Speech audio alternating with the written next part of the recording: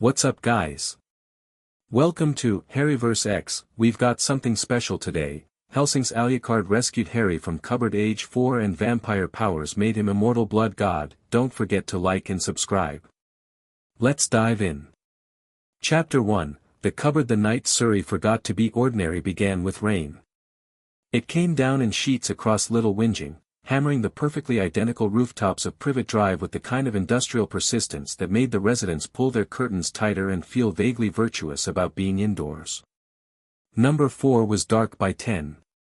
Number 6 had a television flickering blue behind frosted glass.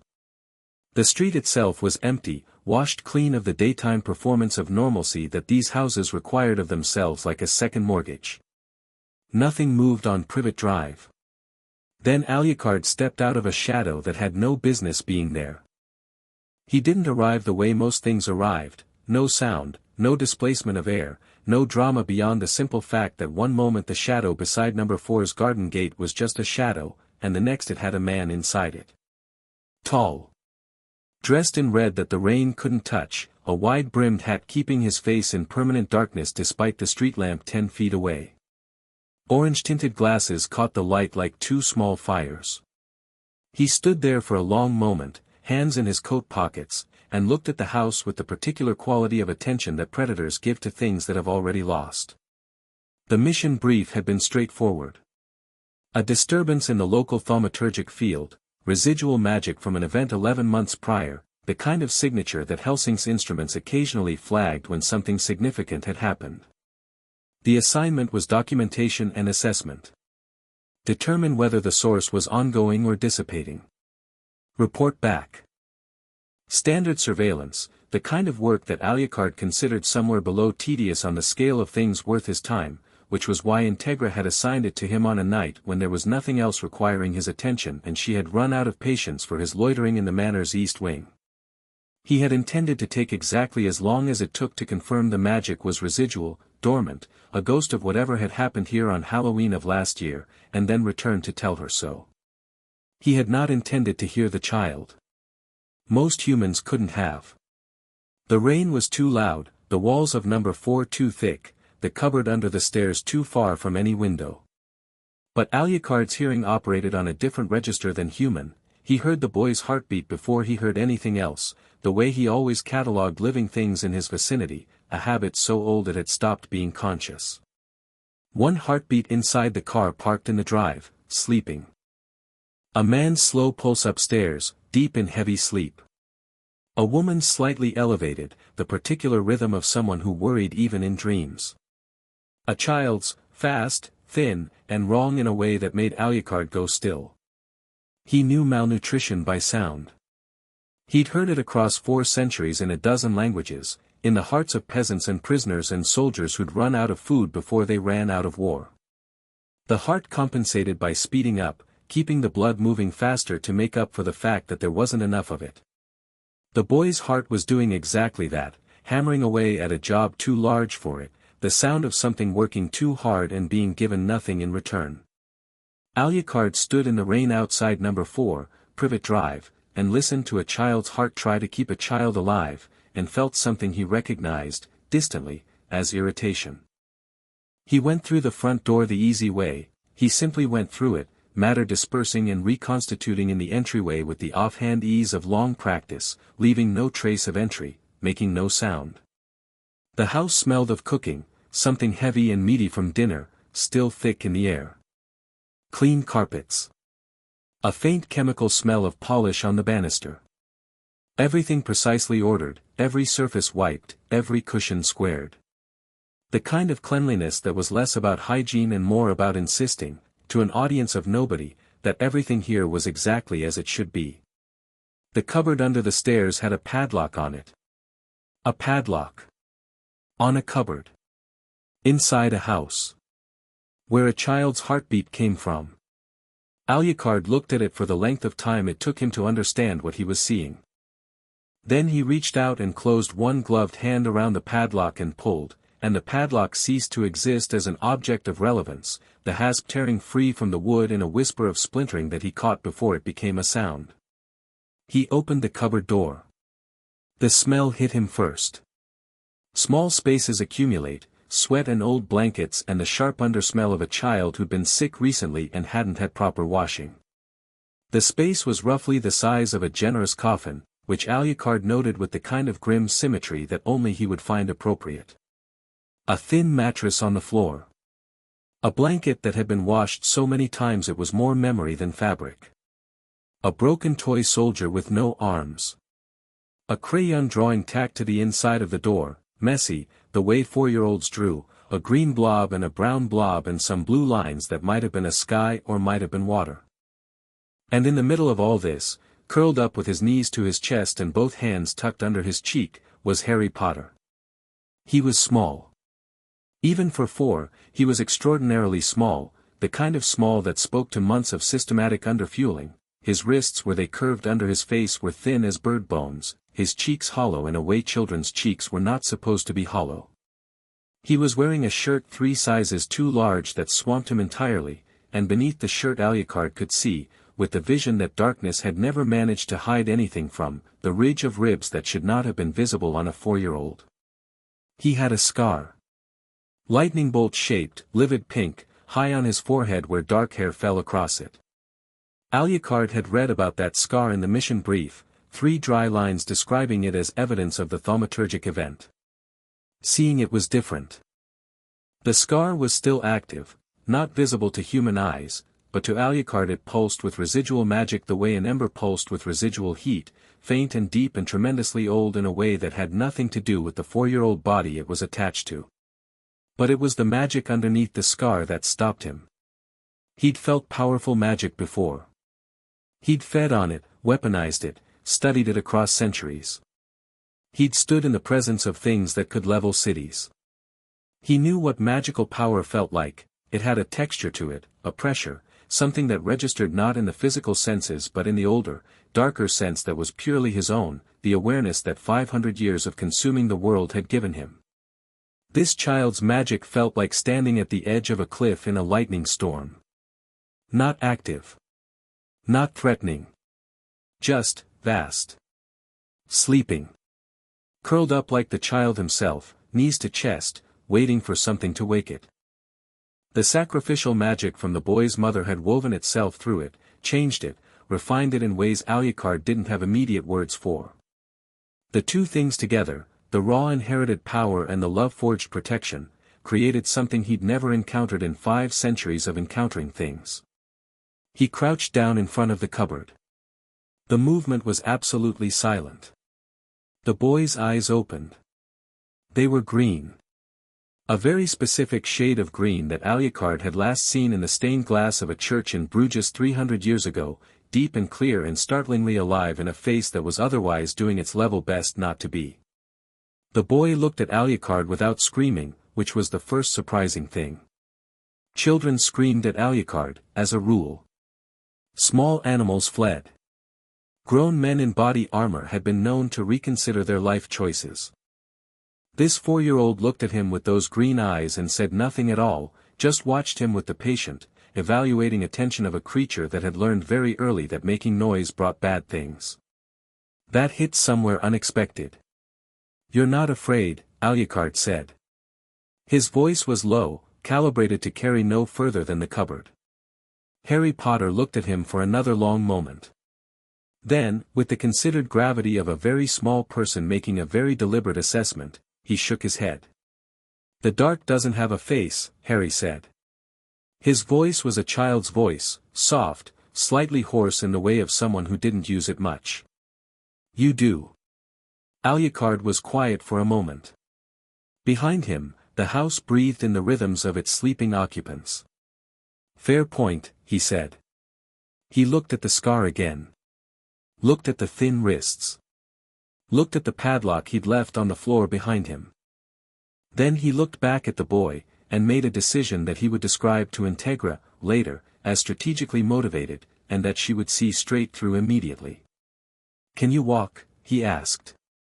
Harry pushed himself upright, moving carefully the way small creatures moved when they'd learned that moving too fast attracted attention, and stood. He swayed once. Alucard reached out and steadied him with 2 fingers against the boy's sternum, the touch so brief it barely registered, and Harry found his balance. "Yes," Harry said. "Good." Alucard stood. "Then walk." "Where?" "Away from here." Harry looked past him at the dark hallway. "At the stairs." At the door to the living room where the Dursleys had eaten their meaty dinner and then gone to sleep in their warm beds. He looked at all of it with those old green eyes, and then he looked back at Alucard. "Okay," he said. He didn't ask about his things. He didn't look back at the broken toy soldier or the crayon drawing. He just walked out of the cupboard and stood in the hallway, thin and small and absolutely ready, and Alucard thought, with a deep, unsettling clarity, that this child had been waiting for someone to open that door for a long time. He didn't carry Harry. He led him, unhurried, to the front door, which Alucard opened properly this time, the normal way, handle turned, hinges quiet. The rain had softened to a drizzle. The street was still empty. Harry stepped outside and stopped at the feel of rain on his face, and something moved across his expression, not quite surprise, more like a person remembering a fact they'd been made to forget. His face tilted up slightly, rain collecting on his lashes, and for one moment he looked purely and completely like a child, no older than his years. Then he looked at Alucard. "You're not going to hurt me," Harry said. It was not a question. Alucard considered lying. He'd lied to better people than this for worse reasons. But the boy's eyes were doing something that made standard deflection feel somehow beneath the moment. "No," he said. "Why not? You're too interesting." He said it flatly, the way he said most true things, and held out one hand, gloved and white, enormous by comparison to the small fingers that reached up and took it with the complete trust of something that had already weighed the available options and decided this was better than all of them. They walked down Privet Drive together, the impossible man in red and the child-sized disaster in the oversized shirt, and by the time they reached the corner the rain had stopped entirely, as though it too had been waiting to see how this turned out. Hellsing Manor in the dead of a winter night was exactly what it looked like from the outside, a Victorian fortress dressed as a country house, every room a deliberate contrast of warm wood and cold stone, every corridor knowing its business. The staff who kept it running had long since learned to treat the unusual as occupational routine. Vampires moved through the East Wing. Armed personnel cleared security checkpoints at odd hours. Walter Dornez, 15 years old and already precise as a watch mechanism, met visitors at the door at 3 in the morning without registering surprise, because Walter's function was to be unruffleable, and he executed that function with dedication. He was, however, visibly surprised when Alucard walked in from the front drive carrying a 4-year-old. "Not a word," Alucard said, walking past him. Walter's mouth, which had been in the process of forming a question, closed. He turned and fell into step behind Alucard, because his other function was to be useful, and clearly something useful was required. "Shall I wake Sir Integra?" Walter asked. His voice was professionally neutral. "She'll wake herself," Alucard said. "She always does." He was right. By the time he reached the main study, the light was already on. Integra Hellsing was 12 years old and already one of the most deliberately formidable people Alucard had encountered in the current century. She sat behind her grandfather's desk, too large for her, everything in this house still a size too large for her, though she refused to acknowledge this, in a dressing gown over pajamas, her white blonde hair unbound, reading a document with the focused expression of someone who would not allow even the middle of the night to be wasted. She looked up when Alucard entered. She looked at Harry. "Explain," she said. "Sorry," Alucard said. He set Harry down. The boy had fallen asleep somewhere between the garden gate and the transport, genuine sleep, deep and sudden, the total collapse of a body that had been working too hard for too long. He was asleep standing up, shoulder against Alucard's leg, and didn't wake at being set down on the leather chair in the corner, just rearranged himself without opening his eyes, tucking his knees up in the same position he'd held in the cupboard. Integra watched this. She was not a sentimental child, her father had died 8 months ago, she'd survived an assassination attempt from her own uncle, she ran an organization that killed monsters for the crown.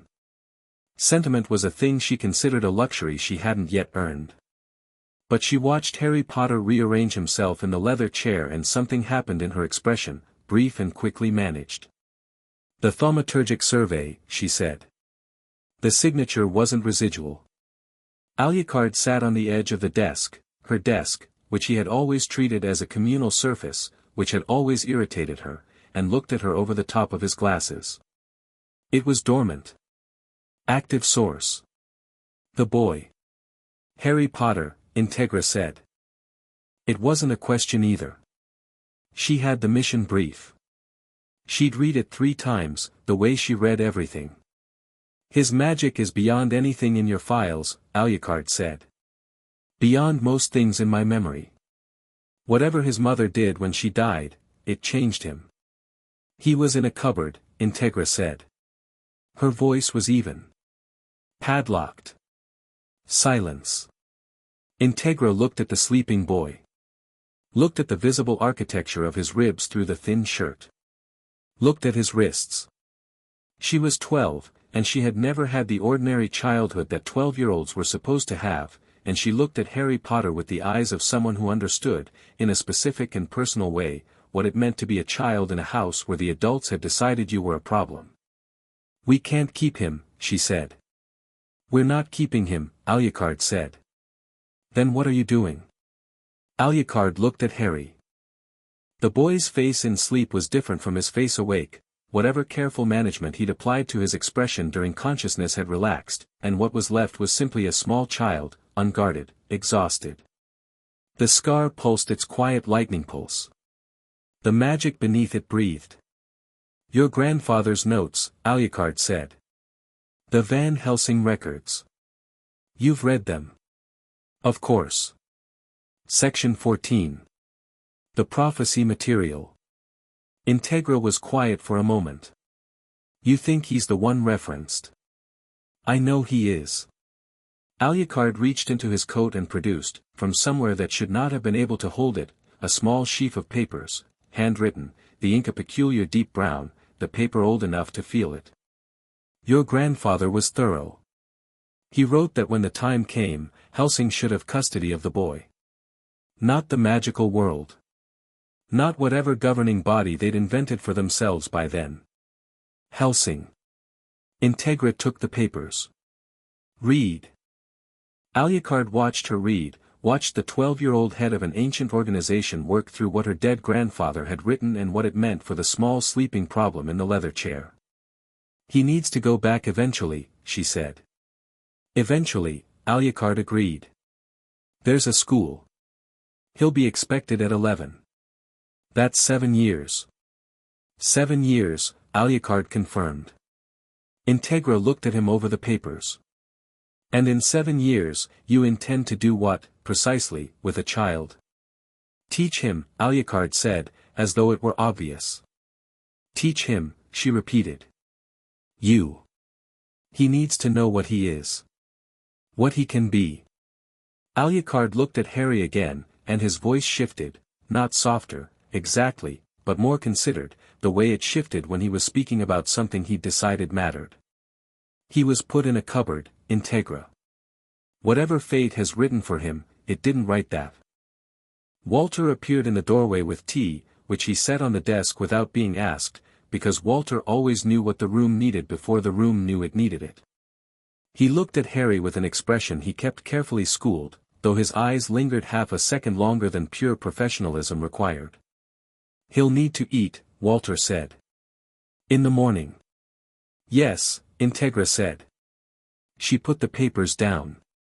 Looked at Alucard. "You understand that I run a military organization, not an orphanage."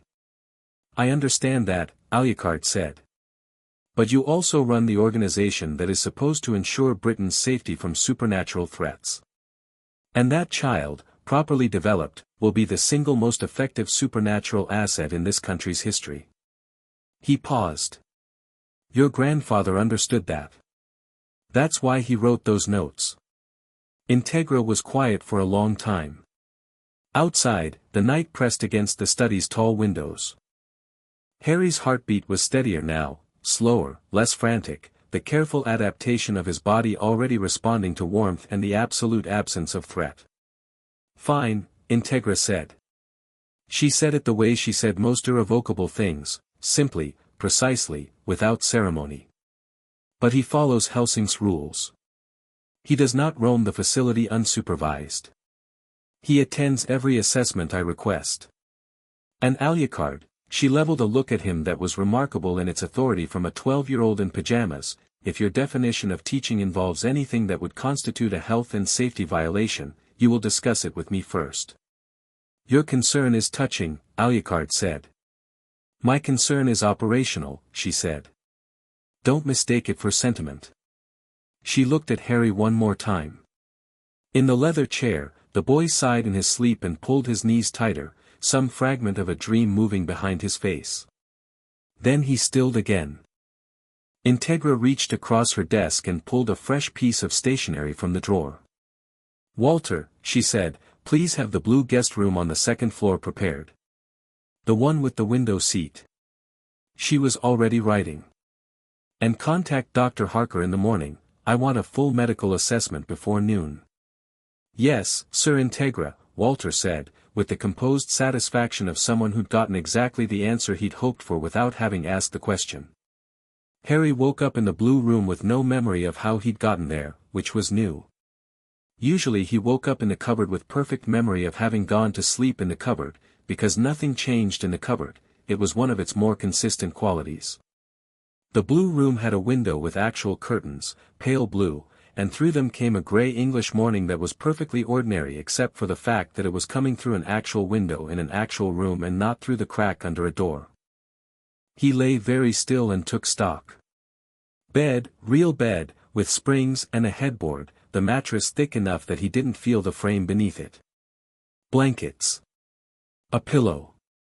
The room itself was clean and large, with a fireplace that had gone to embers and a window seat piled with cushions and a bookshelf on the far wall.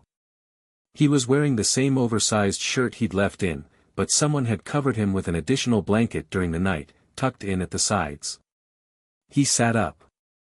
His head swam briefly, the way it always did when he moved too fast without enough food. He waited for it to pass, and while he waited he examined what he could see of the room with the systematic attention he developed in the cupboard, where knowing the exact position of every object was the difference between kicking something in the dark and not kicking it. There was a glass of water on the nightstand. He drank it in one continuous motion, because that was what his body required. The door to the room was closed but not locked, he could see the handle clearly and there was no padlock. He got up and went to the window. The grounds of Hellsing Manor spread out below him, grey-green in the morning light, vast in the way that things were vast when you'd spent 4 years in a cupboard. A lawn that went on much further than lawns had any right to. Stone walls. Trees standing in formal rows that gradually became less formal and then gave way to actual woodland at the property's edge. He could see a training ground to the left, targets, equipment he didn't have names for yet, a structure that might have been an obstacle course. 2 people were in the training ground below. One was the tall man in the red coat, which Harry recognized. The other was a girl who looked a few years older than him, dressed in some kind of uniform, and she was trying to shoot things and not entirely succeeding, based on the fact that the tall man kept materializing behind her and moving her arms into different positions with the patient exasperation of someone who had explained this concept several times. Harry watched them for a while. The girl shot again and hit the target and turned around immediately to the tall man with an expression of transparent triumph. The tall man said something. The girl's triumph deflated slightly, then reformed on different terms, and she turned back and shot again. The door opened. The boy who came in was maybe 15 or 16, dressed in a dark waistcoat, carrying a tray with both hands and managing it with the grace of someone who'd been carrying trays for years. He had light hair and sharp eyes that registered Harry's presence at the window without visible surprise. "Good morning," the boy said. "I'm Walter." "You're Harry." He carried the tray to the small table by the window seat and set it down. "Sir Integra would like you to eat before the doctor sees you." Harry looked at the tray. "Toast, eggs, a glass of milk, a bowl of something that steamed. More food in one place than he was accustomed to seeing presented for him. All of it, he said. As much as you can manage, Walter said. The doctor will advise more later. He moved toward the door, then paused, turned back. She also wanted me to tell you that you're free to move through the west wing and the ground floor common rooms. The east wing requires an escort. Training grounds require supervision. He paused again, the pause of someone deciding whether to say the optional thing. You're not in trouble. This is not the kind of house where children are put in cupboards. He said it very straightforwardly, no dramatics, and then he left. Harry sat at the small table by the window and ate. Below, the girl in the training ground kept shooting. The tall man eventually stopped correcting her form and just watched, which Harry would come to recognize, much later, as the Alucard equivalent of approval. The doctor's name was Harker and she had the brisk competence of someone who worked in unusual circumstances as a matter of professional identity. She examined Harry with thoroughness and said nothing alarming during the examination, which Harry appreciated. When she was finished she spoke to him directly, not over his head to Walter, who had accompanied him, and Harry appreciated that even more. You're malnourished, she said, matter-of-factly. Nothing that good food and time won't address. You're otherwise remarkably healthy, which is, she paused briefly over her notes, frankly impressive, given the circumstances. She wrote several things down. I'm going to give Walter a diet plan and I want to see you weekly for the next month. Any questions? Harry considered. The man in the red coat, he said. What is he? Dr. Harker looked at him over her notepad. She had the expression of someone who'd been asked a simple question that had a complicated answer. You should ask him, she said. He'll answer you. Will he tell the truth? He always tells the truth, she said, with the tone of someone for whom this was both professionally convenient and occasionally alarming. It's one of his less expected qualities. Harry filed this away. Okay, he said. He found Alucard that evening, or more precisely, he went looking for him and Alucard allowed himself to be found, which Harry didn't understand until much later was a distinction. The East Wing, which he wasn't supposed to access without an escort, had found him an escort in the form of Alucard himself appearing at the entrance to the west corridor and simply walking back without indicating that Harry should follow, which Harry interpreted as an invitation because the alternative interpretation was being ignored, and he'd had enough of that. The East Wing smelled different from the rest of the manor. Older, darker, the damp stone smell of somewhere that didn't try to be a house. Alucard walked to a room at the far end that was almost empty, bare stone floor, high windows showing the darkening sky, a single wooden chair that he didn't sit in, preferring to lean against the wall with his arms folded and his glasses catching the last light. Harry stood in front of him. He was still too small for this room, for this whole place, but he stood straight. What are you? Harry asked. Alucard looked at him. What do you think I am? Something that doesn't need to breathe, Harry said. I watched you. You don't. A pause. Perceptive. And you didn't get wet in the rain last night. Even though you were in it. Also correct. And the dark doesn't bother you. At all. Not like you're brave about it, like it's not even a thing. Alucard was quiet for a moment with the quality of something that was genuinely interested. You're 4 years old. I had time to think, Harry said. In the cupboard. Something shifted in Alucard's expression, not softness, nothing so simple. More like the recognition one predator extends to another when it registers that the small creature before it has teeth after all. Vampire, Alucard said. The last true one. The original. What the word means before stories make it smaller. He looked down at the boy. Does that frighten you? Harry considered this the way he considered everything, thoroughly and without performance. No, he said. Should it? Almost everything alive is frightened of me, Alucard said. By instinct, if nothing else. Almost, Harry said. Another pause. Then, from Alucard, something that was not quite a smile, too sharp for a smile, too deliberate, but something in the family of smiles, something that acknowledged Harry had just done something interesting. What is this place? Harry asked. This whole building. Hellsing, Alucard said. An organization. It protects Britain from supernatural threats. Monsters. Things that should not be. A beat. Things like me, conventionally speaking. I am, in certain specific ways, an exception. You work for the girl? Harry said. The one at the desk. The Sir, Alucard said, and there was genuine weight in the correction, not mockery, not formality, something closer to loyalty. Sir Integra Hellsing. She commands Hellsing. She commands me. He paused. And before you ask, yes, a 12-year-old girl commands a 500-year-old vampire, and yes, this is the correct arrangement. Harry accepted this. And me, he said. Why am I here? Alucard looked at him for a long moment. Outside, the first stars were appearing over the manor grounds, cold and distant and absolutely indifferent to the proceedings. You're here because you were in a cupboard, Alucard said. And because your magic is extraordinary. And because someone has to show you what you are before the world decides for you.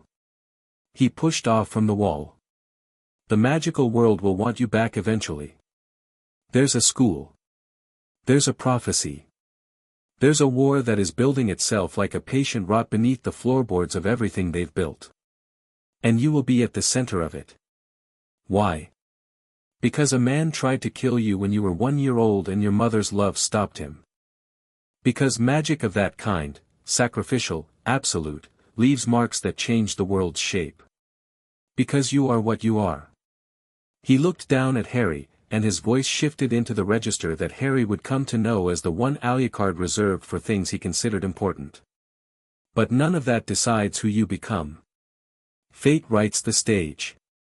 The actor decides what the character does on it. Harry thought about this. So you're going to teach me? Yes. To do what? Everything, Alucard said simply. Everything I know. Everything Hellsing knows. Everything that gives you the ability to walk into whatever room fate builds for you and make every choice your own. That'll take a while, Harry said. 7 years, Alucard said. Give or take. Harry nodded, slowly, with the gravity of someone making a contract. Then he looked up. I'm hungry, he said.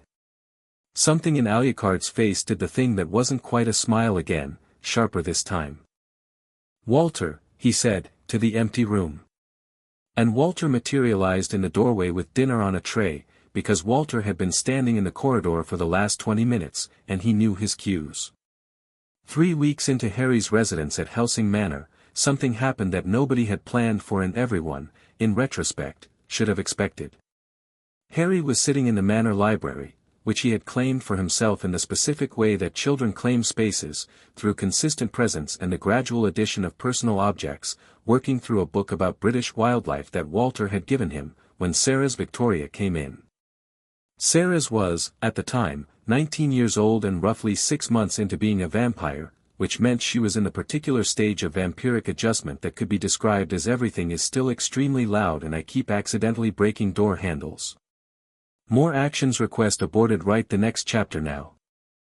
Chapter 2, The Education of Monsters. Sarah's Victoria came into the library like she came into most rooms during those early months, slightly too fast, pulling up short when she registered that she wasn't alone, and then wearing the expression of someone who'd been caught doing something embarrassing despite having done nothing embarrassing at all. Oh, she said. Sorry. I didn't know anyone was in here. Harry looked up from his book. He'd been in the manor 3 weeks and had spent most of that time cataloging things, the layout, the staff, the rhythms of the place, who ate when, who slept where, which corridors were quiet at which hours. Sarah's he'd identified on day 2 as the girl from the training ground, and on day 4 as the vampire who occupied the room 2 floors below his and cried sometimes at night when she thought nobody could hear. He didn't mention the crying. He understood, in the particular way of children who'd spent 4 years learning what was and wasn't safe to acknowledge, that some things you just didn't mention. "You can come in," he said. "It's not my library." "It sort of looks like it is," Sarah said, eyeing the collection of objects that had migrated to the table around him. A mug. 3 bookmarks. A drawing he'd done that morning, which he immediately covered with his forearm out of pure instinct, then decided that was stupid and removed the arm. Sarah's looked at the drawing. It was a careful, deliberate crayon rendering of the manor grounds, better than anything a 4-year-old should have been able to produce, the proportions of the training ground and the tree line accurate in a way that suggested he'd studied the view from his window with real attention. "That's really good," she said. And then winced, because she'd clearly worried it was the wrong thing to say. "Thanks," Harry said. "You shoot better now." Sarah's blinked. "What?" "Then the first morning. I watched from my window. You were pulling left on every shot and now you're not." He looked back at his book. "He moved your elbow position. That's what fixed it." Sarah's looked at him for a moment. Then she pulled out the chair across from him and sat down, with the air of someone who'd just decided something. "I'm Sarah's," she said. "I know. I'm Harry. I know." She folded her arms on the table. "He talks about you. Alucard, I mean. Well, not talks about you. He mentions you. Which is basically the same thing for him." "What does he say?" "He said you asked good questions." She paused. "For him, that's basically a full character reference." Harry considered this. "He's going to teach me things," he said. "I know. He teaches me things too." She looked at the table, at her own hands. She did this sometimes, looked at her hands with a particular expression that Harry recognized as the face people made when they were checking that something was still real. "It's strange," she said. "Being taught by him. He doesn't really explain the why of things. He just does them and expects you to figure out why." "That seems efficient," Harry said. Sarah's laughed, a real one, brief and surprised. "You're 4. "Nearly 5, Harry said, with dignity. "Nearly 5, she allowed. She looked at his book. "Are you actually reading that, or just looking at the pictures?" Harry turned it around to face her and pointed to the paragraph he'd been on. Sarah's read it with the expression of someone recalibrating. "Walter taught me letters," Harry said.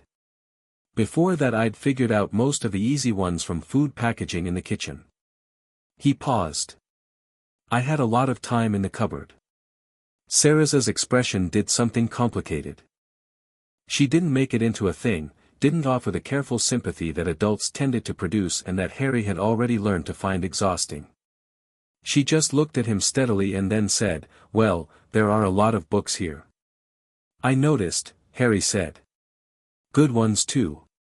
Not just the supernatural reference stuff, there's a whole section on history. And some novels." She stood up, went to the shelf, came back with 2 books which she set in front of him with the quiet certainty of someone who'd already decided this was now her responsibility. "Start with these. The first one's got good maps." Harry looked at the books. Then he looked at Sarah's. "Why are you being nice to me?" he asked. It was a genuine question, not an accusation. Sarah sat back down. She was quiet for a moment, honest the way that people were occasionally honest when a small child asked them something directly enough to bypass their usual defenses. "Because this place can be lonely," she said. "And you're new to it. And because someone was nice to me when I was new, and it mattered more than I expected." She picked up her own book, the one she'd presumably come in to retrieve. "And because you're interesting. You look at things like you're trying to understand how they work." "I am," Harry said. "I know." She stood again. "I'll be in the training ground after lunch if you want to watch." Alucard's doing something with shadow displacement. I have no idea what it actually is, but it looks extraordinary. Harry was already putting his bookmark in. The first lesson happened the following Tuesday, which Harry knew because Walter kept a precise schedule on a blackboard in the kitchen corridor that Harry had committed to memory by day 5. It happened in the East Wing's largest clear room, which had been empty on every previous occasion Harry had accessed it, but which now contained Alucard standing exactly in the center of the floor with his coat on and his hands behind his back and the quality of patient attention that Harry would eventually come to understand was as close as Alucard got too excited. Harry stood in the doorway. "What are we doing?" "Come in and close the door," Alucard said. Harry came in and closed the door. "Sit down," Alucard said. Harry sat on the floor, because there was nothing else to sit on, crossing his legs with the automatic ease of small children who hadn't yet been trained out of floor sitting. "You have magic," Alucard said. "You know this." "Things happen when I'm scared," Harry said. "Or angry. Or sometimes when I really want something." "Describe the last time." Harry thought. 3 days ago. I wanted the book on the high shelf and I couldn't reach it and I thought about it being closer and then it was on the floor." He paused. "I didn't touch it." "And before that?" "In the cupboard. A lot in the cupboard. I'd think about not being cold and then I wasn't." He looked at his hands. "I thought I was imagining it for a long time." "You weren't." "I know that now." Alucard looked at him. "The magic your world uses, the one you'll eventually attend school in, is structured. Rules and techniques and tools. Wands."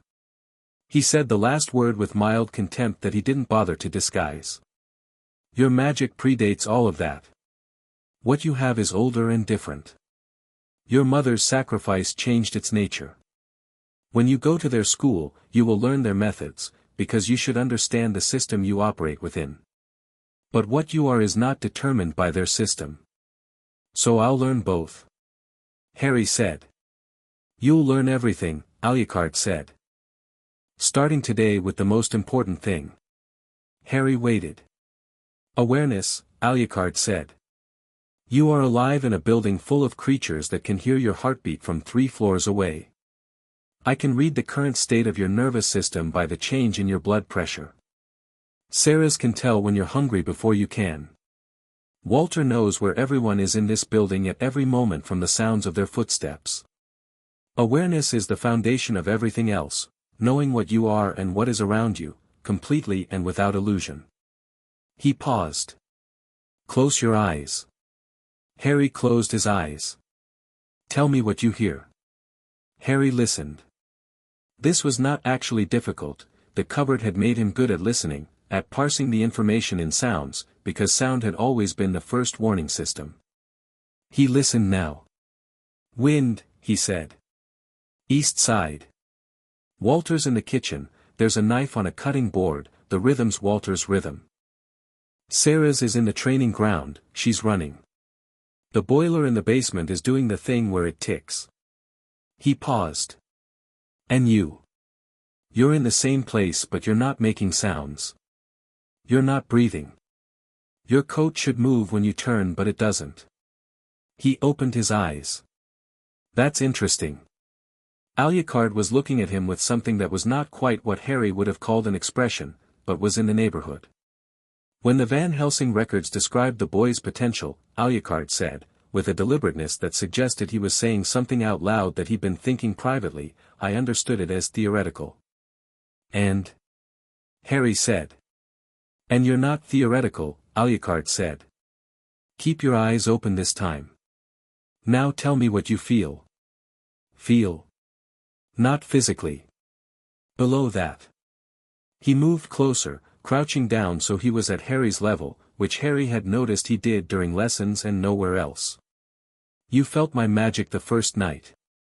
You've been feeling it every day since, passively, whether you knew it or not. Everything with power has a signature. I have one. You have one. The building has one from centuries of what's happened inside it. Find mine." Harry looked at him. He wasn't entirely sure what he was looking for, but he'd spent 3 weeks in Alucard's proximity and something about that had settled into his awareness the way background sounds did, until you could reach for them deliberately. He reached for it now. It was cold. That was the first word that arrived, though it wasn't really temperature, more like the quality of very deep water, cold in the way that had nothing to do with surface weather and everything to do with depth and age and the absolute absence of light far enough down. It was vast. It moved like something that had learned patience not from discipline but from outliving everything impatient. And underneath all of it, underneath the cold and the dark and the impossible depth, there was something that Harry would not have had words for at 4 years old but that his magic recognized the way a compass recognized north, power so old it had stopped needing to announce itself. He sat with it for a moment. Then he looked at Alucard. "It's like a very deep river," he said. "But the river is also somehow the dark." Alucard straightened up. "Good," he said, with the simple finality he reserved for things that actually impressed him. "Months made themselves into a year, and then 2, and Hellsing Manor changed the way that places change around children, without ceremony, in the accumulation of small things." Harry's drawings covered one wall of the library, which nobody had authorized but nobody had removed. His books had colonized 4 shelves and were staging an incursion on a 5th. He had developed a habit of appearing in the kitchen at 7 in the morning to help Walter with breakfast, which had evolved from a 4-year-old standing on a step stool and handing Walter utensils to a 6-year-old who could, with supervision, produce credible scrambled eggs. The estate's permanent staff had adapted. The cleaning team moved around his things with the practiced navigation of people who've accepted a fixed obstacle. The security staff greeted him by name at checkpoints when Alucard walked him through the less restricted sections of the facility. Dr. Harker had long since declared him physically healthy and cleared him for training activities, with a note in his file that read, "Exceptional baseline constitution, monitor for unusual recovery rates," which was her professional way of recording that the cut he'd gotten from a fence post in the South Garden had healed in 4 hours. He'd noticed that himself. He'd noticed it, filed it, and asked Alucard about it directly. "You turned me," he said. He was 5.5, sitting on the stone floor of the East Wing's lesson room, working through a series of exercises Alucard had given him for magical awareness. "When I first came here, you did something." Alucard, at the window with his hands clasped behind his back, said nothing. "I don't heal like humans," Harry said. "I can feel things they can't. The dark doesn't bother me. I don't get sick." He paused. "Dr. Harker's notes say unusual recovery rates. That's not normal even for the magical people." "No," Alucard said. "What did you do?" Alucard turned from the window. He looked at Harry with the attention he gave to things he was deciding how to frame, which was a shorter process than it would have been with most people because Alucard's default was to say the true thing. "I gave you blood," he said. "When you first arrived, you were dangerously malnourished. Your body was failing in increments. A very small amount, not enough to turn you fully. Enough to stabilize you and begin a process." Harry processed this. "What process?" "You are neither human nor vampire," Alucard said. "You are the magic you were born with, changed by what your mother did, changed again by what I gave you. Something without a clean category." He paused. "The magical world calls those of partial vampiric heritage damper. Their records are incomplete and mostly wrong. What you are is more specific than that." "What am I specifically?" Harry asked. "Something new," Alucard said. It didn't sound like an evasion, it sounded like the literal truth, stated with the flat certainty he used for facts. Harry considered this for a while. He turned it over the way he turned over everything, looking for the part of it that required a response or an action. "Are you going to keep giving me blood?" he asked. "As you develop," Alucard said. "Carefully. With Integra's oversight." He looked at Harry steadily. "You can decline." The offer surprised Harry, not because it was made but because of how simply it was made, with no weight attached to it, no assumption that the answer was predetermined. He thought about healing in 4 hours. He thought about feeling Alucard's magic in the room with him, and Sarah's, and Walter's, and the signatures of the estate and everything in it. He thought about the dark being a comfortable thing rather than a terrifying one. "Okay," he said. "Okay, yes, or okay, you're still thinking." "Okay, yes," Harry said. "If it's making me better at things, I want more of it." Alucard made a quiet sound that was somewhere between approval and amusement. "The pragmatism of someone who spent too long in a cupboard," he said. "Is that bad?" "No," Alucard said. "It's useful." He was 7 when his magic stopped being passive. It had always been there. Alucard and Harry both knew it was there, had felt it through every lesson in awareness and control, the vast sleeping thing beneath Harry's surface. It expressed itself occasionally in small, unasked-for ways. Books migrated to convenient locations. Lights brightened when he was reading.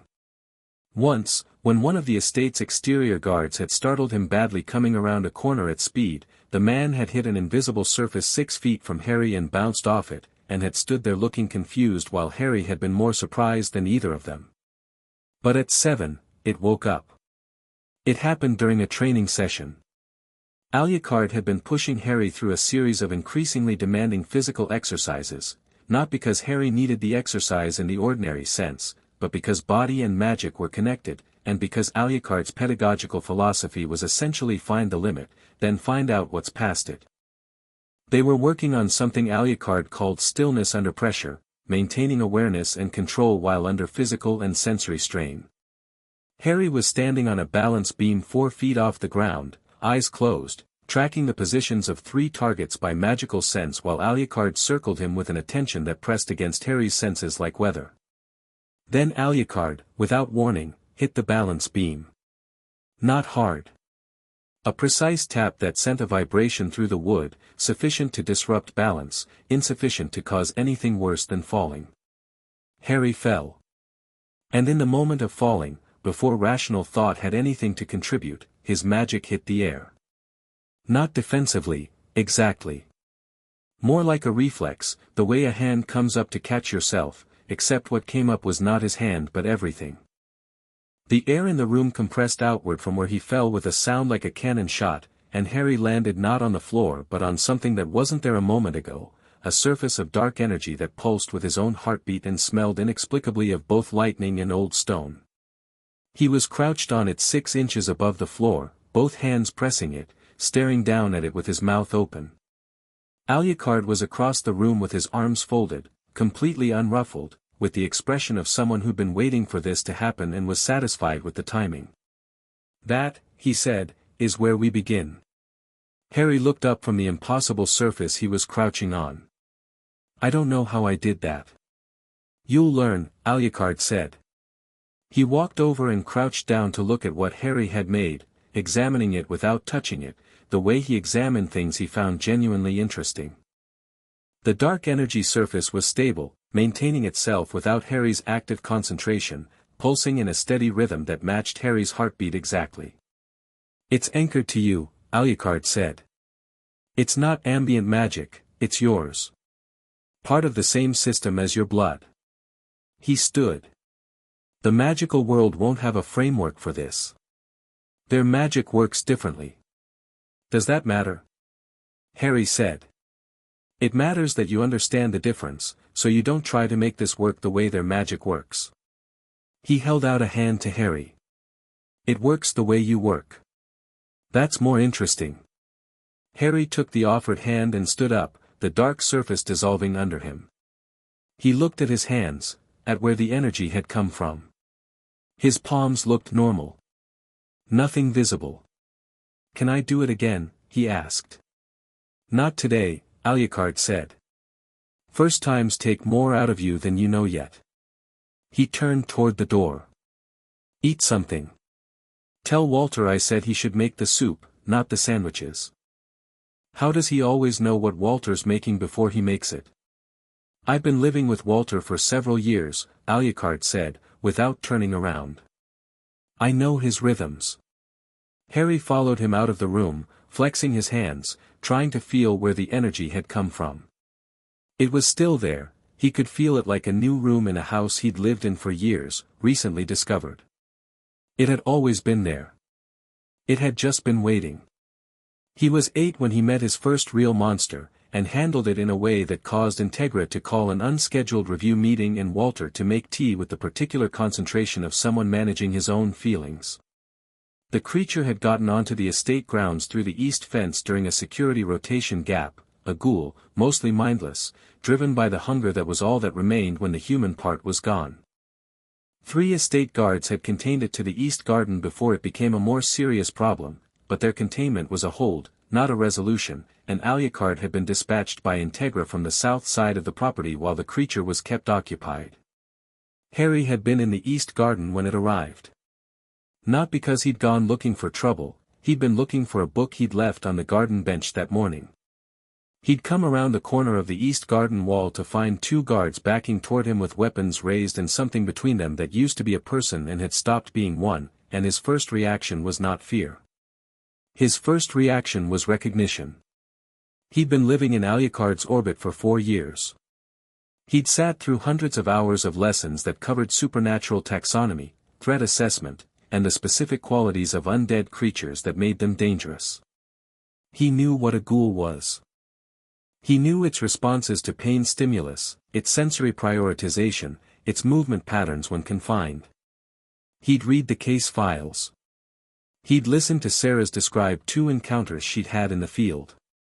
He'd done the exercises Alucard designed around evasion and control under fear. So when he came around the corner of the east garden wall and found a ghoul, what he did was assess, and then act. "Get back," he said to the guards, and his voice was calm enough that both of them, despite himself being a small 8-year-old, took 2 steps backward out of pure instinct at the command in it. The ghoul turned toward him. Harry looked at it. He found the shape of his magic, the room in himself he'd discovered a year ago and had been practicing with daily. Alucard's lessons were nothing if not thorough, and he pushed. Not explosively this time. He'd gotten better at precision. What he sent out was a focused wave of the dark energy, low to the ground, and it hit the ghoul with enough force to drive it back against the garden wall with a sound like a hammer on stone. The creature hit the wall and Harry hit it again before it could regroup, and the second impact had enough of his mother's sacrificial magic in it, that deep-woven protection he'd come to understand as the other fundamental note in his powers chord, that the ghoul came apart. Not dramatically. It just stopped. The garden was quiet. The 2 guards were very still, staring at him. Harry looked at where the ghoul had been. He looked at his hands. The dark energy was already retreating, sinking back, the exertion of it leaving a distant warmth in his palms. "Is there more than one?" he asked one of the guards. The man took a moment to find his voice. "No," he managed. "Just the one." "Okay," Harry said. He looked at the garden bench. His book was still there, unmoved. He went and picked it up. Alucard arrived 40 seconds later, which meant he'd been close enough to observe. Harry turned and found him standing at the garden gate with the exact expression of a man who had already known what he was going to find and was nonetheless experiencing something he chose not to name out loud. Behind him, at a distance, Sarah's had one hand over her mouth and the expression of someone who just watched something they were going to describe in great detail later. The containment detail made a gap, Harry said, meeting Alucard's gaze. "Yes," Alucard said. "It's fixed now," Harry said. Alucard looked at the space where the ghoul had been. Looked at Harry. Looked at the book under Harry's arm. Something in his face did the sharp thing that wasn't a smile. "Go inside," he said. "I'll speak with the guards." "Am I in trouble?" "No," Alucard said. "The opposite of that." He paused.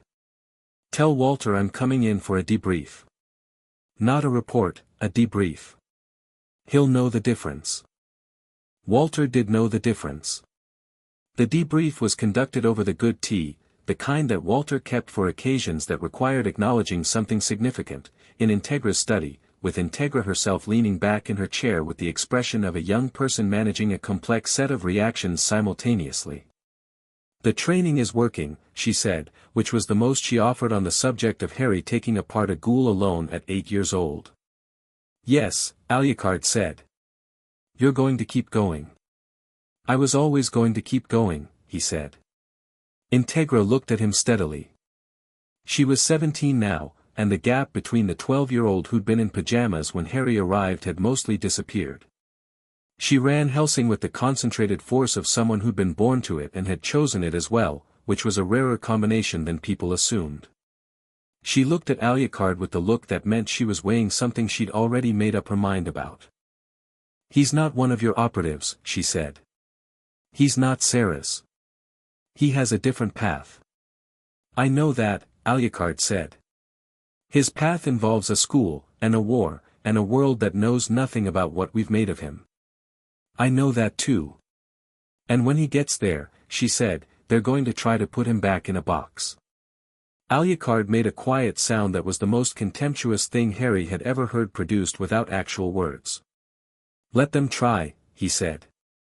He was 9 3/4 when Sarah's taught him to drive, which was absolutely not sanctioned by anyone and was entirely her idea, conducted on the back service roads of the estate on a Tuesday morning when Integra was in London for Crown meetings and Walter was demonstrably occupied elsewhere. Sarah's had a personnel transport with a forgiving gear system and the pedagogical approach of someone who had learned things primarily by being thrown in and expected to swim. "You can already handle most combat situations I've encountered," she said, watching Harry white-knuckle the wheel of the transport at 15 miles per hour. "You should probably also be able to drive." "This seems like a very different skill set," Harry said, through his teeth. "The principle's the same. You're managing a system under pressure. Steer into the turn." Harry steered into the turn. The transport stayed on the road. "See?" Sarah said. "I don't actually see," Harry said. "I'm 9. 9 3/4, she said, which was what he always said, mimicking his voice with enough accuracy to be genuinely annoying. He didn't crash the transport. He went around the service loop 4 times, getting slightly less rigid with each pass, and by the 4th circuit he was navigating at 20 miles per hour without the white-knuckling. "You're good at things," Sarah said, when he pulled to a stop back where they'd started. "You know that, right? Not just the magic. All of it. You pick things up like you're making up for lost time." "I am making up for lost time," Harry said. He put the transport in park and sat back, looking at the service road. "I think about that sometimes. The cupboard years. What I would have been if," he stopped.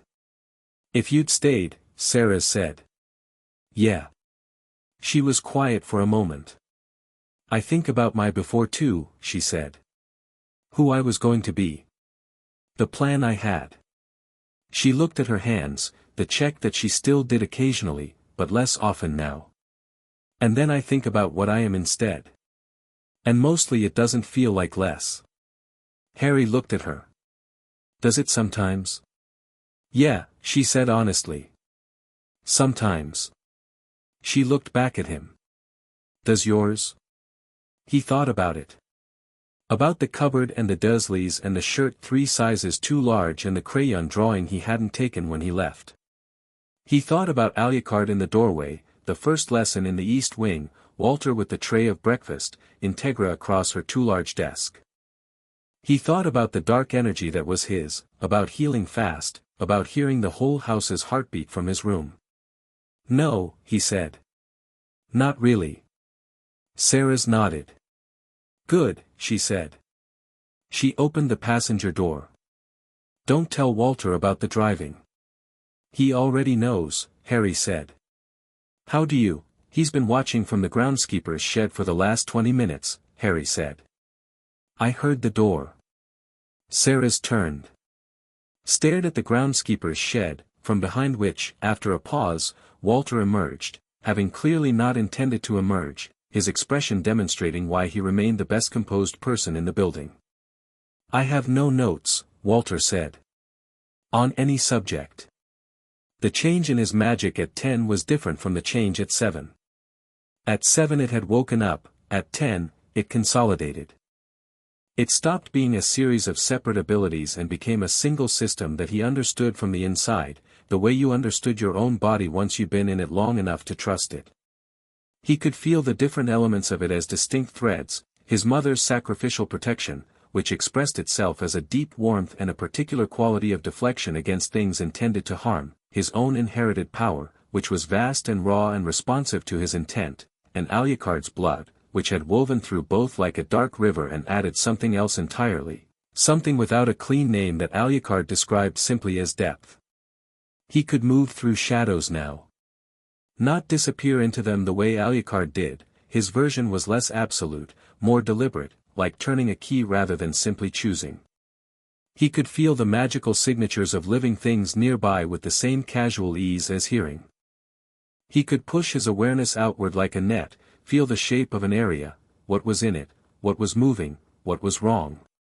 He'd tested the limits of his physical endurance twice and found them startlingly far from where he'd expected, his damper constitution pushing well past human range in recovery and threshold. The summer he turned 10, Alucard walked him through a live combat exercise for the first time, not against a ghoul, not against a training dummy, but against Alucard himself, who made it plainly clear that he would be at approximately 10% of his actual capacity and that if Harry couldn't hit him at 10% then they had both wasted 6 years. Harry hit him twice. Out of a 20-minute session. The second time, Alucard genuinely hadn't anticipated the angle. Harry had used shadow movement to come from a direction that required Alucard to recalibrate, and the dark energy strike had landed with enough force that Alucard rocked back half a step. He'd stopped the exercise immediately. Harry stood in the center of the room, breathing slightly harder than usual, and looked at Alucard with an expression that was doing its best not to be smug and not entirely succeeding. 2, Alucard said. You set the target, Harry said. I set the target at a number I expected to take you 2 more years to reach. He looked at Harry with the look that Harry had come, over 6 years, to understand as the one that meant something had genuinely surprised him, a rare and therefore specific thing. What made you try the shadow approach on the second strike? The first one told me you'd recalibrated your response window for direct approach, Harry said.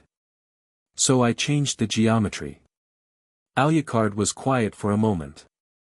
Are we doing another 20 minutes? Harry said. Tomorrow, Alucard said. Today I need to speak with Integra. He turned toward the door, and then paused with the particular pause that Harry had learned to pay attention to, because it was the pause before something that mattered. You should know, Alucard said, without turning around, that I have trained a great many things in a very long life. Soldiers. Operatives. Monsters and hunters both. The number who surprised me at this stage, his pause was brief and precise, was 1. She was your age. He left. Harry stood in the empty room for a moment, alone with that. Then he went to find Sarah's, because Sarah's was the person he told things to when they needed to be told to someone, and this felt like something that needed telling. He was 10 and a half when Integra called him into her study for a conversation that was different from the operational reviews and the developmental assessments and the check-ins that Hellsing's protocols required.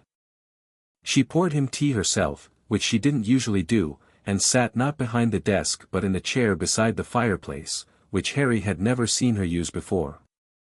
You'll be receiving a letter in 5 months, she said. Harry sat in the chair across from her. He'd known this was coming. Alucard had told him about the school years ago, had prepared him for it across every lesson, had made it as unsurprising as it was possible to make a thing. He nodded. Hogwarts, he said. Hogwarts, she confirmed.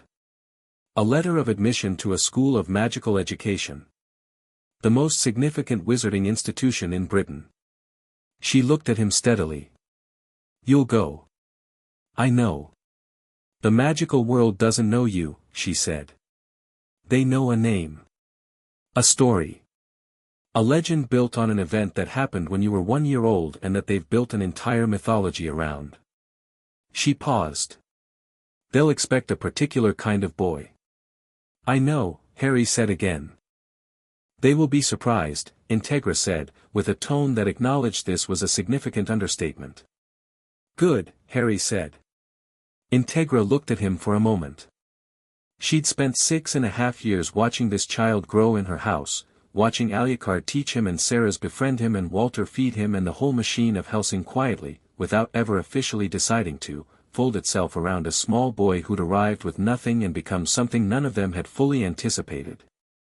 She was 23 now and ran her organization with complete authority and had testified before the Crown and made operational decisions that determined life and death, and she looked at 10-year-old Harry Potter across her fireplace and felt something she acknowledged privately and only briefly. There is a man named Dumbledore, she said. Albus Dumbledore. He runs the school. He is very powerful and very intelligent and he has been, for a long time, the de facto authority of the magical world in matters of light and dark. She paused. He will know who you are. He will have expectations regarding what you're for. What does he think I'm for? A prophecy, Integra said. The one your grandfather's notes referenced. He has shaped his entire strategy around it. You are, in his assessment, a piece that will one day be placed on the board at the right moment. Harry was quiet for a moment. He doesn't know about Hellsing, he said. He knows Hellsing exists, Integra said carefully. He doesn't know what we've done with the last 6 years. Harry nodded slowly. He looked at the fire. He was 10 and extraordinary and had been told his entire remembered life exactly what he was and what he could do and what he was becoming, and he sat with the information about Dumbledore and the prophecy and the expectations of a world that had put him in a story before he was old enough to read, and what moved across his face was not anxiety. It was interest. He'll figure it out quickly, Harry said. Probably, Integra agreed. And then he'll try to manage it. Almost certainly. Harry looked at her. Can he? Integra's expression did the thing it sometimes did, the thing that was both a compliment and a warning and a private acknowledgement, all at once. He can try, she said. Harry finished his tea. Put the cup down on the small table beside him, neat and precise in the Walter-trained way he did most things now. Stood up. Can I train this afternoon? He said. Shadow work. I want to extend the range before the letter comes. You have 2 hours before dinner, Integra said. Don't let Alucard run it past dark without checking in with Walter. Harry moved toward the door. Then he stopped. Integra, he said. He almost never used her name without the title, Alucard did, occasionally, and Harry had quietly taken it as permission after 3 years of watching. Thank you. For the room with the window seat. She looked at him. Something in her face was very still. Go train, she said. Harry went to train. Behind him, Integra sat by her fireplace for a while and didn't do anything official, which was unusual enough that Walter, passing the study door 20 minutes later, paused and then quietly went to make her tea without being asked, because he knew his cues. The letter arrived on a Thursday in July. It didn't come by post. It came by owl, which Harry had half expected based on Alucard's description of the magical world's communication methods, and the owl was large and looked at Harry with the proprietary expression of something completing a mission. Harry took the envelope, the owl departed, and he stood in the manor's front hall and looked at the green ink that spelled his name. Mr. H. Potter, the East Guest Bedroom, Hellsing Manor, Surrey. He turned it over and broke the wax seal and read the letter. Then he folded it and put it in his pocket and went to find Alucard. He found him in the east wing, as usual, standing at the high window with a glass of something dark red that Harry had long since stopped finding disturbing. It came, Harry said. I know, Alucard said. The owl was visible from here. Harry leaned against the wall beside the window. He looked at the same grounds he'd looked at from his bedroom window at age 4, the morning after he'd arrived, the training course, the trees, the stone walls that had contained his entire world for 6 years. A world that had turned out to be sufficient for what he needed. Possibly more than sufficient. It says I'm famous, Harry said. The letter doesn't say that, but I can read between the lines of a particularly formal welcome. You are famous, Alucard said. In that world. For something I did when I was a baby, Harry said. That I don't even remember. Reputations rarely wait for people to remember earning them, Alucard said. Harry was quiet for a moment. What's Hogwarts like? He asked. You've never told me specifically. Ancient, Alucard said. Powerful in its own right, the castle has an intelligence of a kind. Saturated in 6 centuries of magic from everyone who's ever lived and studied and practiced and occasionally died within its walls. He paused. It will know what you are before you cross the threshold. And the people? Children, Alucard said. Which is to say, surprising, occasionally brilliant, frequently foolish, and operating with the particular confidence of those who have not yet learned all the ways the world can go wrong. He looked at Harry sideways, over his glasses. You'll find it interesting. You think I'll like it? I think you'll find it the most interesting thing you've encountered since you arrived here. He paused. And I think it will find you considerably more interesting than it expects to. Harry nodded. He pulled the letter back out of his pocket and read the list of required school supplies. 1 wand. He read that item and looked at the word for a moment, turning it over. I've never used a wand, he said. No. Will it work for me? Alucard turned from the window and looked at him fully. Harry, he said, with the weight he reserved for things he wanted to be unambiguous. You put a ghoul down with raw intent when you were 8. You hit me at 10% capacity at 10. You move through shadows and feel the world's pulse and carry magic that predates most of what that school was built to teach. He paused. A wand will work for you. It will be surprised to find something already there when it meets you, but it will work. Harry put the letter away. 2 more months, he said. 2 more months, Alucard confirmed. We'll use them. They did. 2 months of the most intensive preparation Alucard could design, shadow work every day, magical awareness exercises pushed to their limit, combat drills with Sarahs who by now he could match in most configurations, extended sessions on wizarding history and politics and the specific landscape of the world he was entering. Integra reviewed his progress weekly. Walter made sure he ate enough. Sarahs taught him things that weren't on any official curriculum, including how to pick a lock, how to read a room in the first 30 seconds, and how to navigate a difficult social situation by making the other person feel observed, which she described as, the most useful thing I know. On the last evening before they would travel to London for school supplies, Alucard came to Harry's room, not the East Wing, not the lesson room, but Harry's actual room with the window seat and the books and the drawings and the mug on the nightstand. He knocked. Which was unusual. Come in, Harry said. Alucard came in and stood in the middle of the room and looked at it, at the accumulated 6 years of Harry in it, with an expression that was doing something Harry had never seen on it before. Something complicated and private that resolved itself quickly into the usual lines. He held out something. A small object on his open palm, gloved in white. It looked like a flat black stone, palm-sized, polished smooth, no visible features. Take it, Alucard said. Harry took it. It was warm, despite the glove. When Harry held it, the dark energy inside him responded to it like a tuning fork responds to its note, a resonance, immediate and deep. Your grandfather's, Alucard said. Van Helsing. He made it, in the year he made me. He paused. It holds nothing and does nothing and has no magic properties that any scanner will detect. It is simply a piece of the same darkness I carry. A connection. He looked at Harry. If you find yourself somewhere very far from anything familiar, and you need to remember what you are, hold that. Harry looked at the stone. He could feel it in his palm the way he could feel Alucard's presence in a room, that same deep cold river quality, contained in something the size of his hand. Thank you, he said. Alucard was already at the door. Sleep, he said. London is tedious when you're tired. Alucard, Harry said. He stopped. I'll come back, Harry said. I know I have to go. But I'll come back. Alucard was quiet for a moment.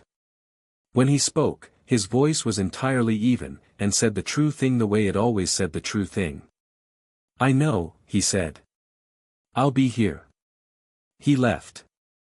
Harry sat on the window seat with the black stone worm in his hand, looking out at the Hellsing grounds in the last of the summer light, and felt precisely as ready as anyone could feel for a world that didn't know yet what was coming for it. Chapter 3, The Letter's Other Side. Dumbledore arrived on a Wednesday. Harry knew he was coming before anyone told him. He felt the arrival the way he felt most arrivals now, a displacement in the magical atmosphere of the estate, something large and old moving through the wards. Different from Alucard's signature, which was cold and deep and had the quality of something that had been part of the dark since before the dark had a name. Dumbledore's magic was warm and ancient and moved like weather, like the particular pressure change that preceded lightning. Harry tracked it from the library window and watched the old man come up the front drive in the unhurried way of someone who had decided long ago that the world would wait for him and had mostly been proven right. He was exactly as Integris Files described. Tall, enormously old in the way that some people were old, not diminished but distilled, every decade leaving something behind and keeping only what mattered. White beard, half-moon glasses, robes that would have looked absurd on anyone else and on him looked like weather. He carried himself with the specific ease of someone who hadn't been genuinely threatened in a very long time.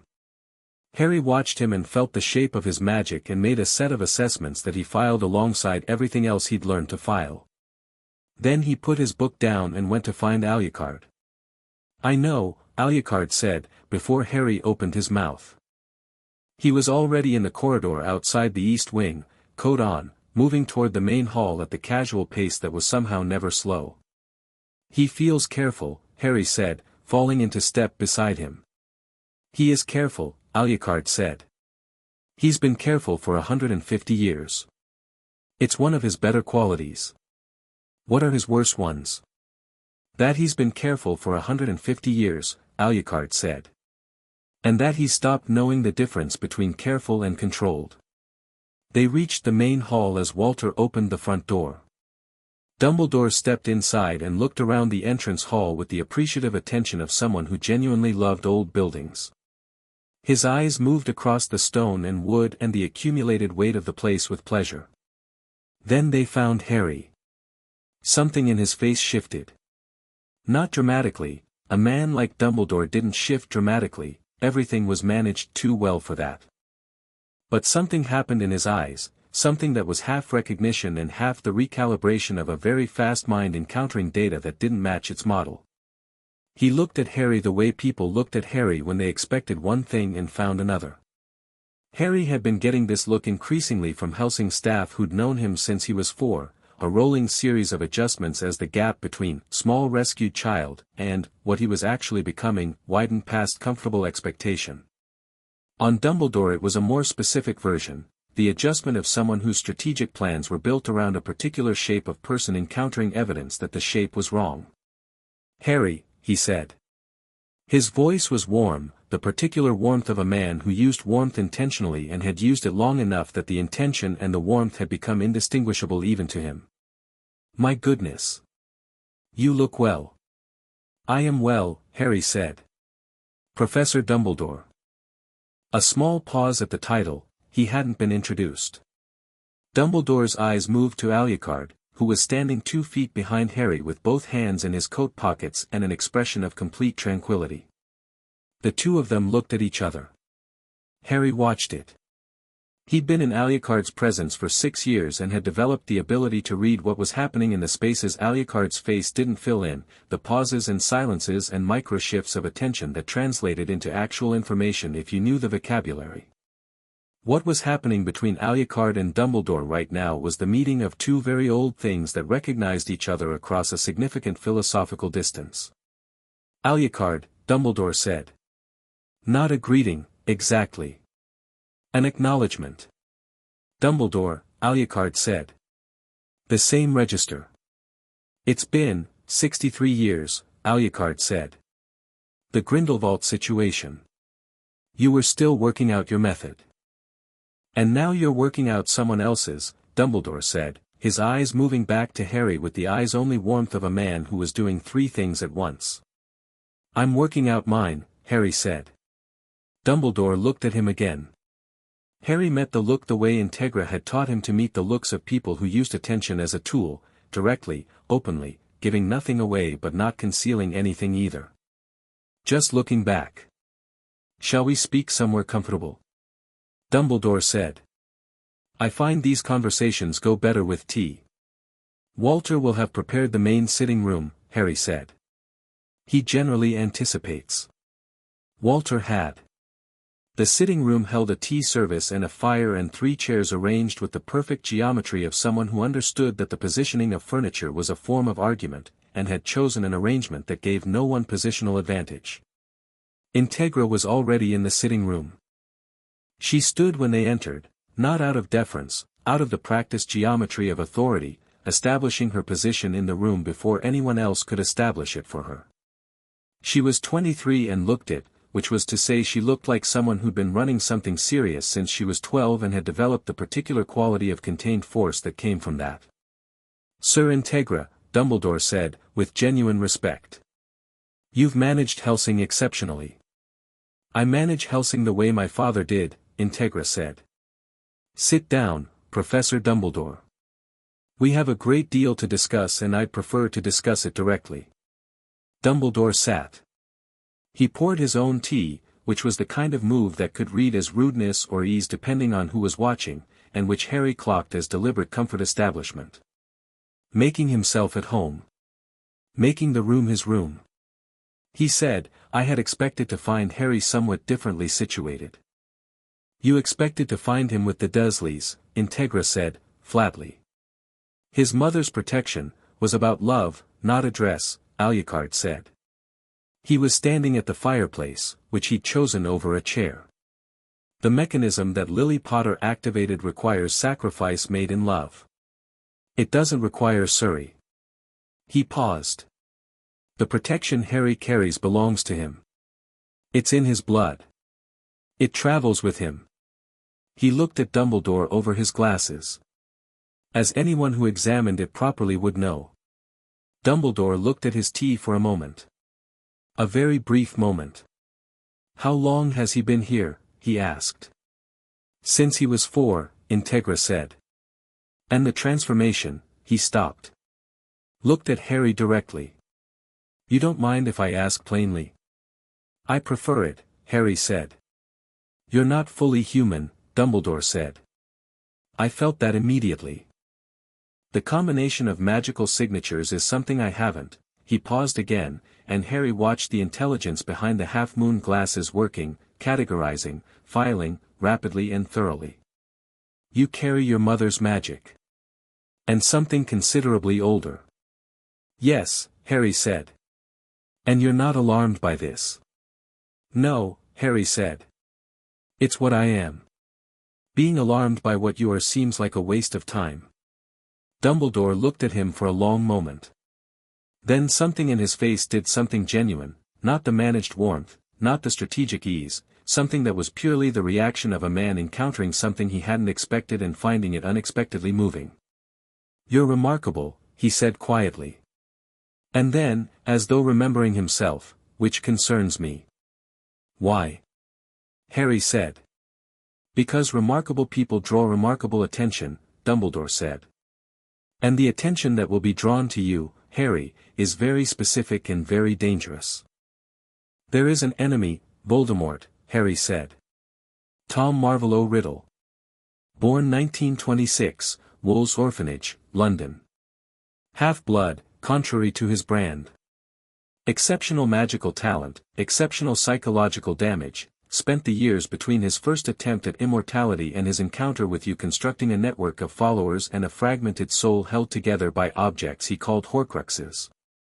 He paused. I know about Voldemort. I've known for 6 years. Alucard briefed me from Van Helsing's records when I was 5. The fireplace crackled. Dumbledore had gone very still. Horcruxes, he said. Your concern shouldn't be whether I know, Harry said. Your concern should be whether your approach to them is correct. Hunting them one at a time makes sense logically, but it assumes Voldemort's restoration timeline is slow. If it isn't, Harry, Alucard said. Harry stopped. Not because he was chastened, because Alucard's tone was the one that meant enough for now, the rest keeps, which was a lesson in itself. Dumbledore had set down his teacup. He was looking at Harry with an expression that was no longer managing itself into warmth or strategy. He was looking at Harry the way Harry looked at things he was genuinely trying to understand. I had a plan, Dumbledore said, slowly. A long, careful plan. Begun when you were 1 year old and refined over a decade of waiting. His voice was steady. I see I may need to revise it. Substantially, Alucard said, from the fireplace. You could have told me, Dumbledore said, to Alucard. When you took him. I would have, you would have taken him back, Alucard said. The 3 words were flat and final and entirely without heat because they didn't need heat. You would have placed him back in a house that was safe in a theoretical sense and damaging in every practical one, because the plan required him there. Because the protection required proximity to his mother's bloodline. Because you had built an architecture and he was load-bearing. Dumbledore was quiet. He was 4 years old, Alucard said. And he was in a padlocked cupboard. Your plan did not account for him. The fire crackled again. Integra watched Dumbledore with the expression she wore during negotiations. She'd already decided she was winning, waiting for the other party to reach the same conclusion. No, Dumbledore said, at last. Quietly. It didn't. He looked at Harry. I am sorry for that, Harry. Truly. Harry looked at him. He assessed the apology the way he assessed everything, for truth content, for what it revealed about the person making it, for what it meant about what came next. He found it genuine. Not complete, a genuine person could still have motivations that ran alongside their genuineness, but the core of it was real. Okay, Harry said. Dumbledore blinked. Okay. I'm not angry, Harry said. I was 4. I don't need an apology for something that ended well. He met Dumbledore's eyes calmly. What I need is for you to understand that I'm going to Hogwarts as myself. Not as your plan's main component. As myself. A long pause. Something moved across Dumbledore's face, surprise, then something deeper, then something that was almost, under everything, relief. I think, he said, that you may be exactly what that school needs. I know what it needs, Harry said. I've read the last 20 years of its history. What it needs is someone who doesn't flinch. The conversation went on for 2 hours. Dumbledore was a thorough man and he'd arrived with questions the way other people arrived with luggage, packed densely and with a clear destination in mind. He asked about Harry's training, about his magic, about the specifics of his damper transformation, about Helsing's involvement and Integra's intentions and the operational scope of the arrangement.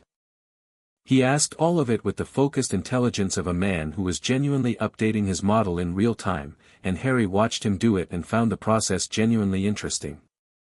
He also asked about the prophecy. Harry had expected this. It was the load-bearing question under all the others, the one everything else was arranged around. The prophecy names you, Dumbledore said. Neither can live while the other survives. I've spent 10 years, the prophecy named a condition, Harry said. Not a method. Not a timeline. Not what kind of person I have to be to meet it. He paused. I'm going to deal with Voldemort. That's not in question. But I'm going to do it as myself, with the tools I have, when the situation demands it. Not as a piece of a plan someone else built before I was old enough to have an opinion. Dumbledore looked at him for a long time. You're 10 years old, he said. I'm aware, Harry said. The confidence you're exhibiting is, warranted, Alucard said, from the fireplace, without looking up from whatever he was contemplating in the middle distance. Dumbledore glanced at Alucard. Back at Harry. He said, carefully, there are things Voldemort knows. Things he's capable of. That I don't want you to underestimate. I don't underestimate him, Harry said. He's brilliant and ruthless and has spent 30 years building towards something. I take that seriously. He looked at Dumbledore steadily. But I also know that the reason he's dangerous is that most people who face him are either unprepared or afraid. I'm neither. Another long pause. No, Dumbledore said, as though the word had surprised him on its way out. You're not. He stood, slowly, with the deliberateness of someone gathering themselves for a different conversation than the one they'd planned. I wonder if I might have a word with your guardian. You may speak with Integra, Harry said. And Alucard. I meant, he paused. Looked between Harry, Alucard, and Integra. Something in his expression acknowledged the geometry. Alucard is my teacher, Harry said. Integra runs Hellsing and has legal custody. Walter manages the household. Sarah's is, he thought about it. Sarah's is Sarah's. They're all relevant. I see, Dumbledore said. And his voice, for the first time, had the quality of genuine recalibration rather than managed diplomacy. Yes. I see. Harry left them to their adult conversation. He went back to the library, picked up his book, and read for exactly 34 minutes before he found he was reading the same paragraph repeatedly because most of his attention was down the hall, tracking the cadence of the conversation through the walls. Not the words, he wasn't trying to hear the words. Just the rhythm of it, the shifts in tone, the quality of what was being negotiated. Alucard's voice was even throughout. Integra's was precise. Dumbledore's modulated, starting with the quality of a man who had a speech prepared, ending with something looser and more genuine. Whatever was said, they reached agreement. Harry heard it in the shift of the room's atmosphere before he heard the door. Walter appeared in the library doorway. The professor is staying for dinner, he said. He asked if we had lemon sherbet, which we don't. I've improvised. Walter, Harry said, what did they agree to? Walter considered his answer with the care he gave to all considered answers. That Hellsing retains oversight of your development. That Dumbledore retains certain advisory privileges regarding Hogwarts and the wider magical situation. That information will be shared in both directions under specific conditions. He paused. And that you will have, in the professor's words, complete latitude to be exactly who you are at Hogwarts without interference from the school's administrative structure. Harry looked at him. He agreed to that. He proposed it, Walter said. Which was, I think, the more interesting development. He moved away from the doorway. Dinner is in an hour. Wash your hands. Harry sat with this for a moment, with the image of Albus Dumbledore, master planner, architect of decade-long strategies, proposing latitude rather than demanding compliance. It said something about what the 2 hours of conversation had done to his model. It also said something about Alucard, who'd said exactly what he meant in exactly the way he meant it and had clearly produced a different conversation than Dumbledore had arrived expecting to have. Harry put his book down. He went to find Sarah's.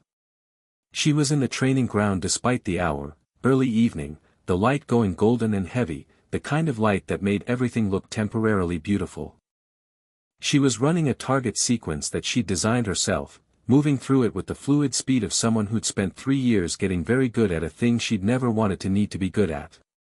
She heard Harry coming 20 meters out and finished the sequence before turning around. Dumbledore's staying for dinner, Harry said. Sarah's lowered her weapon and put the safety on. How did it go? Differently from what he expected, Harry said. He sat down on the low wall at the edge of the training ground, which was dusty and warm from the day. He came here with a plan and left with something else. Alucard does that to plans, Sarah said.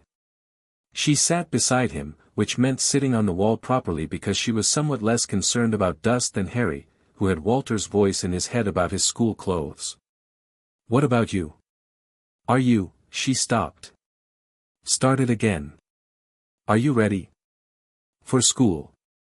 For the whole thing, she said. Because it's not really about school, is it? It's about everything that comes after. Harry looked at the tree line. The estate's wall. Beyond it, the ordinary English countryside that had no idea what was in here or what was being built. He thought about Voldemort and Dumbledore and the prophecy and a school built on 6 centuries of accumulated magic. He thought about the black stone in his pocket that he'd carried every day since Alucard gave it. Yes, he said. I'm ready. You're not nervous, she said. Not at all. I'm curious, Harry said. That's better than nervous. Sarah's looked at him sideways with the expression she sometimes wore when she was about to say something honest that she'd been sitting on. You know they're not going to know what to do with you, she said. The other kids. They'll have grown up in the magical world, with a very specific idea of who you are. And then they'll meet you. And she gestured. I know, Harry said. And you're completely fine with that. It'll be interesting, Harry said. I've never met anyone who had a pre-existing idea of who I was before. Everyone here just watched me turn into whatever I turned into. Out there, they have a story. He paused. I want to see what happens when the story meets the actual person. Sarah shook her head slowly, not disapproval, the head shake of someone who'd been watching a particular development for years and had stopped being surprised by it but hadn't stopped finding it remarkable. You know what you sound like, she said. What? Him, she said. Meaning Alucard. Not with alarm, with the particular affection of someone who'd observed an influence taking hold over time and had made their peace with it. Harry thought about this. Is that bad? Ask me in 10 years, Sarah said. She stood, picked up her weapon again. Are you going to eat with the professor or are you going to do the thing where you observe from a polite distance? Eat with him, Harry said. I want to watch how he thinks. He'll be watching you the same way, Sarah said. Good, Harry said. Then we'll both learn something. Dinner was the kind of occasion Walter created when he wanted a meal to accomplish something beyond nutrition, for courses, the good silverware, a fire in the dining room that added warmth without making the room stuffy. Integra at the head of the table, Alucard at the far end as though the full length of the table between them was a preference and not a statement. Sarah's and Harry on one side. Walter circulating with the quiet efficiency of a man who understood that service was its own form of authority. Dumbledore ate with the genuine appreciation of someone who'd been at a lot of meals and could tell when the food was good. He talked with Integra about the ministry, not gossiping, discussing, 2 people who operated in parallel spheres of British authority exchanging the professional intelligence of long experience. He talked with Sarah's about her transition to Helsing's field work with a warmth that was clearly genuine. He'd clearly known her name, known something of her story. With Alucard, he didn't talk much. But what was said had the quality of 2 old instruments tuning against each other, checking, periodically, that the interval between them hadn't changed. With Harry, he was careful. Not falsely warm, careful. Asking questions that were genuinely interested questions, listening to the answers with real attention, not performing the listening. He asked about the books Harry was reading. About what he found difficult. About what he was looking forward to at Hogwarts. The castle itself, Harry said. Not the classes, the building. You said it has its own intelligence. It does, Dumbledore said, with the warmth of someone talking about something they love. 6 centuries of accumulated magic, as Alucard mentioned. The castle knows its occupants. It's been known to move staircases to accommodate students who were lost, to warm particular rooms against the cold for people who needed it. It has preferences. He paused. It will be very interested in you. I'm interested in it, Harry said. There's a moving staircase situation, Sarah said, apparently having heard about this from somewhere, where about 1/3 of the staircases change direction randomly, not randomly, Dumbledore said. They have a logic. It takes time to learn. I'll learn it in a week, Harry said. Sarah's looked at him. 2 weeks, he amended, because the certainty had apparently been audible. Dumbledore smiled, a real one, the kind that reached the eyes without requiring management. I believe you, he said. I genuinely believe you. After dinner, in the brief interval before Dumbledore's departure, Harry found himself standing with the old wizard in the entrance hall while coats were being retrieved and Walter performed the quiet machinery of guest departure. Dumbledore looked at Harry with an expression that had shed most of its strategy and was doing something more human. Can I tell you something? He said. Yes, Harry said. When I placed you with the Dursleys, Dumbledore said, I knew it wasn't ideal. I knew it and I chose the strategy over the child. He paused. That was wrong. I've known it was wrong for 6 years, and I've reconciled it with myself in various ways, and none of them are entirely satisfactory. He looked at Harry steadily. What I found here today, what you are, is not something I could have planned for. But it is, I think, better than anything I would have planned. Harry considered this. You built a plan to protect a world, he said. I understand why you did it the way you did it. But plans don't get to decide what people are, Harry said. Only people get to do that. Dumbledore was quiet for a long moment. Then he said, with great care, I hope you'll allow me the chance to do better than my plan. Harry looked at him. He looked at the old man who had spent 150 years being the smartest and most careful presence in every room he entered, who had built a structure around a prophecy and a child and called it protection, and who was standing in Hellsing Manor's entrance hall having clearly been shaken by what he'd found here, and asking, in his very specific way, for something. Come to Hogwarts on the first day, Harry said. Stand in the great hall and watch the sorting. Watch me walk in. I'm always there for the sorting, Dumbledore said. Good, Harry said. Then you'll see. Walter appeared with Dumbledore's coat, and the old wizard was shown out with the ceremony appropriate to a significant visit, and the door closed behind him with the quiet finality of a chapter ending. Alucard materialized from the direction of the corridor with his coat on and his hands in his pockets, looking at the closed door with an expression that Harry had learned to read as post-engagement assessment. Well? Harry said. He's more flexible than his reputation suggests, Alucard said. And more honest than his methods imply. The contradiction is interesting. Do you trust him? Alucard looked at him sideways. I trust him to want what he says he wants. His wanting and his methods are the problem. He paused. Don't trust his plans.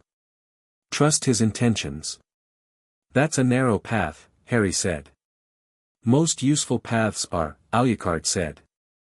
The days between Dumbledore's visit and the trip to Diagon Alley had a quality Harry associated with the period before significant events, time accelerating slightly, everything carrying a faint hum of imminence. He trained twice a day and read through the 7th-year magical theory text Walter had sourced through channels he never entirely explained.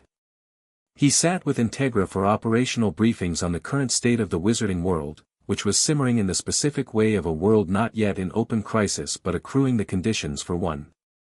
He spent 3 evenings in a row in the East Wing with Alucard, not doing structured lessons, just sitting in the same room, which had its own quality, the way long familiarity made presence itself into a kind of communication.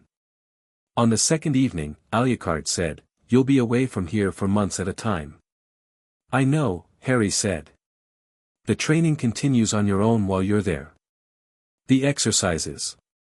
Every day, Harry said. And when the situation requires it, I'll handle it, Harry said. That's not something you need to tell me. A pause. No, Alucard said. It isn't. He was looking at the high window of the East Wing room, the darkness outside, the particular quality of a night sky over English countryside. There will be people there who try to assign you a role, he said. Inside a structure they've maintained for a long time. They will want you to be a particular thing because their structure requires it. I know, Harry said. What will you do? Harry thought about it. Be myself, he said. Loudly enough that the structure has to adjust. Alucard turned from the window.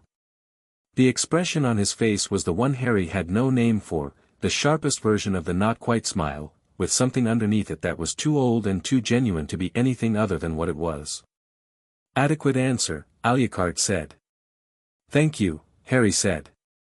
"It wasn't a compliment." "Yes it was," Harry said. Diagon Alley was a revelation and a confirmation simultaneously. Harry had read about it. Had the layout from reference materials, the general nature of the shops, the social texture of a place that was the commercial and cultural center of Wizarding Britain. He'd absorbed it as information and built a model of it that was reasonably accurate. But the model hadn't included the sound, which was the sound of several hundred people moving through narrow medieval streets under open sky, the accumulated noise of commerce and conversation and the very specific ambient crackle of a place saturated in active magic. His senses hit the alley entrance and immediately started cataloging.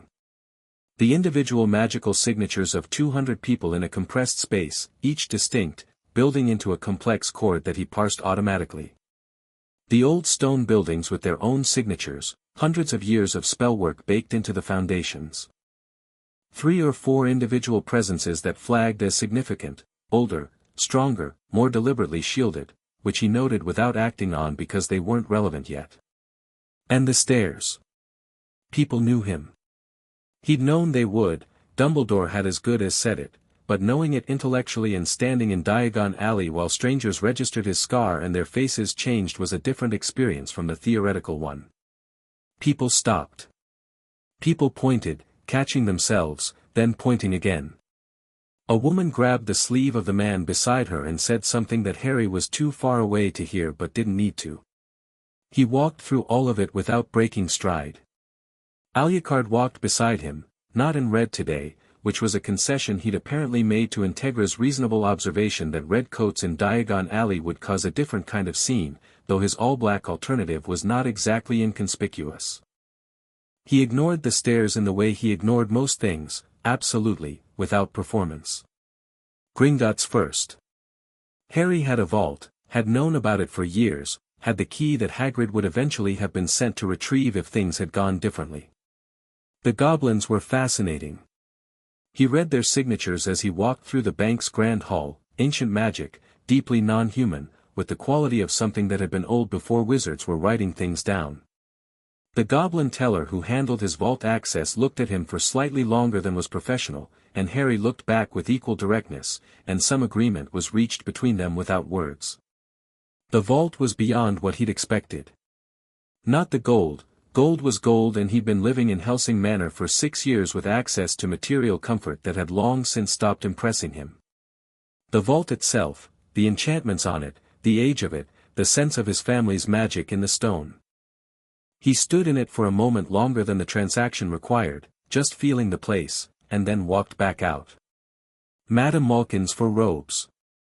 He was measured efficiently by a woman who made an excellent professional effort at not staring at his scar, and while he waited for the alterations he found himself standing next to a blond boy of approximately his age who was also being fitted and who looked at Harry with the immediate recognition of someone who'd been raised to spot things of social significance.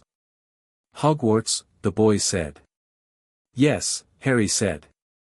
"I'm Draco. Draco Malfoy." He said the name with the unconscious weight of someone for whom name recognition was an expected consequence of introduction. Harry considered him. Malfoy, he knew the family name, had read the files. Old wizarding family, substantial wealth, historically allied with dark magical movements, Father Lucius Malfoy currently operating in the post-Voldemort political landscape with the deniability of someone who'd claimed coercion. The boy in front of him was none of those things yet. He was 11, recently fitted in new robes, watching Harry with a kind of evaluation that was more curious than hostile. "Harry," Harry said. And Draco's face did the thing that so many faces had done today, the registration, the shift, the recalibration. His eyes went to the scar and came back to Harry's face quickly, with the trained social correction of someone who'd been told not to stare. "I know who you are," Draco said. "I know you know," Harry said. "Everyone here does. Does it bother you?" "No," Harry said simply. Draco looked at him for a moment with an expression that was reassessing something. "My father says Dumbledore will make a great deal of you," he said, with the particular tone of someone passing on received wisdom and not being entirely sure how they feel about it. "What do you think?" Harry said. Draco blinked. "What do I think?" "Not your father. You. What do you think?" The question seemed to genuinely surprise him, not offensively, but in the way that a question surprises someone who hasn't been asked it much. He was quiet for a moment. "I think it's probably more complicated than most people are saying," he said, slowly, like he was discovering the opinion as he formed it. "Smart," Harry said. Draco looked at him for another moment. Then something shifted in his expression, the social performance of it relaxed slightly, and underneath was something younger and more genuine. "Are you going to be insufferable?" he said. "Some people who are famous are insufferable about it." "Probably not," Harry said. "But I'll let you know when I've had more data." Draco did not quite smile. But his face did something in the vicinity. "I suppose we'll both find out in September," he said. The wand took the longest. Ollivander's shop was exactly as it appeared in the photographs in Helsing's magical reference files, narrow, ancient, every surface covered in long thin boxes that held what Alucard had described as the intermediary objects of an intermediate system. The wand maker himself came from somewhere at the back of the shop with the specific quality of someone for whom observation was an old and total habit, and looked at Harry with eyes that were both intensely attentive and somehow completely undisturbed. "Harry Potter," Ollivander said. "I wondered when you'd come." His gaze moved with professional focus to the scar, to Harry's face, to his hands, and then to somewhere slightly past all of it, the way someone looked when they were reading something that wasn't visually there. "Yes. Interesting. Very interesting." His attention sharpened. "Hold out your wand hand." Harry held out his right hand. Ollivander measured. Boxes descended from shelves. Wands were offered one after another with the systematic determination of a craftsman who knew exactly what he was doing and knew it would take a while. Harry tried each one, felt each one's character, the flutter of response like a conversation starting and stopping, the wands communicating something through touch that he could feel clearly and that was clearly mutual, each one reading him as carefully as he read it. Most reacted immediately to his power and then recoiled was the wrong word. Recalibrated. Tried to establish the standard relationship and found the standard relationship was insufficient for what it was dealing with. On the 31st wand, Holly and Phoenix Feather, 11 inches, supple, something happened. The wand didn't recalibrate. It recognized. Harry felt it the way he felt magical signatures, the immediate and specific recognition of something that matched a frequency he'd always been carrying. Warmth moved up his arm, genuine warmth, nothing to do with temperature, more the warmth of a thing finding its proper place after a long time in the wrong one. Sparks from the tip, red and gold, and the wand's light pushed against the shop's dimness with the particular quality of something that wasn't performing power but expressing it. And then it found the dark thread in him, Alucard's thread, and instead of conflicting, the two things wove together. The wand's phoenix magic and the old vampire darkness and his mother's sacrificial fire and his own raw power, all of it running through 11 inches of holly and meeting in his palm. The sparks turned briefly, at their edges, to something very dark. Ollivander was very still. He had seen, in a long career of remarkable encounters, a great many things, and he held himself now with the expression of someone who was experiencing something they would spend the rest of their life trying to find adequate words for. "Curious," he said. "Very curious. The brother wand to yours gave Tom Riddle his power." "I know," Harry said. "But what I'm seeing in you is," he stopped. Looked at the wand in Harry's hand. Looked at Harry. "Unprecedented," he said. Quietly. Like a man who'd been waiting his whole career to use the word correctly. "That's a word I'm getting used to," Harry said. He paid for the wand, the same 11 galleons the files said it would cost, and carried it out of the shop in its box that he tucked into his coat the way he'd been carrying the black stone in his pocket, like something that was now simply part of him. Alucard was outside. He looked at Harry. Not at the box, at Harry's face, which was carrying something new in it, some quality of completed circuit. "Well?" Alucard said. "Holly and Phoenix Feather," Harry said. "Brother Wand to Voldemort's." A pause. "Of course it is," Alucard said, with the deep ironic satisfaction of someone who expected the universe to have a sense of theater and was not being disappointed. And when it found, Harry touched the place over his sternum where he'd come to locate Alucard's thread in himself. The two things worked together. Alucard looked at him. "Completely?" "Without any conflict," Harry said. Alucard was quiet for a moment. They stood outside Ollivanders while Diagon Alley moved around them, strangers' eyes catching and moving away, the ambient magic of the place doing its ordinary humming. Alucard looked at Harry with the expression that was the complete version of the not-quite smile, and what was underneath it was something that had no name in the vocabulary Alucard generally used. "Good," he said. They walked back through the alley. People moved out of their path, partly from Alucard's presence, partly, Harry noticed this with interest, from something in Harry's own bearing. Not aggression. Not threat. Simply the quality of someone who moved through the world as though the world was something they inhabited rather than something they were subject to. The last stop was the Owl Emporium, because Harry had decided he wanted an owl. He'd thought about it carefully and arrived at the conclusion that something alive was the right thing to take to Hogwarts, not as a pet but as a companion, a thing with a will of its own that had chosen him as much as he'd chosen it. He found her immediately.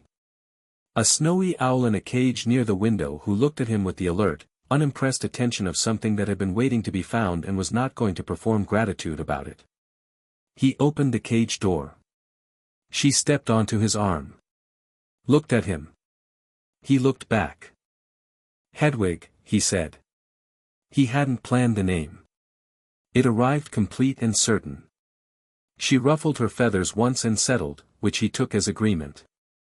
He paid for her and the cage and the food and everything, and walked back into the alley with Hedwig on his arm and his wand in his pocket and the black stone at his sternum, and somewhere behind him a dozen people were already rearranging the story they'd been telling about Harry Potter to accommodate the fact that the story and the person were not the same thing at all. The evening before September 1st, Harry sat in his room at Hellsing Manor for the last time as a permanent resident. His trunk was packed, Walter had helped, efficiently and with the characteristic addition of several items Harry hadn't thought to include but immediately understood were correct choices. Hedwig was in her cage on the window seat, half asleep, her feathers white as the moonlight coming through the glass. Harry sat on the edge of the bed and held the black stone and was quiet. The door was open. Alucard appeared in it, not knocking this time, which meant he wasn't going to be as formal about it as last time. He came in and sat in the chair by the fireplace.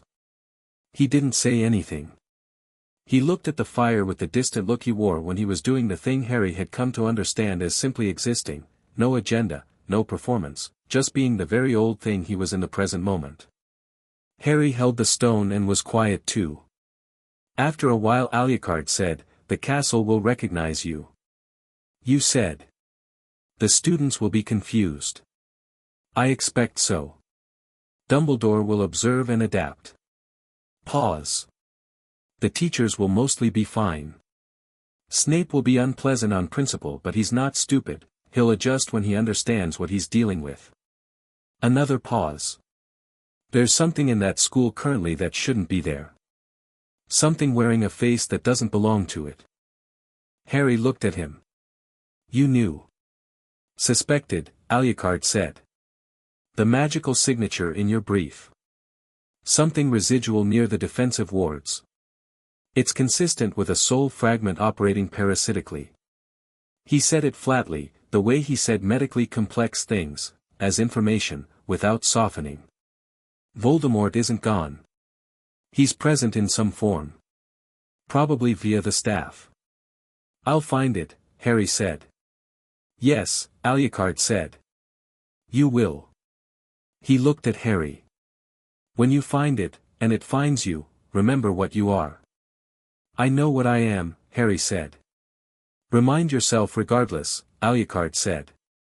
What other people think you are is loudest in new environments. The first week somewhere unfamiliar, you hear it more. It's not weakness. It's acoustics. He looked at the fire again. Remind yourself. Harry turned the stone over in his hand. Felt the familiar cold river depth of it, the resonance. All right, he said. Walter will read the letters, Alucard said. I won't. I'll ask him to summarize. That's the same as reading them. It's not. Harry looked at him with the look that meant he was going to let Alucard have this one. Okay. Alucard stood. He moved toward the door and paused in it, and Harry waited for the pause. 6 years ago, Alucard said, I went to Surrey to assess a magical signature.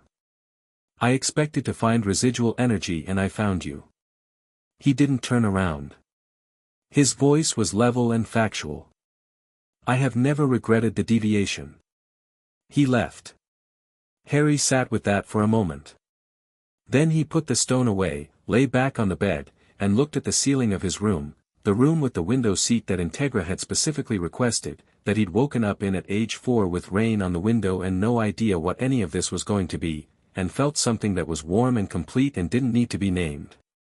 Hedwig made a soft sound from the window seat. I know, Harry said. September 1st. She ruffled her feathers and went back to sleep, and Harry lay there in the quiet of the manor that had become the only home he remembered having, and let himself be completely ready for what came next. Chapter 4, The Sorting of Something New. The Hogwarts Express left King's Cross at 11 in the morning, and the platform was exactly what Harry had expected from 6 years of reading about the magical world, which is to say it was both precisely as described and completely different from anything description could actually prepare you for. The crowd on platform 9 3/4 had a specific quality. It was louder than Diagon Alley, more chaotic, organized around the particular entropy of families saying goodbye and children figuring out where to put themselves in a new situation. Owls contributed. Cats. One toad that was very unhappy about all of it. The ambient magic of 200 or 300 magical people in a compressed space hit Harry's senses with the familiar complexity of a large chord, and he parsed it while he walked, automatically, the way he always catalogued the magical texture of any environment he entered. Integra had driven him herself. Not in the official car, her own, because she'd decided this was a personal occasion rather than an operational one, which was its own kind of statement from a woman who drew that line carefully. She'd parked on the Muggle side and walked him to the barrier with the contained expression she wore for significant things, not emotional, exactly, but present in a way she usually rationed. At the barrier she'd said, right. Weakly. I will, Harry said. She'd looked at him for a moment. Then she'd put one hand briefly on his shoulder, the most physically demonstrative gesture he'd ever seen her make, and said, Hellsing stands behind you. Whatever you encounter there. He'd gone through the barrier. He hadn't looked back because looking back wasn't in his vocabulary, but he'd felt her standing on the other side of it for 30 seconds after he passed through, and that had been enough. He found a compartment 3 cars from the engine, empty, and loaded his trunk and settled Hedwig and sat by the window. The platform performed its organized chaos outside. He watched it with the even attention he gave to new environments, finding the shape of it, who was nervous, who was excited, where the natural groupings were forming. The red-haired family at the far end were impossible to miss, 6 or 7 of them, the younger children clearly Hogwarts-bound. The mother's voice carried above the crowd, worried and warm simultaneously. Harry tracked the 2 youngest, a girl with a different quality to her magic from the rest of the family, sharper and less settled, and a boy the same age as Harry who was looking at everything with transparent and delighted overwhelm. The boy eventually separated from his family and looked down the platform trying to find an empty compartment, and Harry, because the reading of situations was second nature by now and this was clearly a person who was having his first experience of King's Cross alone, leaned out of his compartment door. This one's empty, he said. The boy's face lit up with the immediate gratitude of someone who'd been worried about exactly this problem. Brilliant, thanks. He hoisted his trunk through the door with more effort than technique and collapsed into the seat across from Harry, slightly out of breath. "Ron Weasley," he said. "Harry Potter," Harry said. Ron's face did the thing. His eyes went to the scar and then back, very quickly, and he went slightly pink. "Right," he said. "Sorry. I mean, everyone knows, sorry." "It's fine," Harry said. "You'll adjust." "Yeah."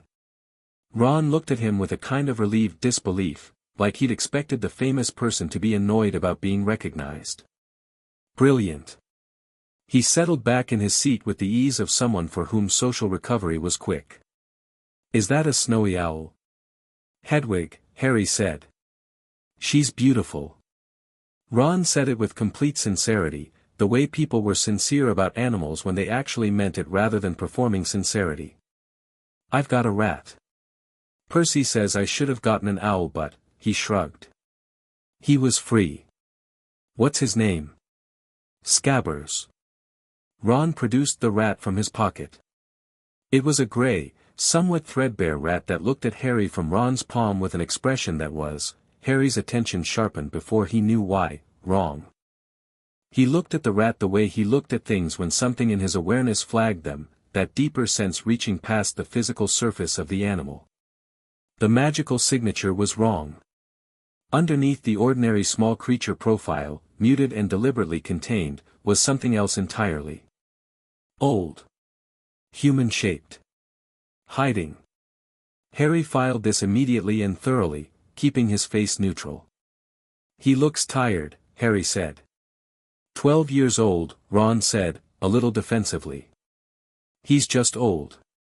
"Right," Harry said. "You said Percy, older brother." And Ron, with the effortless enthusiasm of someone who had a great deal of family and wanted to talk about it, launched into a description of the Weasley structure that kept them occupied until the train was moving and the platform had disappeared behind them. Harry listened properly. Not politely, properly, tracking the picture that formed of 7 children and 2 parents and a house that was small and crowded and apparently delightful, and a family that was by every indication genuinely good to each other even when they were being annoying. He found Ron easy to be with in the specific way that people were easy when they weren't performing anything.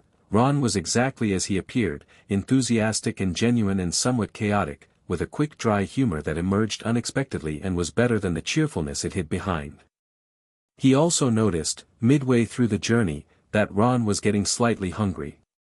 Not from anything Ron said, from the way his attention kept returning to the compartment door when the food trolley went past the carriage, and then moving away because he was clearly calculating something financial. When the trolley came around, Harry opened the compartment door and bought a significant amount of everything on it, partly because he was genuinely curious about magical confectionery and partly because the calculus was obvious.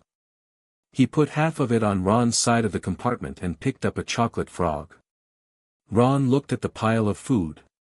Looked at Harry. "You don't have to, I know," Harry said. "I wanted the frogs anyway.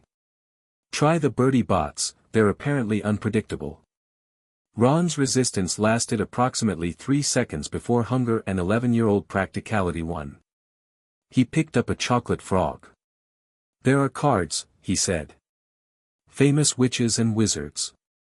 I've got loads of them, I'm only missing." He opened the box and then stopped and looked at the card. "I've got about 6 of him," he said, turning it to show Harry. "Dumbledore's card." The old wizard looking benign and silver-bearded on a small rectangle of printed card. "I've met him," Harry said. Ron stared at him. "Dumbledore? He came to visit. Before I got my letter." "What's he?" Ron stopped. "Recalibrated." "What's he like?" "Properly like." Harry considered. "Very intelligent," he said. "Genuine. Has a plan for everything. Adjusts the plans when he has to, but only after fighting for them a bit." He paused. "Probably one of the most interesting people I've met." "Probably. Top 5, Harry said. Ron clearly wanted to ask about the other 4 but was intercepted by the compartment door opening. A girl stood in it. She had the specific quality of someone who'd been moving through the train methodically, and she looked at both of them with bright, assessing eyes that immediately struck Harry as operating at a similar frequency to his own, though in a completely different style. "Has anyone seen a toad?" she said. "A boy named Neville's lost his." "Not in here," Ron said. Then, apparently unable to help it, "You've got a lot of books." "It's our first year," she said, in the tone of someone finding this obvious. "I thought it made sense to read ahead." Her eyes moved to Harry with the same assessment they'd given everything else, and then to his scar, and then back to his face with a speed and deliberateness that was different from everyone else's look today. She'd clocked it and moved on in the same motion. "I'm Hermione Granger," she said. "Has either of you tried any spells yet?" "I've practiced several." "Harry Potter," Harry said. "No spells yet." Hermione's face did the scar acknowledgement thing and the move past it thing simultaneously, faster than anyone else had managed. Then she sat down without being invited because the toad search was clearly secondary to this new data. "I've read about you," she said. "In modern magical history, the rise and fall of the dark arts, and great wizarding events of the 20th century. What do they say?" Harry said. "That you defeated you-know-who as a baby," she said. "That you're famous throughout the wizarding world. That no one knows how you survived." She looked at him with the directness of someone whose social calibration was very good at the factual and somewhat less practiced at the tactful. "Do you know how you survived?" "Yes," Harry said. She waited. "It's a longer conversation than we have before Hogwarts," Harry said. She assessed him for a moment, with the expression of someone deciding whether to push it. She decided, apparently, that the data incoming from the castle was likely to be more comprehensive anyway. "Fair enough," she said. "Do you know many spells?"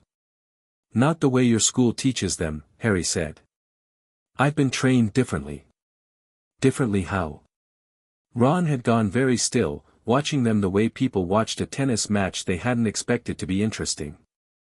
"Different tradition," Harry said. "Older methods. Less focused on wands." Hermione's eyes sharpened in the specific way that intellectual interest sharpened them, which Harry clocked as different from her social sharpness. This was purer, more focused, slightly oblivious to everything adjacent. "There are wandless traditions," she said. "I read about them.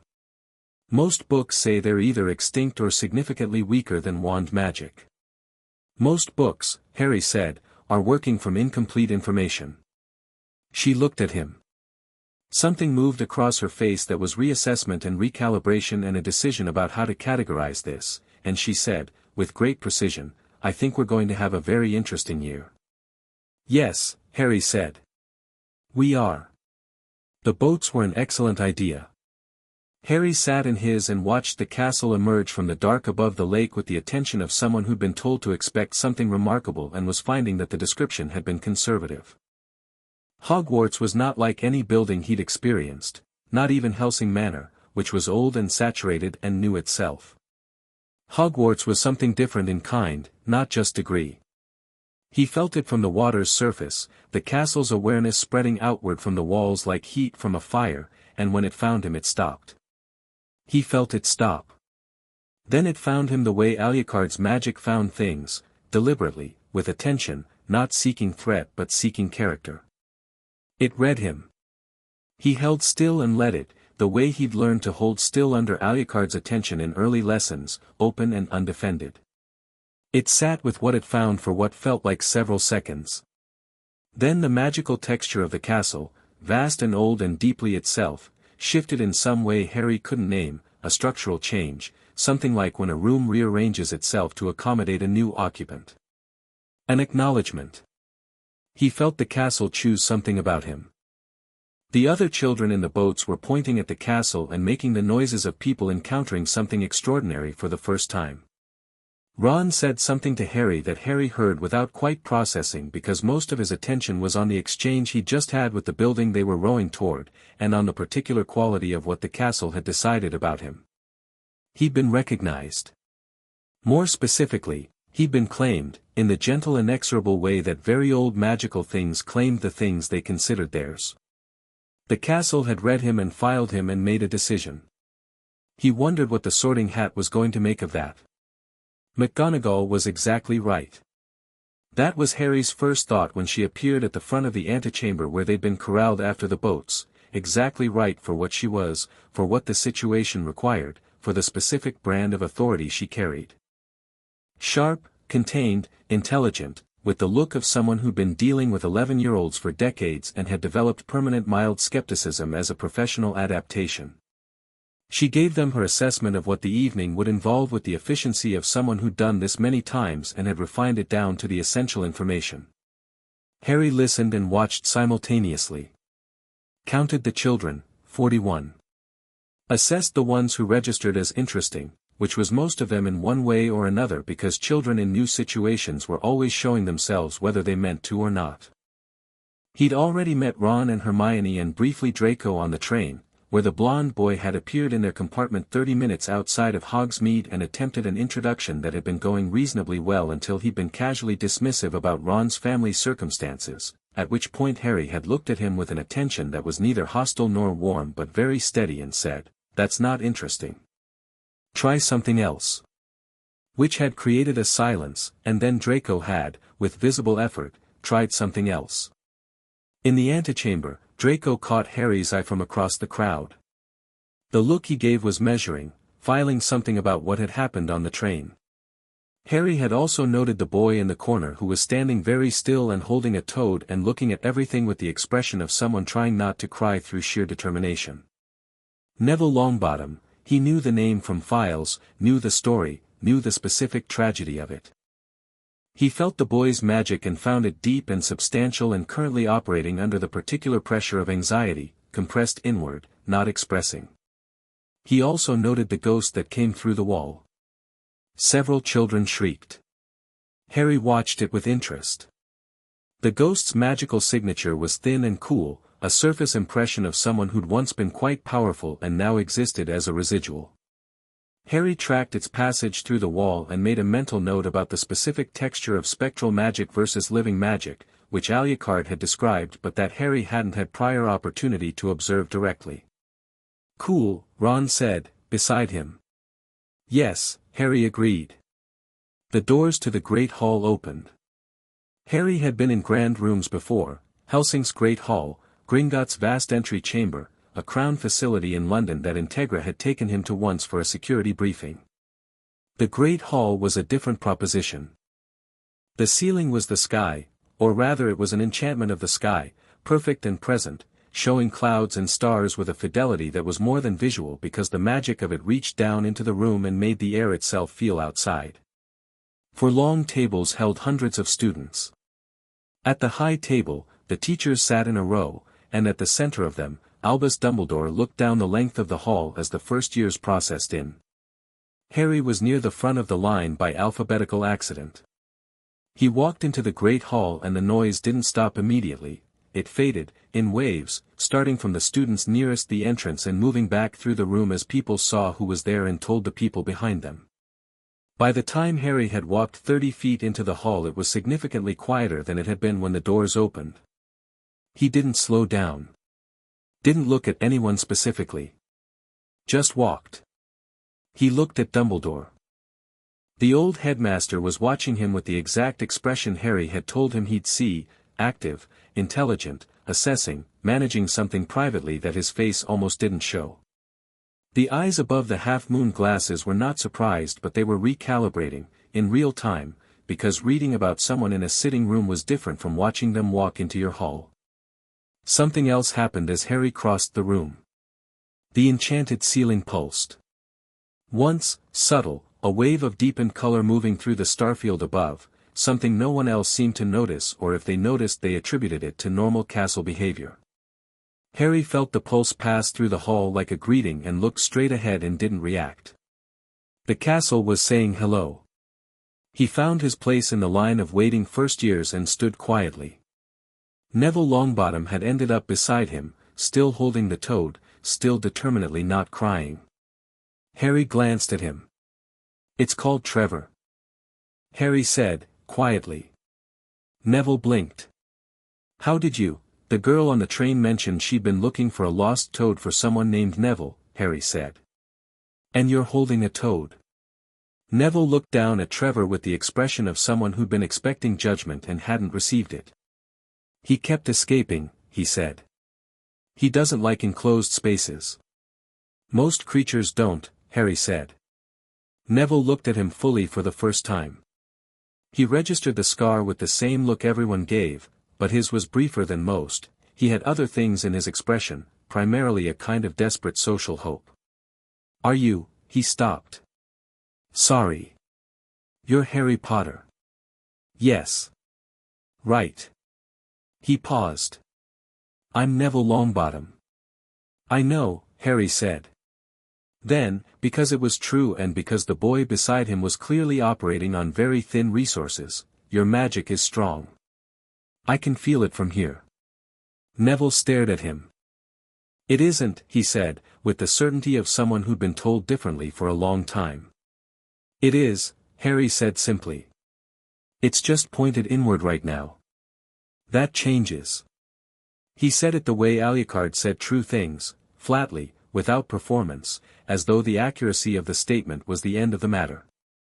Neville looked at him for another moment and then looked back at the sorting hat, which was performing its song on the stool at the front, and his expression had changed in some small but distinct way.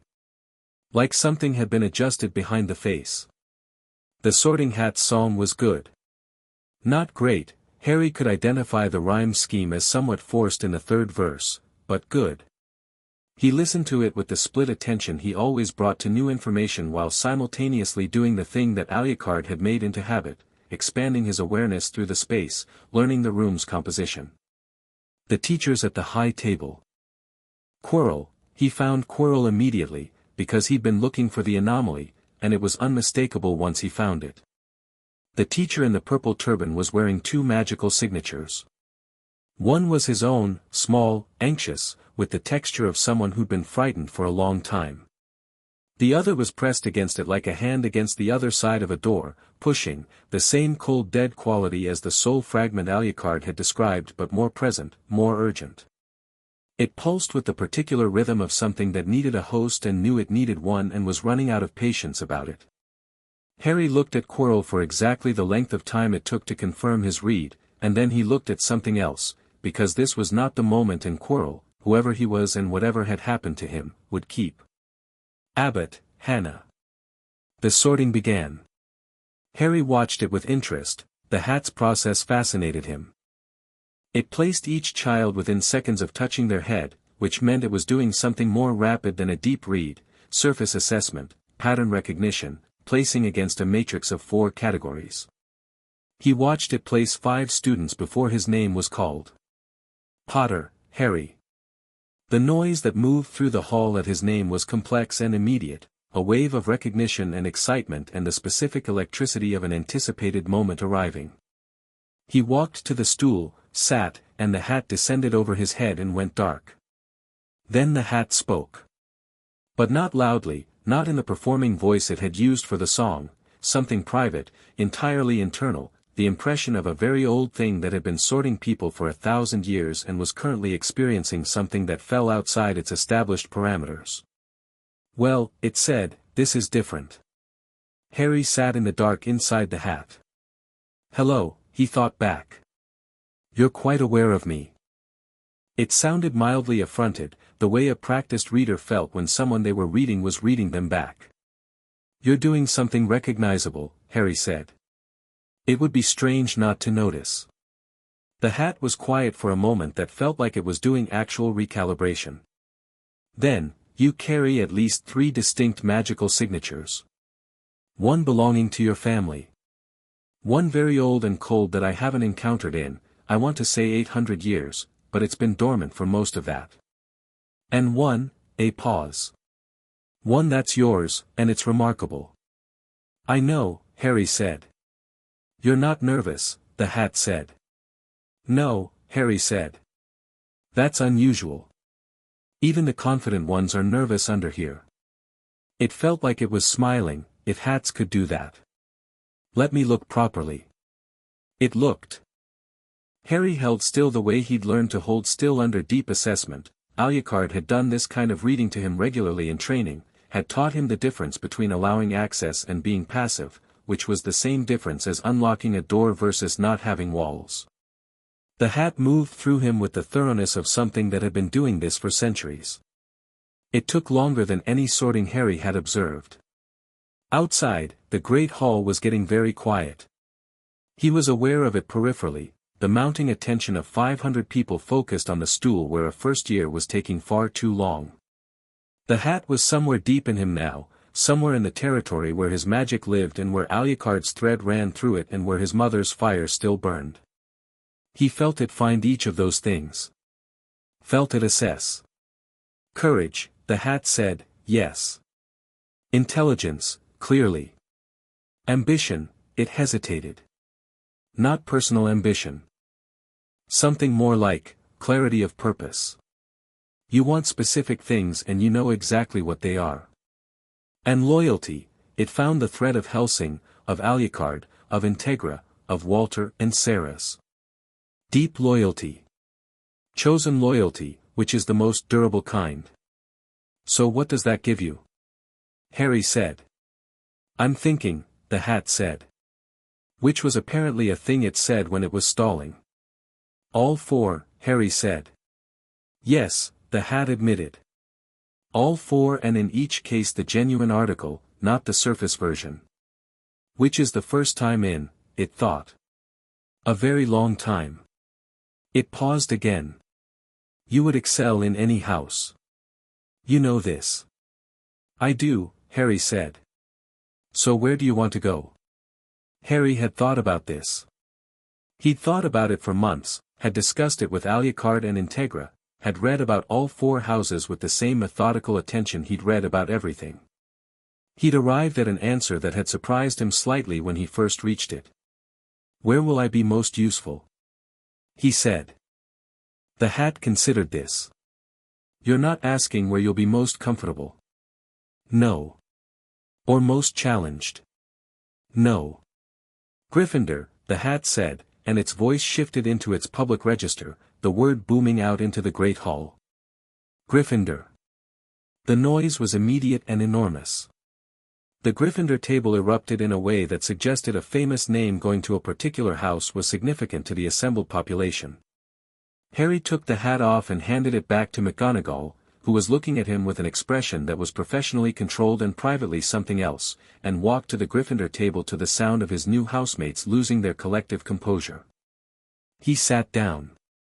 A red-haired older student leaned over with his hand extended. Fred Weasley, he said. Or George. One of us. Brilliant to have you. Harry Potter, Harry said. We know, said the one who was either Fred or George. Of course you do, said the one who was the other. It's been mentioned. Ron arrived 2 sortings later, Gryffindor, and slid in beside Harry with the gleeful expression of someone whose evening had exceeded expectations by a considerable margin. Did it take ages? He said. It looked like ages. The hat was thorough, Harry said. Hermione arrived 4 after Ron, Gryffindor, with the expression of someone who'd done the research and was satisfied with the result. She sat opposite Harry and Ron and immediately said, Did you know the enchantment on that hat is one of the oldest continuous spells in Britain? Yes, Harry said. She looked at him. Of course you did. Neville made it to Gryffindor after a hat stall of his own, shorter than Harry's but longer than most, and he sat beside Hermione with the expression of someone who'd expected to be somewhere else and wasn't sure how to recalibrate. Harry caught his eye and gave him one nod, which Neville received with something that looked like relief. Draco Malfoy went to Slytherin almost before the hat touched his head, which Harry had fully expected. The two of them met eyes briefly across the hall, and Draco's expression was the same measuring look from the train, filing, assessing, deciding what category this belonged to. Harry looked away. They had time. Dumbledore's welcoming speech was what Dumbledore's speeches apparently always were, warm and intelligent and slightly oblique, with the structural quality of someone who'd made this speech many times and still found new things in it. He looked at Harry twice during the meal. The first time was the standard checking-in look of a headmaster cataloging his new students. The second time was different, longer, more specific, with a quality that Harry read as wondering. He wondered what Dumbledore saw when he looked at him. The magical signature he carried was legible to anyone with sufficient sensitivity. 150 years of serious magical experience was definitely sufficient sensitivity. The food was exceptional. This was worth noting because Harry had grown up with Walter's cooking, which was objectively good, and had developed actual standards. Hogwarts' kitchen produced food that had a different quality, the cooking equivalent of a castle's accumulated magic, something that had been done well for centuries and had become self-sustaining. Ron ate with the specific speed of someone who'd grown up at a table where speed was necessary to compete for seconds. Hermione ate distractedly while reading a school text she'd produced from somewhere. Around them the Gryffindor table's noise was the particular high-energy chaos of a population celebrating the beginning of something. Percy Weasley, who Harry had identified as Ron's next eldest brother from the family description, appeared briefly to deliver the kind of advice that older brothers apparently felt compelled to deliver and that the recipient was compelled to receive with visible suffering. "He's always like this," Ron said, after Percy had departed. "He seems very thorough," Harry said. Ron stared at him. Then he laughed, a genuine, surprised laugh, and reached for more potatoes. Hagrid came to say hello after the feast, enormous and warm and openly delighted, apologizing in several directions for not having been the one to bring Harry his letter, which Dumbledore had apparently explained. Harry looked at him and found the man's magical signature warm and uncomplicated. Hagrid was exactly as he presented, which was a quality Harry had come to value highly. He shook the massive hand and said it was no trouble and meant it. The first-year Gryffindors were led to Gryffindor Tower by Percy, who clearly had strong feelings about this responsibility, through corridors that moved and shifted with a logic Harry had told Dumbledore he'd learn in a week. He started learning it immediately, feeling the castle's awareness accompanying him through the passages, the same presence that had acknowledged him on the lake. The moving staircases had a rhythm he picked up inside the first 5 minutes, the pattern of their movements following something like tide logic, predictable once you found the governing principle. The fat lady was delightful. She looked at Harry with an expression that had the quality of someone who'd been in a portrait in a castle for centuries and thought they'd seen everything, and was enjoying being wrong. The common room was warm and red and felt like a room that had absorbed centuries of people who'd cared about it. Harry stood in it for a moment after they entered and let the castle's presence here settle into his awareness, this particular pocket of Hogwarts, which had its own texture distinct from the rest. Warmer in every sense. He found a chair by the window and watched the common room's population configure itself around the evening. Fred and George Weasley occupied one corner and appeared to have made it their corner through sheer force of established personality. Hermione had already found the bookshelf and was running a finger along the spines with the focused expression of someone taking stock.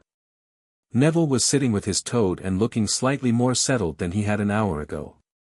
Ron dropped into the chair beside Harry. "You were miles away," he said. "Thinking," Harry said. "About what?"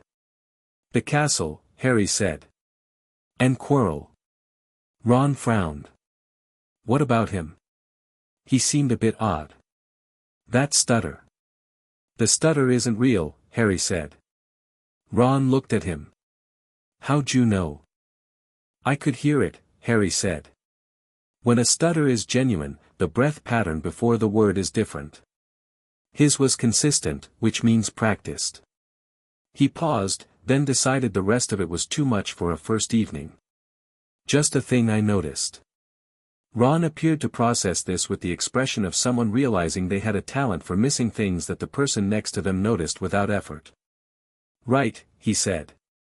"I'm going to have to just accept that you're like that, aren't I?" "Probably," Harry said.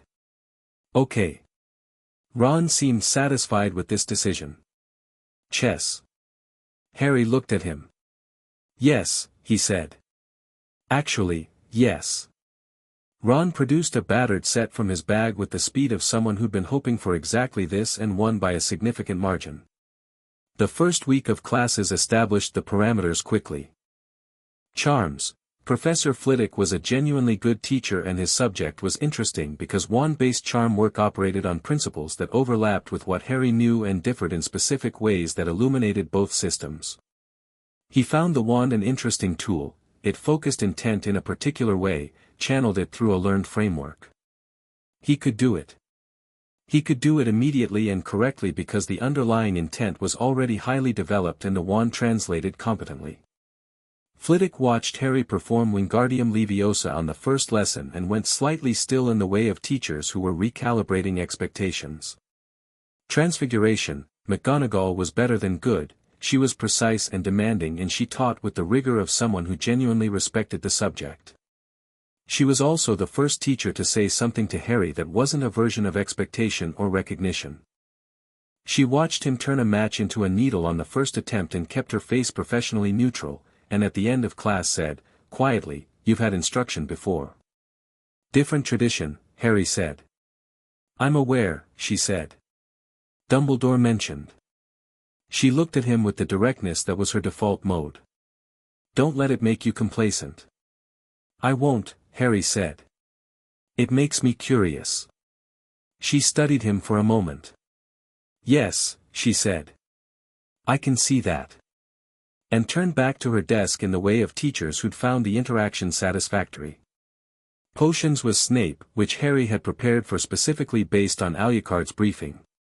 He entered the dungeons with the awareness expanded, cataloging the classroom, the cold stone, the smell of ingredients, the magical signatures of preserved materials with their own dark and sharp quality that was interesting. And Snape himself, who Harry felt before he entered, a very controlled, very powerful, very private magical signature that kept itself compressed in the specific way of someone who'd been hiding things for a long time and had gotten expert at it. Snape swept in and began with the register and then began with something else, the targeted questioning of new students that Harry read immediately as a power demonstration, designed to establish hierarchy. Potter. Snape said his name with the particular flatness of someone who decided how they felt about something before encountering it. What would I get if I added powdered root of asphodel to an infusion of wormwood? Harry had read this. Walter had sourced him a sixth-year potions text and he'd gone through it methodically over the summer. Asphodel and wormwood, he said. The draught of living death. One of the most powerful sleeping potions in existence. The asphodel contributes the soporific property and the wormwood ensures the depth of effect. Without wormwood you get a standard sleeping draught. With it the suspension approaches the effects of actual death. He paused. The balance of the two components is critical. Too much asphodel and it becomes unstable. Not enough wormwood and you lose the depth. The dungeon was very quiet. Snape looked at him. His expression had not changed, it remained the same controlled, cool assessment it had been when he asked the question. But something in it had shifted in the way things shifted when a mind had received data it hadn't expected and was processing it rapidly. "Where would you look," Snape said, without inflection, "if I told you to find me a bezoar?" "A bezoar is a stone found in the stomach of a goat," Harry said. "It acts as an antidote to most poisons. You'd look in a goat's stomach, or in the stores of any reasonably equipped potions lab, since they're standard components." He looked at Snape steadily. "They're also in the third cabinet from the left on the south wall of this room. I smelled the preservative on the jar when I came in." Another silence. "What is the difference," Snape said, "between monkshood and wolfsbane?" "They're the same plant," Harry said. "Also called aconite." "It's a question with a false premise." Someone in the class made a sound. Snape's eyes moved to the general direction of the sound and the sound stopped. He looked back at Harry. His expression had completed its recalibration and arrived somewhere that was not warmth. Snape did not appear to traffic in warmth, but was something else. A professional recognition, the kind that operates independently of personal feeling. He didn't praise the answers. He moved on to the lesson with the efficiency of someone who decided where things stood and didn't need to discuss it further. But at the end of class, when students were filing out, he said, without looking up from his desk, "Potter. Stay." Harry stayed. The dungeon emptied. Snape looked at him. "Who taught you?" he said. "Several people," Harry said. "The potions specifically, I read independently. But the foundational knowledge is from a training tradition outside the standard curriculum." Snape studied him. "Hellsing," he said. Harry looked at him. "Dumbledore mentioned it," Snape said, with the tone of someone disclosing information carefully. "He mentioned only that you'd been differently raised. He didn't specify what different meant in practice." He paused, and what he said next had the quality of something he was saying against mild resistance because it was accurate, and accuracy was something he apparently valued above his preferences. "Your theoretical knowledge of potions is at approximately 5th-year standard for most topics and considerably higher for others." "I wanted to be prepared," Harry said. "You succeeded." Snape was quiet for a moment. "The practical is a different matter. Theory is not the same as technique." "I know," Harry said. "I'm looking forward to learning the technique." Snape looked at him with an expression that was trying to find the angle and not finding one. There was nothing disingenuous in what Harry had said. He genuinely wanted to learn the practical, genuinely found the gap between theory and technique interesting. "Go," Snape said. "You'll be late for your next class." Harry went. In the corridor he heard Ron and Hermione waiting for him, Ron with the expression of someone who'd been trying to process what had happened in the classroom for the last 5 minutes, Hermione with a notebook already open, having apparently taken notes. "How did you know all that?" Ron said. "I read," Harry said. "I read," Ron said. "I don't know all that." "You read Quidditch Through the Ages," Hermione said, in the tone of someone who'd observed this. "That's also reading," Ron said, with dignity. "Anyway, he stayed you back, what did he say?" "That my theory was good," Harry said. "And that the practical was what mattered." "That's almost a compliment," Hermione said, thoughtfully. "From Snape." "Apparently." "How would you know?" Ron said. "I spoke to some of the older students," she said. "I like to have context." They walked to History of Magic together, which was in a classroom that smelled of chalk and old parchment and was taught by a ghost named Professor Binns, who had apparently died mid-lecture and had not let this interrupt his schedule. It was the first class of the week that Harry found genuinely tedious, not the subject, which was legitimately interesting as history, but the delivery, which was a soporific monologue with the pacing of something that had been recited so many times it had detached entirely from meaning. He spent the class doing something useful. He expanded his awareness through the section of the castle they were in and did a slow mapping exercise, finding the texture of each room, each corridor, the signatures of the students and teachers and the castle's own presence threading through it all. He found 2 ghosts in adjacent corridors. He found a room 3 floors up that had a magical signature of considerably elevated interest, which he flagged. He found Quirrell in his office 1 floor below, and he held on the double signature for a moment, examining it. The soul fragment was active. Not actively doing anything, but awake, present, doing the thing that parasitic entities did when they were hosted, feeding, slowly, sustaining itself on Quirrell's own magical reserves. It had been there for a while. Quirrell himself was frightened, continuously, the way a person was frightened when they'd been frightened for so long it had become their baseline.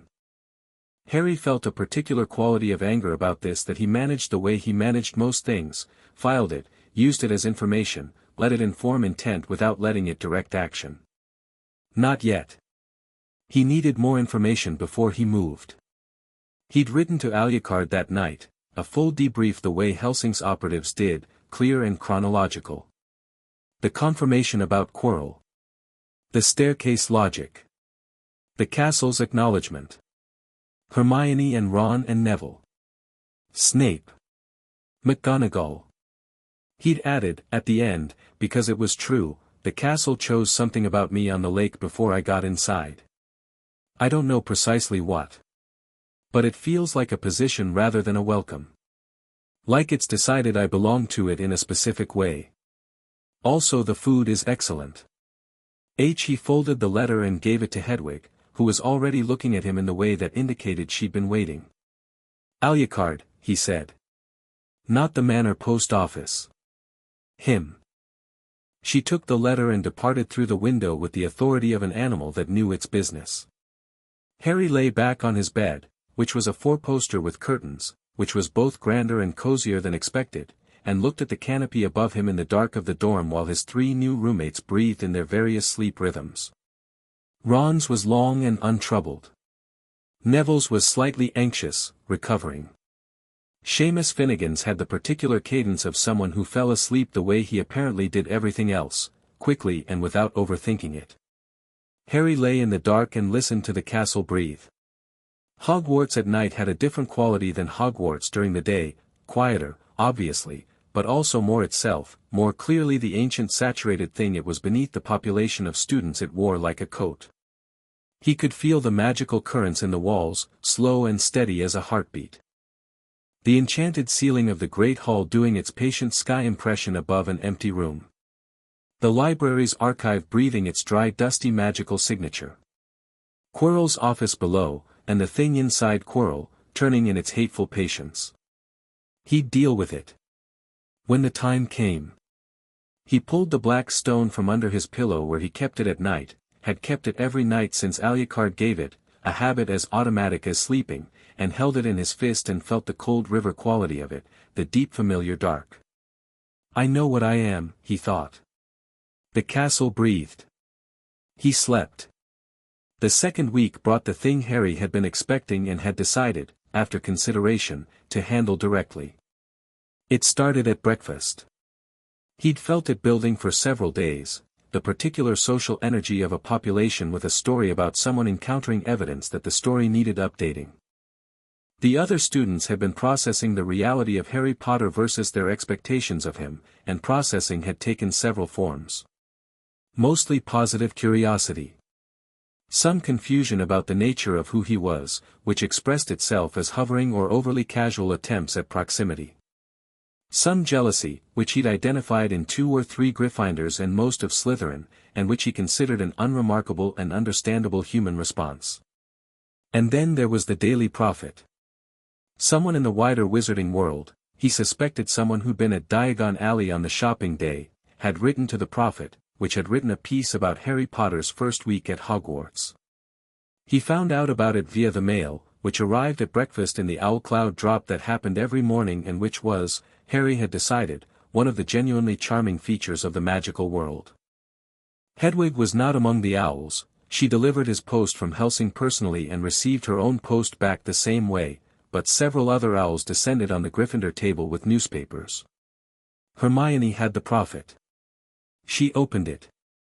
Then she looked at Harry across the table with an expression that was partly warning and partly letting him see first so he could react privately rather than under observation. The article was on page 3. Not front page, page 3, which meant it was significant without being critical, a tone-setting piece rather than a crisis piece. He read it. It described his arrival on platform 9 3/4, his appearance, his scar, and, someone had clearly spoken to either a Diagon Alley shopkeeper or a King's Cross observer, included a description of him walking into the alley, with an air of quiet authority unusual in a child, and a note that he'd been accompanied by a tall figure in dark clothing whose connection to the famous boy remained unclear.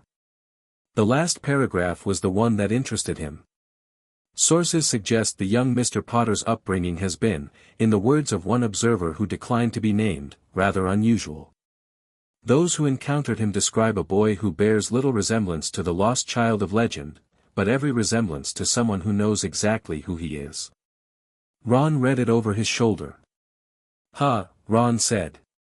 That's, actually pretty accurate. Yes, Harry said.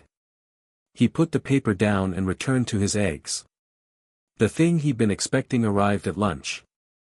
A sixth-year Gryffindor named McLagan who had the particular quality of someone who decided they needed to establish something, walked past the first-year table, paused behind Harry, and said, with a performance of casualness that was transparently not casual, "You're not quite what everyone expected, are you, Potter?" Harry looked at him. "No," he agreed. Prophet says you were raised by some organization. Military or something. Yes, Harry said. McLaggen leaned against the table with the body language of someone deploying size. And you think that makes you? I don't think it makes me anything, Harry said. It made me what I am. That's different. He looked at McLaggen with the steady attention that was not aggressive and not intimidated but was entirely present, the specific quality of someone who was not going to be moved by any amount of performance. Is there something you actually need? McLaggen looked at him. The look that came back had the quality of someone who'd expected a different kind of reaction and found the thing they'd gotten harder to navigate than the thing they'd prepared for. He pushed off the table and left without further comment. Ron watched him go. That was brilliant, he said. He wasn't a problem, Harry said. No, but the way you didn't even, Ron made a frustrated gesture at the space McLaggen had occupied. Most people would have gone red or gotten angry or something. Getting angry would have made his point for him, Harry said. Hermione looked up from her book. That's very good social logic, she said, in the tone of someone approving an intellectual position. Thank you, Harry said. I've been working on my own version of that for years, she said. People say things to try to get a reaction, and if you give them one, then you've handed them the conversation, Harry said. She looked at him. Yes, she said. Exactly that. She paused. We think similarly. I noticed, Harry said. Ron looked between them. I'm going to be hearing this kind of thing a lot, aren't I? He said. Not unhappily. Just assessing his situation. Probably, Harry and Hermione said, simultaneously. Ron appeared to decide this was fine.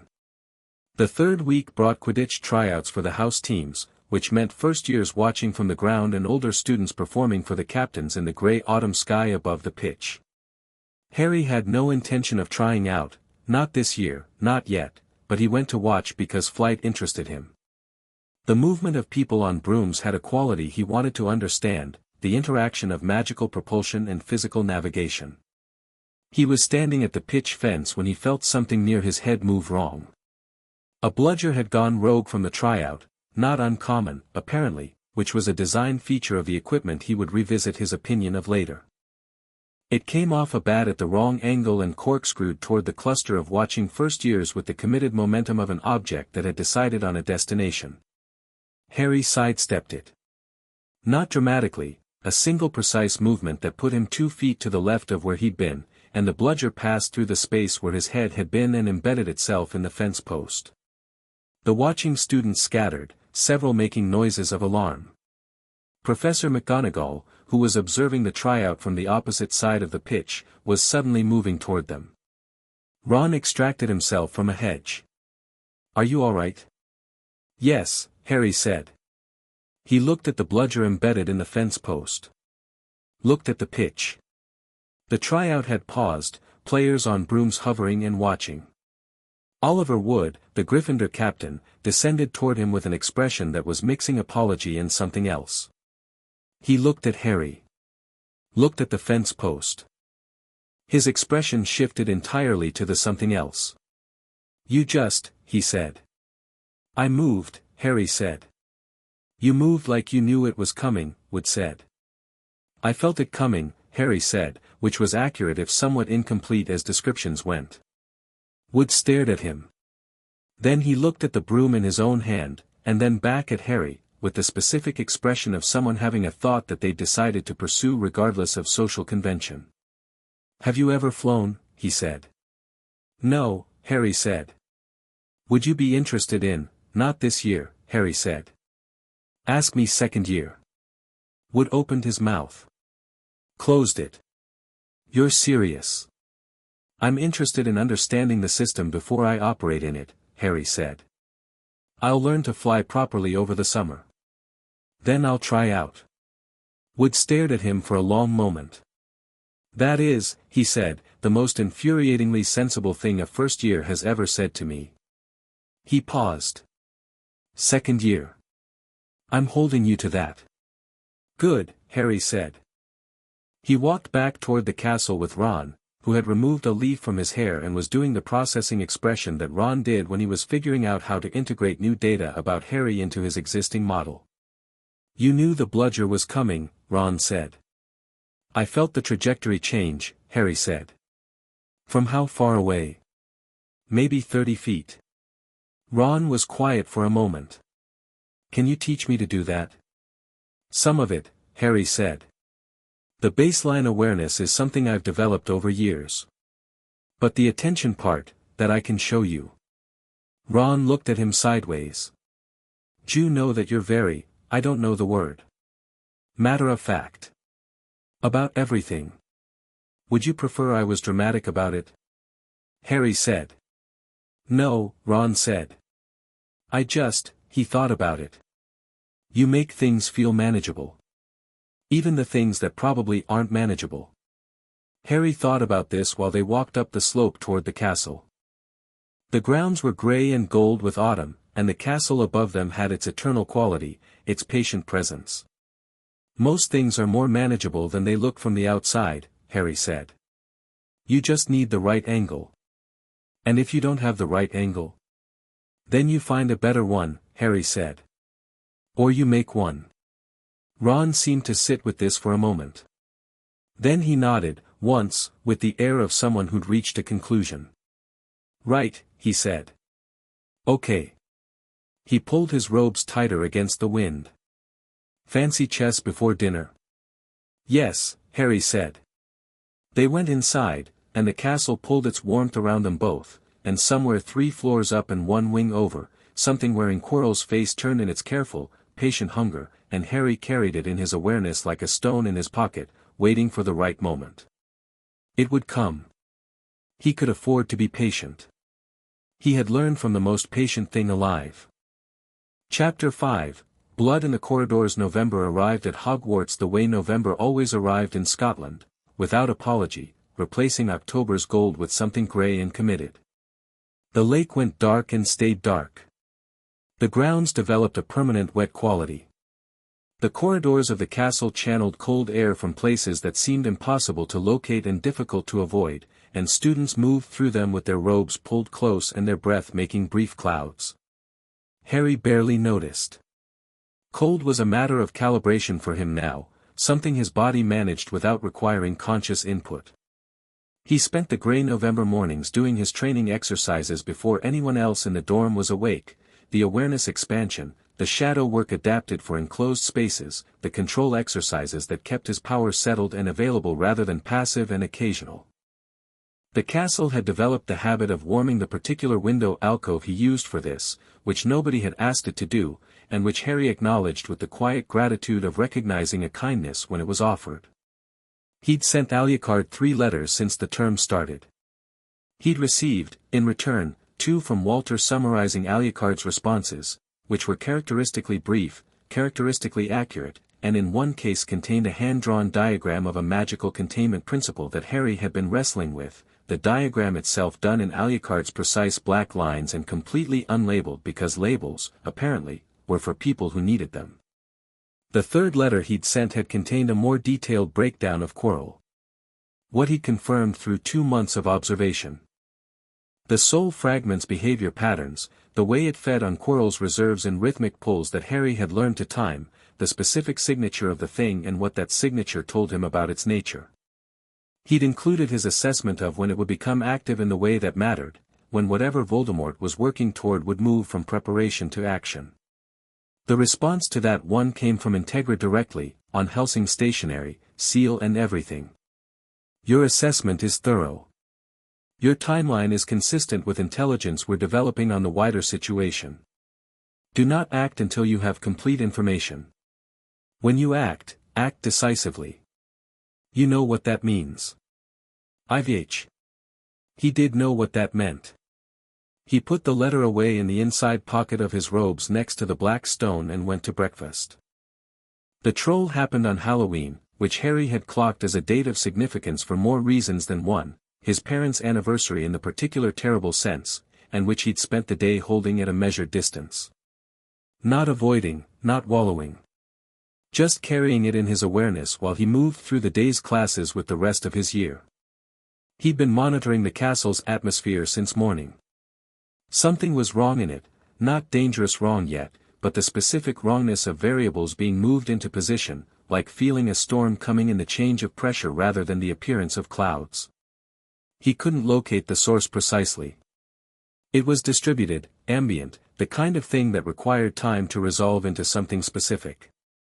The feast was genuine and impressive, and Harry ate well and watched Quirrell at the high table with the split attention he'd been giving him for 2 months.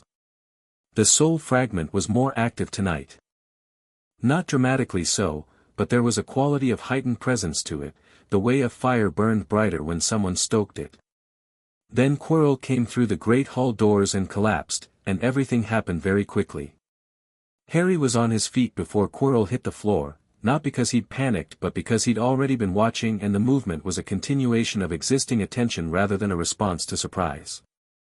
He felt the soul fragment spike, a pulse of genuine magical activity, not the ambient feeding but something intentional, directed downward through the castle in a specific direction. Diversion, he thought. Quirrell's performance was a diversion.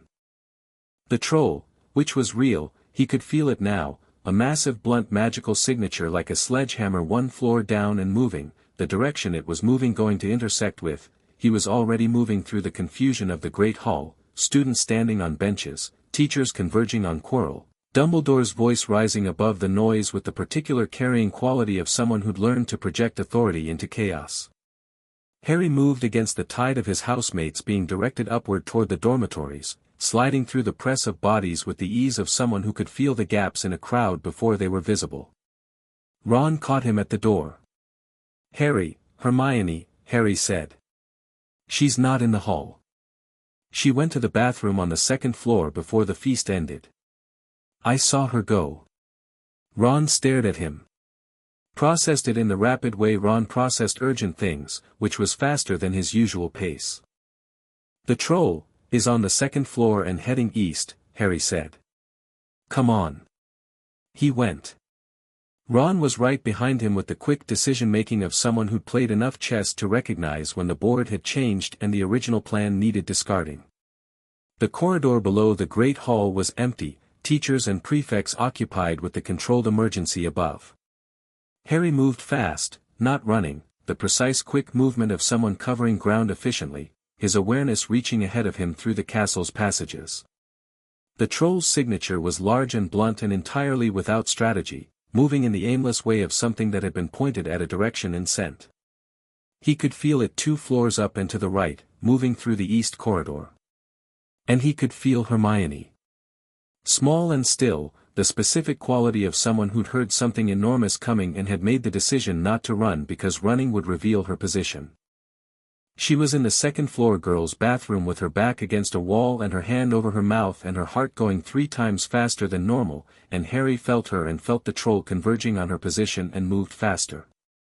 "Shortcut," he said, turning into a passage that wasn't obviously a passage, a gap between 2 tapestries that the castle had showed him 3 weeks ago during his awareness mapping exercises. Ron made a sound of surprise but followed. They came out 40 feet further along the 2nd floor corridor than they would have otherwise, close enough that Harry could hear the troll now with ordinary hearing, the massive wet sound of something enormous breathing, the crack and rumble of it moving through a space not designed for it. The bathroom door was closed. Harry went through it the way he went through things when speed mattered more than ceremony, not through the physical door but beside it and then inside, the shadow step that he didn't do often in this environment because he was not hiding what he was but also wasn't advertising it to 11-year-olds who hadn't asked. The troll was already inside. It was genuinely very large. The educational materials Hermione had been reading aloud at meals for the past week, she researched things she found interesting and had found trolls interesting after the first mention of them in Defense Against the Dark Arts, hadn't adequately conveyed the scale, which was something in the range of 12 feet and correspondingly wide, with a club the size of a small car currently embedded in the sink it had just destroyed. Hermione was in the far corner, pressed against the partition between 2 stalls, her face pale and her eyes very wide and her wand in her hand though she hadn't cast anything yet, hadn't had the moment to, the troll too close and too large and too immediately present for the controlled breath and clear intention that Flitwick's lessons required. Harry took in the room in the half-second he had and did three things simultaneously. He assessed the troll's current momentum and likely next movement. He found the best angle for what he was going to do. And he said, calmly and clearly, at Hermione's volume rather than the troll's, "Hermione. Move left." She moved left. Not because she'd stopped being frightened, but because a clear instruction in a calm voice overrides panic in a way that general terror doesn't, and because some part of Hermione Granger would always respond to useful information immediately regardless of circumstances. She moved left and the troll's club came down exactly where she'd been, and Harry hit it. Not with the wand. He had his wand and it was good and he'd been practicing with it daily and appreciated it as a tool, but this was not a wand moment. This was the room in himself that he'd had since he was 7 and had been developing since before that, the vast dark fire lightning system of what he was, and he put his hand out and pushed. The wave of energy hit the troll mid-center with the force of something that had been built by 6 years of Alucard's training and the accumulated depth of 5 centuries of vampiric darkness running through a bloodline that had already been extraordinary before any of that. The troll went back. Not gently, it went back the way heavy objects went back when something hit them with genuine commitment, the wall behind it losing a significant portion of its plaster and the window above the sinks cracking along its frame. The troll was not unconscious.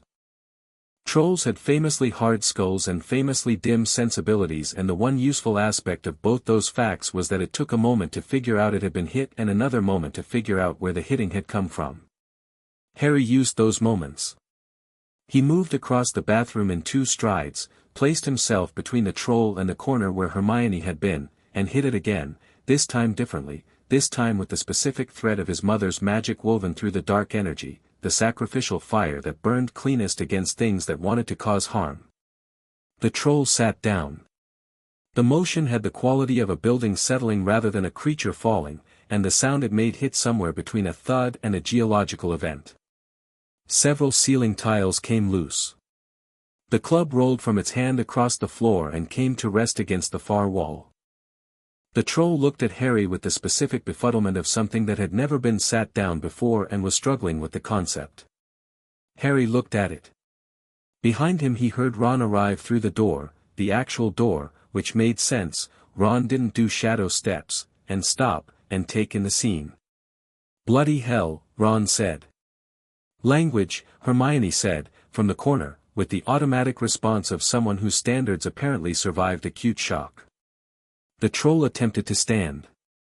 Harry watched it try and then held out his hand again, not hitting this time, pressuring, the specific application of force that said stay down without elaboration. The troll subsided. It had, apparently, the kind of basic threat assessment capability that told it something in this room was more dangerous than it was, and that staying seated was preferable to finding out what happened next. "Hold your wand on it," Harry said, to Ron. "If it tries to get up, cast something loud. You don't have to hit it. Just make noise." He turned to Hermione. "Are you hurt?" She had both hands pressed against the partition and was looking at him with an expression he hadn't seen on her face before, not fear, not the aftermath of fear, but the very specific expression of someone who just watched something that significantly exceeded their existing models and was engaged in rapid, comprehensive revision. "No," she said. "I'm not hurt." She looked at where the troll was now sitting against the wall with the defeated quality of something that had completely lost the thread of its evening. "What was that?" "What you did." The force, the light, not now," Harry said. "Right," she said, which was Hermione's version of consent to deferral. She was filing it, she would come back to it. He had approximately until she felt fully safe, and then the questions would be systematic and thorough. The door burst open and McGonagall arrived first, which Harry had expected. She had the fastest response time of any teacher he'd observed, the reflexive authority of someone who'd been doing this for decades and had reduced emergency response to pure instinct. Behind her, Snape, who came in and took in the room with the sharp speed of a very fast mind, his eyes moving from the troll to the cracked wall to the destroyed sinks to Harry in one continuous sweep. And behind Snape, Quirrell, who came in last and stood in the doorway with his hands clasped and his face arranged in the appropriate expression of shock and whose secondary signature pulsed with something that Harry read as frustration. McGonagall's voice when she found it was controlled and carrying. What happened? Explain. Now. Troll came in, Ron said, with the economy of someone who decided the essential facts were sufficient. Mr. Potter? McGonagall said. Harry looked at her. The troll entered through the window, he said, nodding at the obviously broken window frame. I contained it. He paused. Miss Granger was here when it arrived. She's uninjured. Contained it, McGonagall repeated, in the voice of someone finding the verb insufficient for the scene it was being asked to describe. Yes, Harry said. She looked at the troll. At the wall. At the circle of destroyed plaster and the cracked window and the troll sitting in the middle of it with the demeanor of something that had stopped expecting the evening to improve. She looked back at Harry with an expression that was holding a great many things very tightly. 5 points to Gryffindor, she said, which was clearly not the sentence she'd started building. Each. She paused. And 5 points off for being out of the dormitory. The two cancel. She looked at the three of them. Go back to the tower. We'll discuss this tomorrow. Snape was watching Harry. Not the troll, not the damage, Harry. The expression on his face was the one Harry was beginning to recognize as the one Snape wore when he was recalibrating, and doing so faster than he'd like. Quirrell's hands were clasped too tightly. Harry noted this and walked past him out the door without stopping. In the tower, the common room was still full of students who'd been sent back from the feast and were processing the excitement in the way large groups processed exciting events, with noise and speculation and the retelling of incomplete information with increasing embellishment. Harry, Ron, and Hermione came in to the immediate and intense attention of everyone present. Harry went directly to the stairs. He heard Ron and Hermione fielding questions behind him and trusted Ron's social instincts to manage the room. Ron was good at rooms, had the particular capability of someone who'd grown up in a large family where reading a crowd was a survival skill. He sat on his bed and pulled the curtains. Not to hide, to have 30 minutes of quiet in which to think without an audience. He reviewed what he'd done. Not the action itself, which had been appropriate and correctly calibrated, but what it had revealed and to whom. McGonagall had seen it, would report it to Dumbledore, who would add it to his model. Snape had seen it, the implications of Snape's model updating were more complex, because Snape existed in a space Harry hadn't fully mapped yet. And Quirrell had seen it. That last one was the most interesting variable. Quirrell's soul fragment had responded, the frustration pulse, which told Harry that the evening's troll incident had been instrumental, a piece of something larger. He turned over what that something larger might be. What did Quirrell, or what Quirrell carried, want badly enough to loose a troll on a school full of children as a diversion? He thought about the third-floor corridor that Dumbledore had warned off-limits at the start of term. He'd stayed away because he hadn't finished mapping its signature yet and had decided to finish his information before moving on it. But the troll as a diversion fit very specifically with something on that floor that needed a moment's unguarded access. He pulled the awareness out now, deliberately, through the castle's passages, and found the third-floor corridor and ran along it carefully. Old enchantments, layered, significant, multiple casters, the work of several teachers' hands combined. He found Fluffy without difficulty, because a three-headed dog was not a subtle magical signature, enormous and alert and occupying a room at the corridor's end. And he found what was below Fluffy, a trap system descending through the castle's substrata, each layer a different teacher's work, the whole thing protecting something that sat at the bottom with a small and extraordinarily concentrated magical signature. Old. Very old. Saturated with time and with the specific quality of transformation magic pushed to its absolute limit. He knew what this was. He'd read about it. He understood immediately what it meant that it was here, that it was being protected by Hogwarts staff, that something wanted access to it badly enough to arrange a Halloween diversion. The Philosopher's Stone. He sat with this for a moment, mapping the implications. Nicholas Flamel's work, the single most powerful alchemical object in existence, being stored at Hogwarts where Dumbledore apparently believed it was safer than Gringotts, which meant Dumbledore knew there was a credible threat to it, had known before the start of term. And Quirrell, or what used in Quirrell, wanted it because the stone made the elixir of life, and a soul fragment riding a frightened teacher needed a body, and a body needed not dying, and the elixir of life solved that problem in a direction that would be very bad for everyone. He needed to move faster than he'd planned. He told Hermione and Ron the next morning. Not all of it, not the stone yet, that required more confirmation, but enough. He told them about Quirrell carrying something that shouldn't be there. He told them what a soul fragment was in the same direct way he'd have told them anything factual, without dramatizing it or softening it.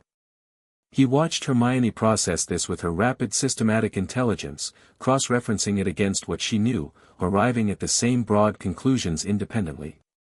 He watched Ron's face go through a very different process that ended in the same place, a kind of sober, wide-eyed recognition of the stakes. "You knew since the train," Hermione said. "I suspected on the train," Harry said. "I confirmed it in the first week."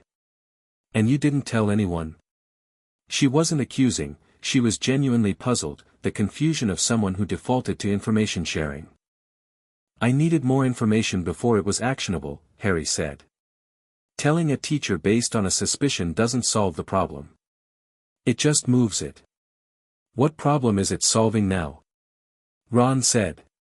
"He wants something in this castle," Harry said. "Something on the 3rd floor. I think he's been waiting for the right moment to get to it. Halloween was meant to be that moment, the troll was a diversion, not a random event. So it didn't work because we stopped the troll," Ron said. "Because I stopped the troll," Harry said. "Which means he knows that approach failed and he'll try differently." "We should tell Dumbledore," Hermione said. "Dumbledore already knows about Quirrell," Harry said. "Or he knows enough to know something isn't right. He's been managing it rather than acting on it." He paused. "That's not a criticism, he has reasons for his approach that I understand. But his approach assumes a timeline that may be wrong." "And yours assumes what?" Hermione said. "Mine assumes the timeline is shorter than he thinks," Harry said. "And that waiting for the right moment is only good strategy if you're confident about when the right moment is."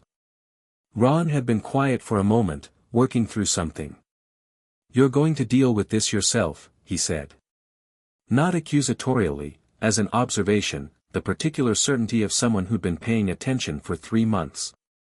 "Yes," Harry said. "Can we?" Ron stopped. "Start it again. I know you can handle things on more actions request aborted right the next chapter now." Chapter 6, What We Are the week after the troll, Hogwarts shifted. Not physically, the corridors stayed where they were, the staircases kept their patterns, Fluffy remained 3 floors up doing what 3-headed dogs did in the dark. But the social atmosphere of the castle had moved in the way atmospheres moved after something significant happened and everyone was processing it with incomplete information. Students looked at Harry differently now. Not the recognition of the scar look, which had faded into background noise by October, something newer, more specific. He'd been seen doing something in that bathroom and the description had circulated through the school in the way descriptions circulated in closed communities, rapidly, with additions, becoming something slightly larger than the event by the time it reached the outer rings of the rumor. He didn't mind. He found it interesting. What he did mind, in the precise sense of noting it as a variable worth tracking, was Quirrell. The double signature had changed quality after Halloween. The soul fragment's frustration had settled into something more patient and deliberate, which was in some ways more concerning than frustration, because frustration was reactive and patience was strategic. It was recalibrating. It had encountered an obstacle, Harry, and was now treating Harry as a factor rather than an irrelevance. Which meant it had looked at Harry properly. Which meant it knew, or suspected, something of what it was dealing with. Harry tracked this through November with the steady attention of someone who understood that the most dangerous interval in any situation was the one where both parties knew the other was aware, but neither had yet moved. The interval had its own logic. Push too early and you collapsed it before you had complete information. Wait too long and you ceded initiative. He spent the interval collecting the last pieces he needed. The trap system below Fluffy took him 3 separate awareness sessions spread across 3 different nights to map completely. He did it from his dormitory window while his roommate slept, reaching through the castle with his expanded sense and walking the system's structure carefully, level by level. Devil's Snare first, which was straightforward. A key chamber. A chess puzzle. He spent 2 full sessions on the chess logic and concluded it was Professor McGonagall's work, which made sense given her teaching subject and her precision. A troll, different from the Halloween one, another specimen, already unconscious apparently, which was mildly alarming in terms of what had put it down. An obstacle involving a fire and bottles that had the structure of a logic problem. And at the bottom, the mirror. The mirror was where Dumbledore had hidden the stone. He'd read about the Mirror of Erist in Helsing's magical reference files. Old object, powerful enchantment, shows the viewer their deepest desire. Using it as the stone's final safeguard was clever. If you wanted the stone, you'd see yourself using it, and then the stone would stay in the mirror forever.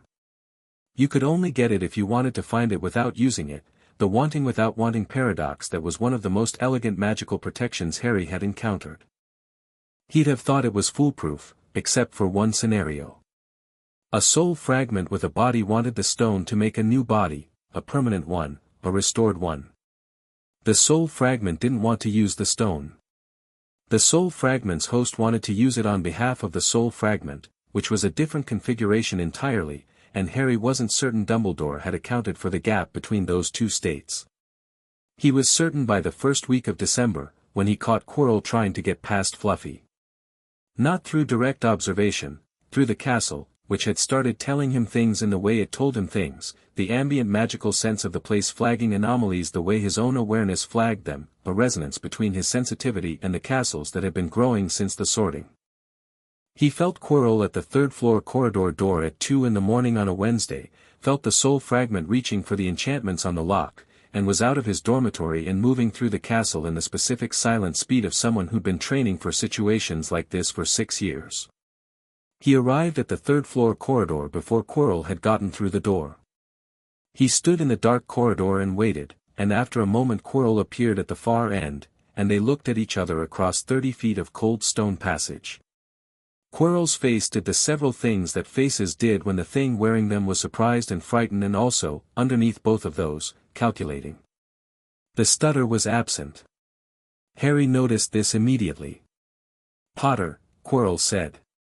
His voice without the stutter was different, flatter, more deliberate, with a quality that was partly Quirrell and partly whatever rode him.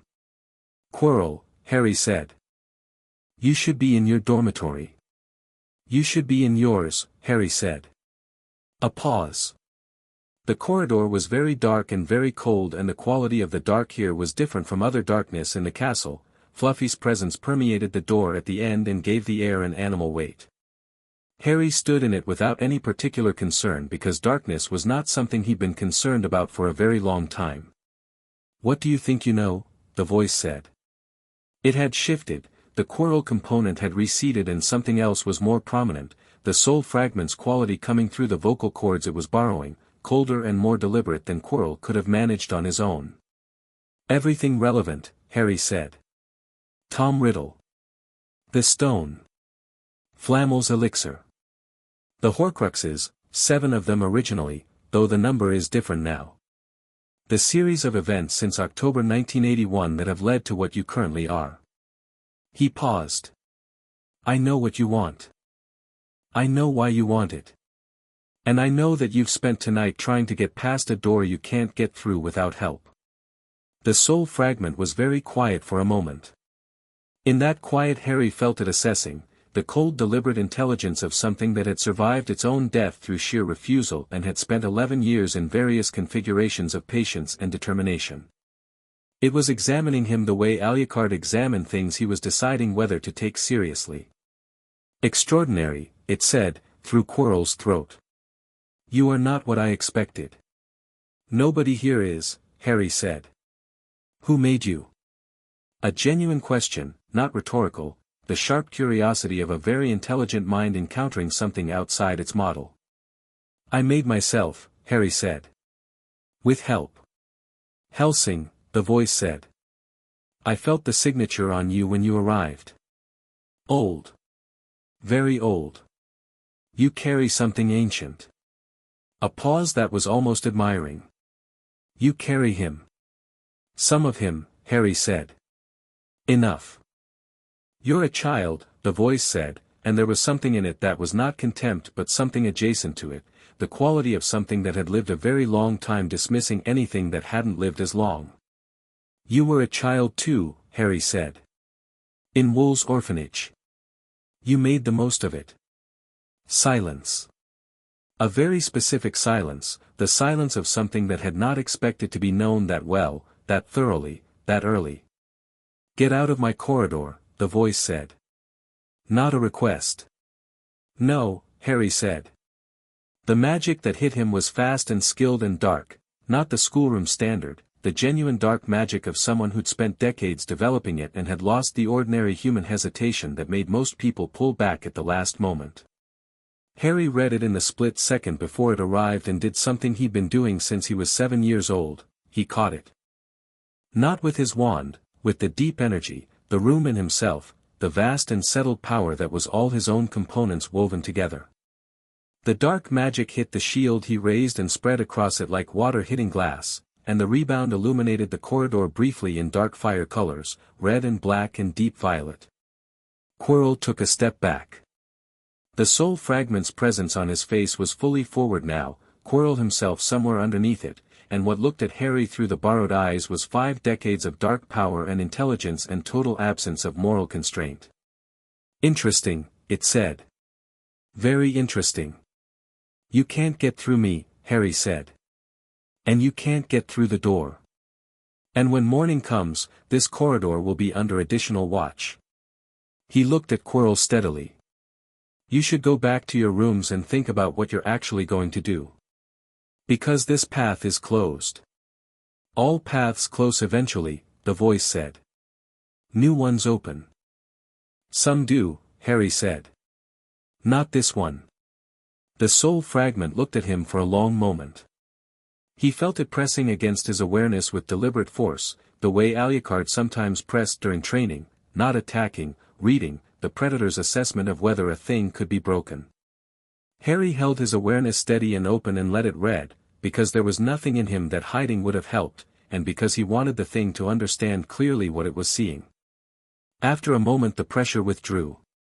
"You will not always be standing between me and what I want," the voice said. "No," Harry agreed. "But I am tonight." Quirrell turned and walked back down the corridor and out of Harry's line of sight, and Harry stood alone in the dark passage for a few minutes feeling the soul fragment's presence recede through the castle toward the defense classroom. Then he turned and went back to his dormitory, moving through the castle's dark corridors with the ease of something that belonged in them, and arrived back in the 4th-year boys' dormitory and pulled his curtains and lay in the dark thinking about timelines. He told Hermione and Ron in the morning. Hermione's reaction was a complex series of expressions occurring in rapid sequence: alarm, recalibration, analytical engagement, and then the one that arrived last, which was the look she wore when she was genuinely frightened and was managing it by converting it into problem-solving as fast as she could. "He's going to try again," she said. "Yes," Harry said. "He knows I know. He'll try to move before I can consolidate." "What does consolidate mean in this context?" Ron said. "Tell Dumbledore with enough specifics that Dumbledore removes the stone from the castle entirely," Harry said. "Which is the cleanest solution and the one that removes the problem rather than containing it." "Then tell Dumbledore," Ron said. "I wrote to Dumbledore last night," Harry said. "After I came back from the corridor. Full report, the soul fragment, the stone, the trap system, the interaction with Quirrell, my read on the timeline." He paused. "I also wrote to Hellsing." Hermione looked at him. And Dumbledore won't be here until this afternoon," Harry said. "He had an emergency ministry meeting this morning. I found out from the post table, there was a message from Fudge. Someone arranged that." Ron looked at him. The corridor last night was a probe, Harry said. Testing what I knew and what I could do. This morning's meeting is the follow-up. He'll go for the stone today, while Dumbledore is in London. Today, Hermione said. Tonight, Harry said. After dinner. When the castle is settled. The three of them sat with this. Outside the common room windows, the December sky was low and grey, the grounds below empty and frost-edged, the lake black beyond the slope.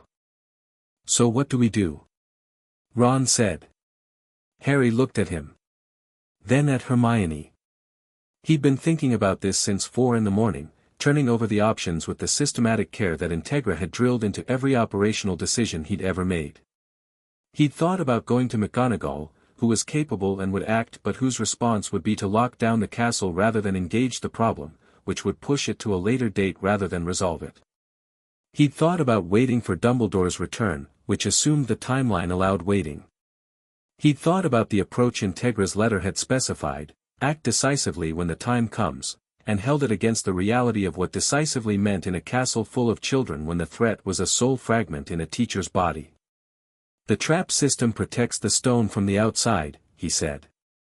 Quirrell will need to go through all 7 layers tonight to get to the mirror. That takes time. If we go through first, we... Hermione said. You don't have to, Harry said immediately. This isn't your, oh don't, she said. Don't give me the, this isn't your problem, speech. I've clearly been in this since the bathroom.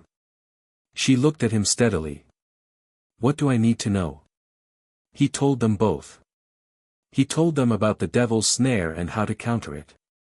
He told Ron about the chess piece, the kind of wizard's chess problem that required a real game, with pieces that moved and took, and that if the chessboard was anything like McGonagall's teaching style then the solution was aggressive rather than defensive, sacrifice over preservation. He told Hermione about the logic puzzle because Hermione and logic puzzles were a known quantity, the match was obvious. He told them both that they didn't need to come past the point where they ran out of road. After the chess, he said, to Ron. If Hermione handles the potions puzzle and I go on from there, you can come back. You don't need to be in the room with Quirrell. Ron looked at him with an expression that Harry had come to recognize as the one Ron wore when he'd made a decision and was making sure his face was consistent with it. If you're going to fight something with Voldemort in it, someone should know what happened, he said. I'll go back from the chess and get McGonagall. He paused. Unless you need me further in.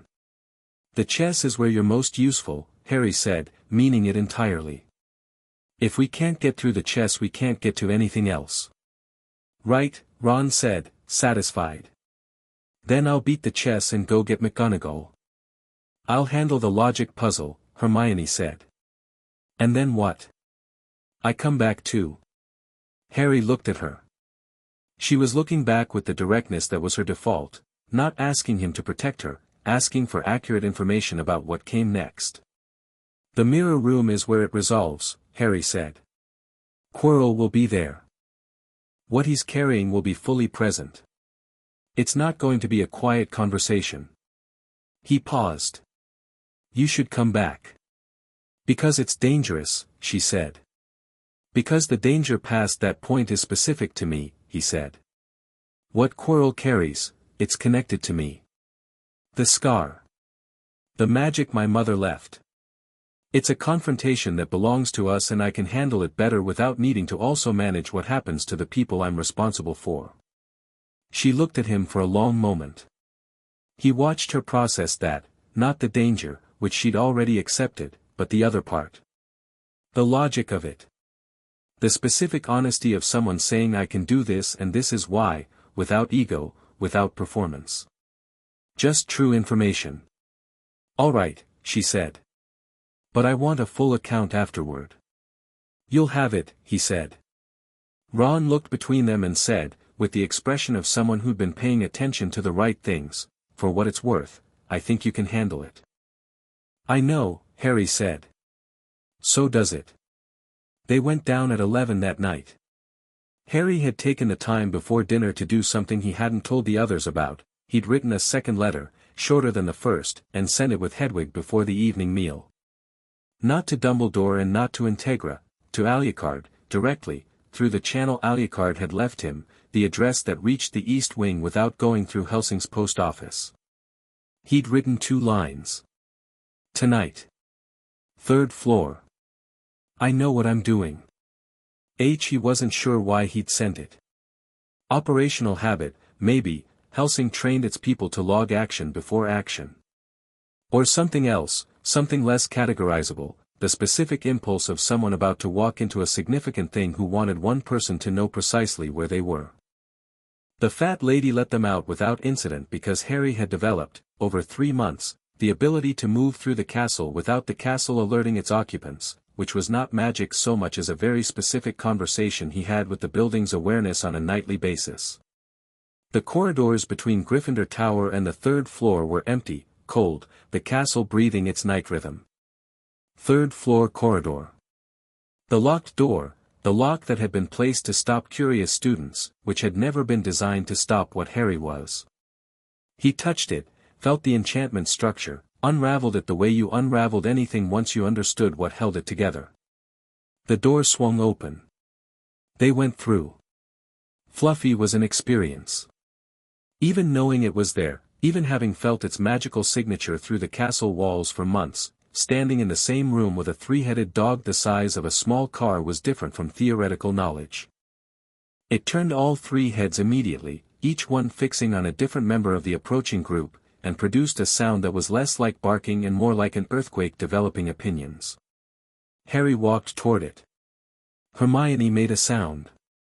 Ron went very still. Harry walked toward Fluffy and reached up and put his hand on the nearest head, the leftmost one, which was the one tracking him most intently, and looked it in the eyes.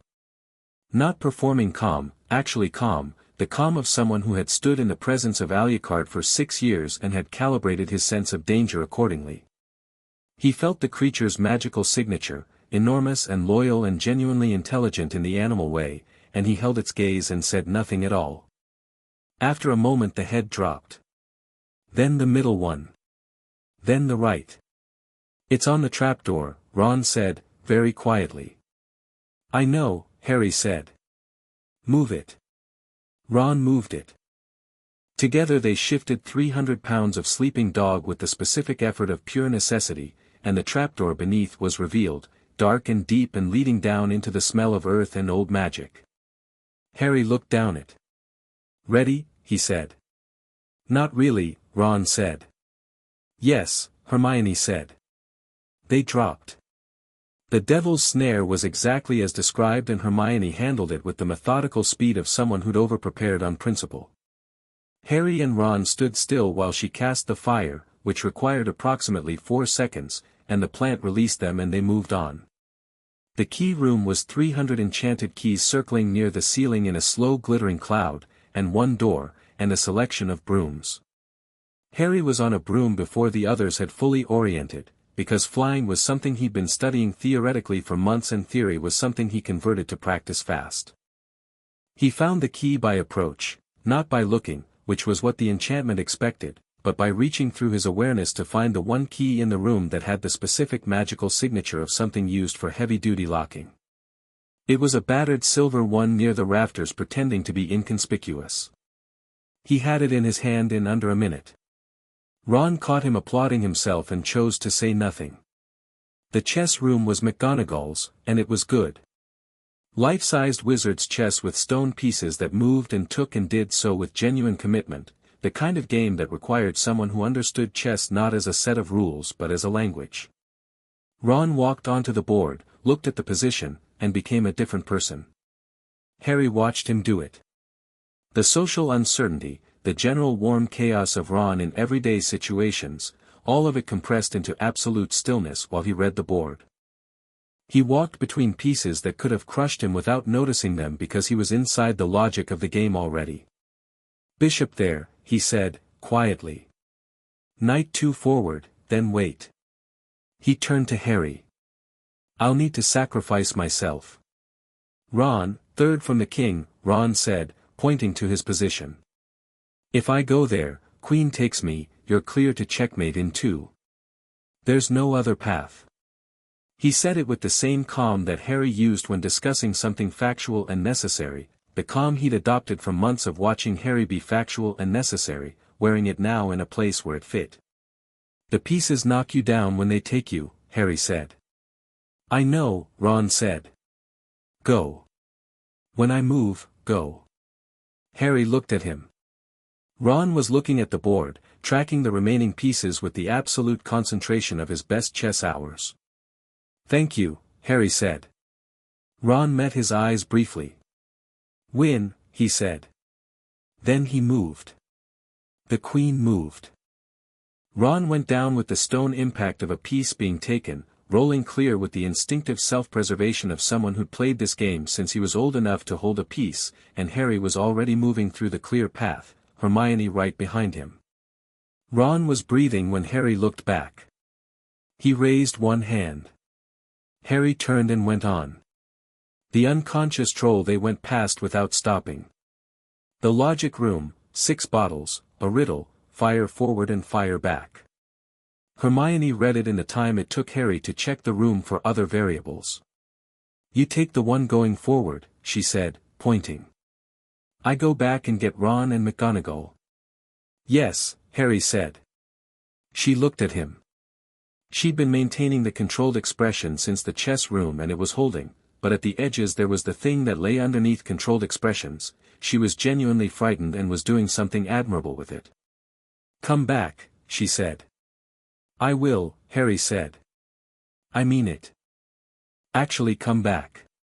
Not just, deal with it and then collapse in the corridor or something heroically stupid like that. Noted, Harry said. I'm serious, Harry. I know you are, he said. I'll come back. She nodded, once, with the precise firmness of someone making it a fact by the force of their conviction. Then she took her bottle and went back through the fire, and Harry took his and went forward, and the corridor beyond was dark and deep and smelled of something old. The last room was larger than the rest.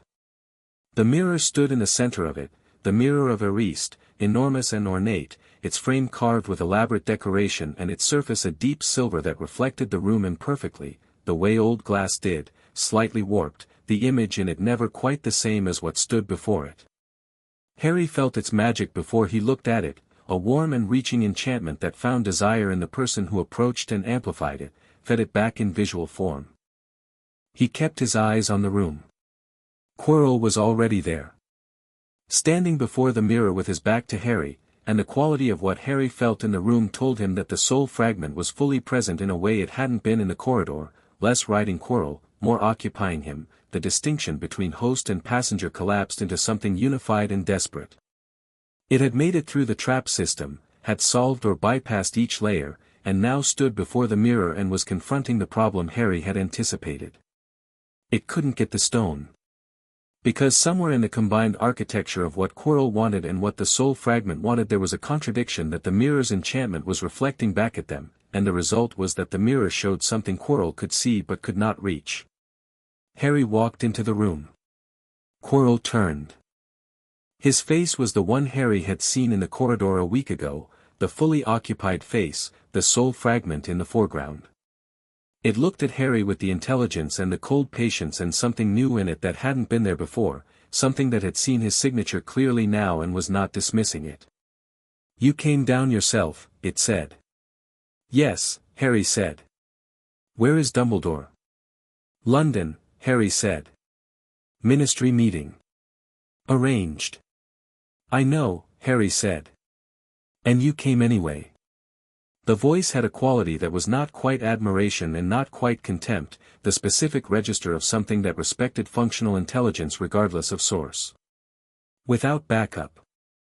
Without the headmaster. It looked at him steadily. Either you are very confident or you are very foolish. I know what I am, Harry said. Yes, the voice said. I felt that in the corridor.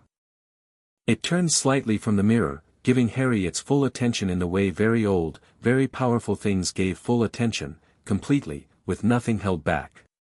What are you, exactly? Specifically? I have been trying to categorize you since Halloween. Something new, Harry said. That's the accurate answer. The Hellsing vampire, it said. The no-life king's blood. And your mother's sacrifice. And your own extraordinary power underneath both. It was quiet for a moment. Unprecedented. Someone else said that, Harry said. I can see why. It studied him. You know I cannot be destroyed. Not in this form. Whatever you do to this body changes nothing about what I am. I know, Harry said. Then why are you here? To get the stone, Harry said. And to make sure you don't. The mirror was behind Quirrell, its silver surface patient and deep. Harry looked past Quirrell at it and let himself look directly, and the mirror found him and showed him what it showed. He'd expected to see Alucard. Or Integra. Or the Hellsing grounds in summer. He'd expected some version of what he wanted, which was the ordinary human content of years of accumulated belonging. He saw himself. Just himself, standing exactly as he was standing now, and in his hand was a small red stone, and his reflection looked back at him with an expression that was simply the one he wore when things were correctly understood. He felt the weight drop into his pocket. He kept his face completely neutral and looked from the mirror to Quirrell, and he did not reach into his pocket or look down or change his posture in any way. Step away from the mirror, Harry said. You got it, the voice said. Not a question. The intelligence of something that had been watching every micro-expression, every physical indicator, and had read him perfectly. The Dumbledore protection. The wanting without wanting. It made a sound that was not quite a laugh. Of course. Of course you got it. Step away, Harry said again. Give it to me, the voice said. And the magic that came with those words was not the attack from the corridor, this was something different, older, more fundamental. The full weight of a Dark Lord's will applied with decades of practice, the compulsion magic of something that had bent harder minds than his. It hit Harry's awareness and he felt it the way he felt all the things that pressed against him, clearly, from the outside, unable to find purchase in something that had been trained to hold its own shape under pressure since the age of 4. He felt it and dismissed it with the same effort it took to dismiss background noise. No, he said. Quirrell's hand came up, and the magic that followed was the serious kind, not the corridor's probe, not the compulsion, but raw destructive force wielded by someone who had spent 50 years learning to hurt things and had no remaining hesitation about using that knowledge. Harry stepped into it. Not away from it, into it. The movement Alucard had drilled into him across hundreds of training sessions, the counterintuitive principle of closing distance rather than creating it, of making the space too intimate for the attack to work. He closed the gap between himself and Quirrell in 2 strides and got his hand on Quirrell's arm. Quirrell screamed. The sound was extraordinary and awful, not Quirrell's sound, beneath it was something rawer, the sound of something burning that hadn't expected to burn. Harry held on. He felt what was happening through the contact, his mother's sacrificial magic, the love-death that had been woven into his blood 11 years ago, reacting to the soul fragment the way fire reacted to dry wood. The protection didn't care what form Voldemort took. It cared that he was Voldemort. Quirrell's skin beneath Harry's hand was blistering. Harry felt it and felt the soul fragment thrashing against the pain with the terrible energy of something that had survived everything and was refusing to register this as different, and he held on because Integra had said act decisively and Alucard had spent 6 years making him into something that did not let go. You cannot kill what I am, the voice said, through Quirrell's pain. Raw now, not controlled, the composure of centuries stripped by the simplicity of burning. I am beyond death. I have made myself beyond it. I know, Harry said. I'm not trying to kill you. Then what? I'm damaging the host, Harry said, quietly. Badly enough that you can't stay in him. And when you leave him, he reached into his awareness and found the deep thread of Alucard's blood in himself and pulled it forward, the cold deep river darkness that was the oldest thing in him. You're going to meet something that knows exactly what soul fragments are, and what to do with them. The soul fragment understood what he meant half a second before he did it. He felt the understanding arrive in the quality of its panic, the raw, absolute panic of something ancient and cold encountering the recognition of something older and colder that it could not outlast. Harry let the darkness out. Not the energy, not the fire and lightning system that was his own. This was Alucard's thread, the piece of the no-life king that lived in him, given with intention and carried for 7 years. He let it out through the hand on Quirrell's arm and it entered the space between them and found the soul fragment the way a predator finds anything, not by seeking but by existing in the same space as the prey and being what it was. What happened next was not a battle. Battles had 2 sides. What happened was one-sided in the specific way that an ocean is one-sided when something falls into it, the thing that fell ceased to have relevance to anything above the surface. The soul fragment that had ridden Quirrell for months, that had spent 11 years looking for ways to restore itself, that had spent 50 years before that building the most comprehensive structure of dark magical power in living memory, met 6 centuries of something that had been consuming darkness as a dietary choice since before Tom Riddle's grandfather was born. It was very quick. Quirrell collapsed. Harry caught him, not because he'd planned to catch him, but because a person was falling and catching them was the correct response regardless of what they'd been carrying. He lowered Quirrell to the floor and checked him the way Dr. Harker had taught him to check injured people: pulse, breathing, responsiveness. Pulse was there, thin and fast. Breathing, labored. Responsiveness, he called Quirrell's name and got a flicker, a moan, the confused return of someone waking from something very dark. Quirrell looked up at him. His own face, now, the soul fragment gone from it, the presence that had occupied it for months absent, and what was left was a frightened, exhausted, damaged man looking at a child with the expression of someone who'd been somewhere very bad and couldn't entirely locate the present yet. "It's gone," Quirrell said. His voice was entirely his own, the stutter present because it was real. "Yes," Harry said. "I couldn't," he stopped. Swallowed. "I couldn't stop it. From the beginning. Albania. I met him in Albania and I couldn't." "I know," Harry said. "You need medical attention. Stay still." "Is it over?" Quirrell said. Harry thought about this.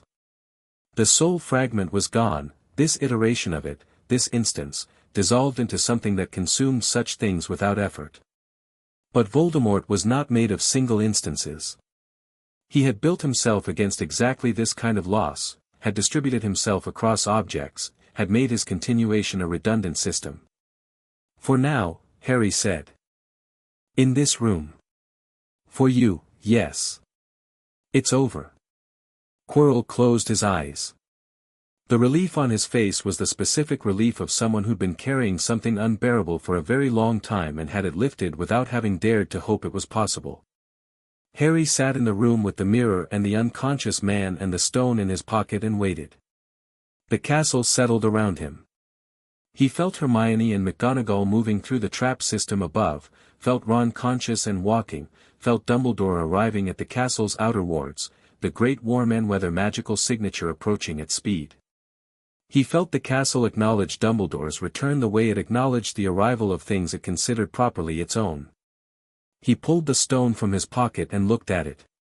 Small and red and genuinely beautiful, with the alchemical concentration of a thing that had taken centuries to make and contained, in some form he didn't fully understand, the principle of indefinite life.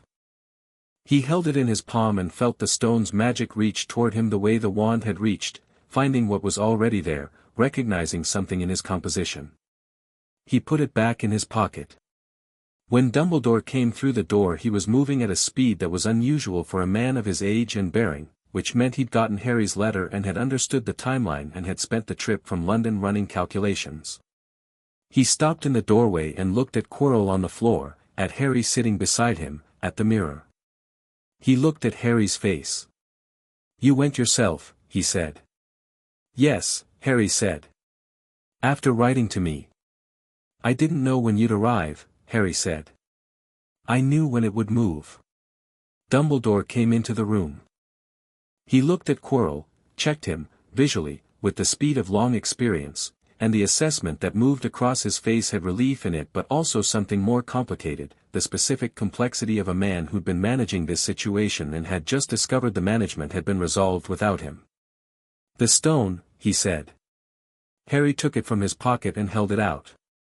Dumbledore looked at it on Harry's palm for a moment before taking it. "You could have used it," Dumbledore said.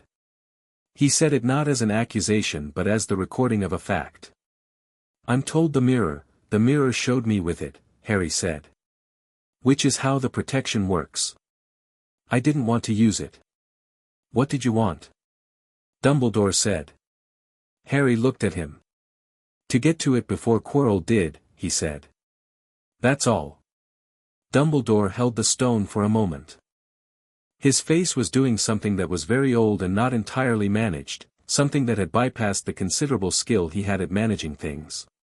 He looked at Harry with an expression that Harry read as the way very experienced people looked when they'd been wrong about something and had found out through the wrongness being better than the plan. "The Hellsing Organization will be informed," he said. "I already told Alucard," Harry said. "Of course you did." He paused. "Quirrell needs the hospital wing. Will you stay with him until the staff arrive? I need to make arrangements for the stone." "Yes," Harry said. Dumbledore looked at him once more. He said, "I owe you an honest conversation. About the prophecy, about my plans, about what I've been doing with information I should have shared. When you've rested." "When I've rested," Harry said. Dumbledore left. Harry sat beside Quirrell in the room with the mirror and held the space and watched Quirrell breathe.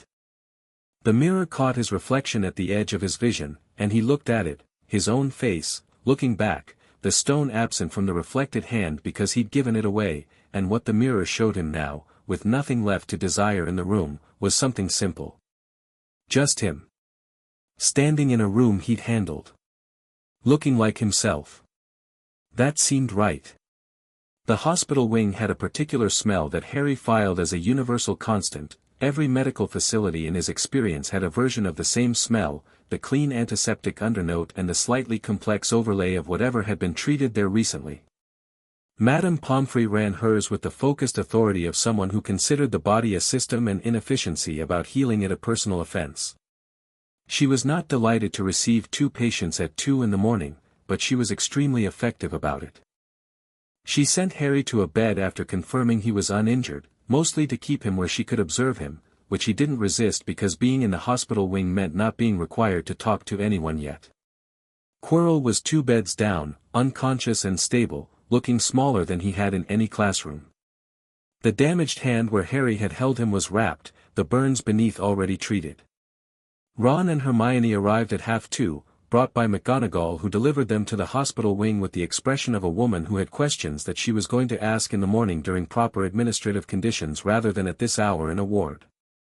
She looked at Harry for a long moment before she left, and what she said was, "Well done, Mr. Potter."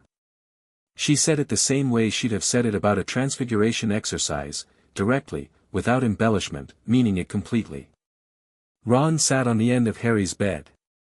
He had a wrapped wrist from where a chess piece had caught him going down, which Madame Pomfrey had already seen to. He looked tired and satisfied in the way people looked after doing something genuinely difficult. "You got it," Ron said. "Yes," Harry said. "And Voldemort's gone from this," Harry said. "Not permanently. He has other contingencies. But from here, from Quirrell, yes." Ron nodded. He was quiet for a moment. "I went down hard," he said. "The chess piece. And I just laid there and thought about whether I'd actually helped or if I'd just gotten in the way." "You won the chess game," Harry said. "I couldn't have gotten through without it." "Yeah." Ron looked at him with the particular vulnerability of someone who genuinely needed to know this was true rather than kindness. "The board McGonagall set wasn't about magic," Harry said. "It was about chess strategy. I know chess well enough to analyze. I don't know it well enough to play it the way you played it. That's a skill I don't have." He looked at Ron steadily. "You were necessary." Ron sat with this. Then he exhaled, and the particular tension in his shoulders, the one Harry had read as worry about being a bystander in his own friend's life, released. "Okay," he said. "Good." Hermione was in the bed on Harry's other side, sitting cross-legged, a notebook already open because she'd apparently had it in her robes. She'd been quiet since arriving, which was unusual enough that Harry had noted it and had been giving her time. "The force you used," she said. "In the bathroom with the troll. And tonight. It's the same thing." "Yes," Harry said. "It's not standard wand magic. No. It's something else.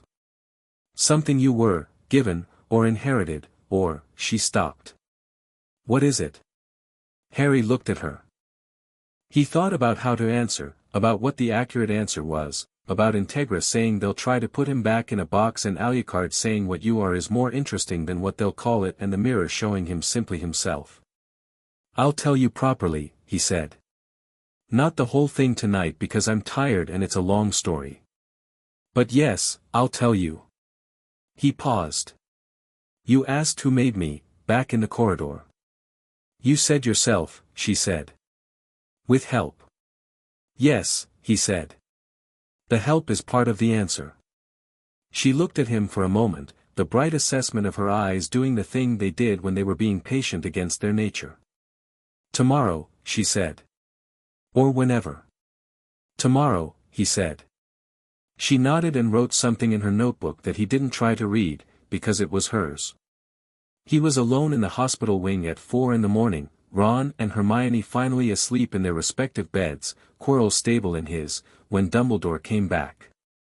He pulled the curtain around Harry's bed back gently and sat in the chair beside it with the quiet of someone who'd been awake for a very long time and had made their peace with it. He had the stone in a small pouch on his lap, which he held with both hands. "I've been thinking," Dumbledore said, "about what to tell you." "The truth would be good," Harry said. A small, genuine smile. "The truth." "Yes." He settled back in the chair. "The truth is that I've spent 10 years building a strategy around a child. I told myself the strategy was for the child, that everything I planned was in service of keeping you safe, ensuring the prophecy was met in the way that preserved the most lives." He paused. "What I didn't account for, what I couldn't have planned for, genuinely, is what happens when the child has their own strategy. And is better at it," Harry said. "And is better at it," Dumbledore agreed, with the quality of a man who could be honest about this and had decided to be. "Tonight you handled something I've been managing carefully for months. You handled it directly, with better information than I had, and with a method that resolved it rather than containing it." He looked at Harry. "The soul fragment is gone." "Yes," Harry said. "What you did," he paused. "The method. I felt the magical residue when I entered the room. I don't have a complete understanding of what you used." "Alucard's blood," Harry said. "The piece of him that's in me. Soul fragments are essentially dark concentrated energy. What he is, what he's always been, is something that consumes that kind of energy." He looked at the ceiling. "It wasn't a battle. It was just, the natural result of what those two things are when they're in the same place." Dumbledore was quiet for a moment. "Extraordinarily practical," he said. "He would say efficient," Harry said. Dumbledore looked at him. "You're fond of him," he said. Harry looked at him back. "Yes," he said, without qualification. "He taught you to be what you are." "Part of it," Harry said. "Integra taught me discipline and accountability. Walter taught me that competence and care aren't contradictory. Sarah's taught me that what you become doesn't have to be smaller than what you plan to be." He paused. "Alucard taught me not to be afraid of anything. Is that wise?" Dumbledore said. "No fear at all."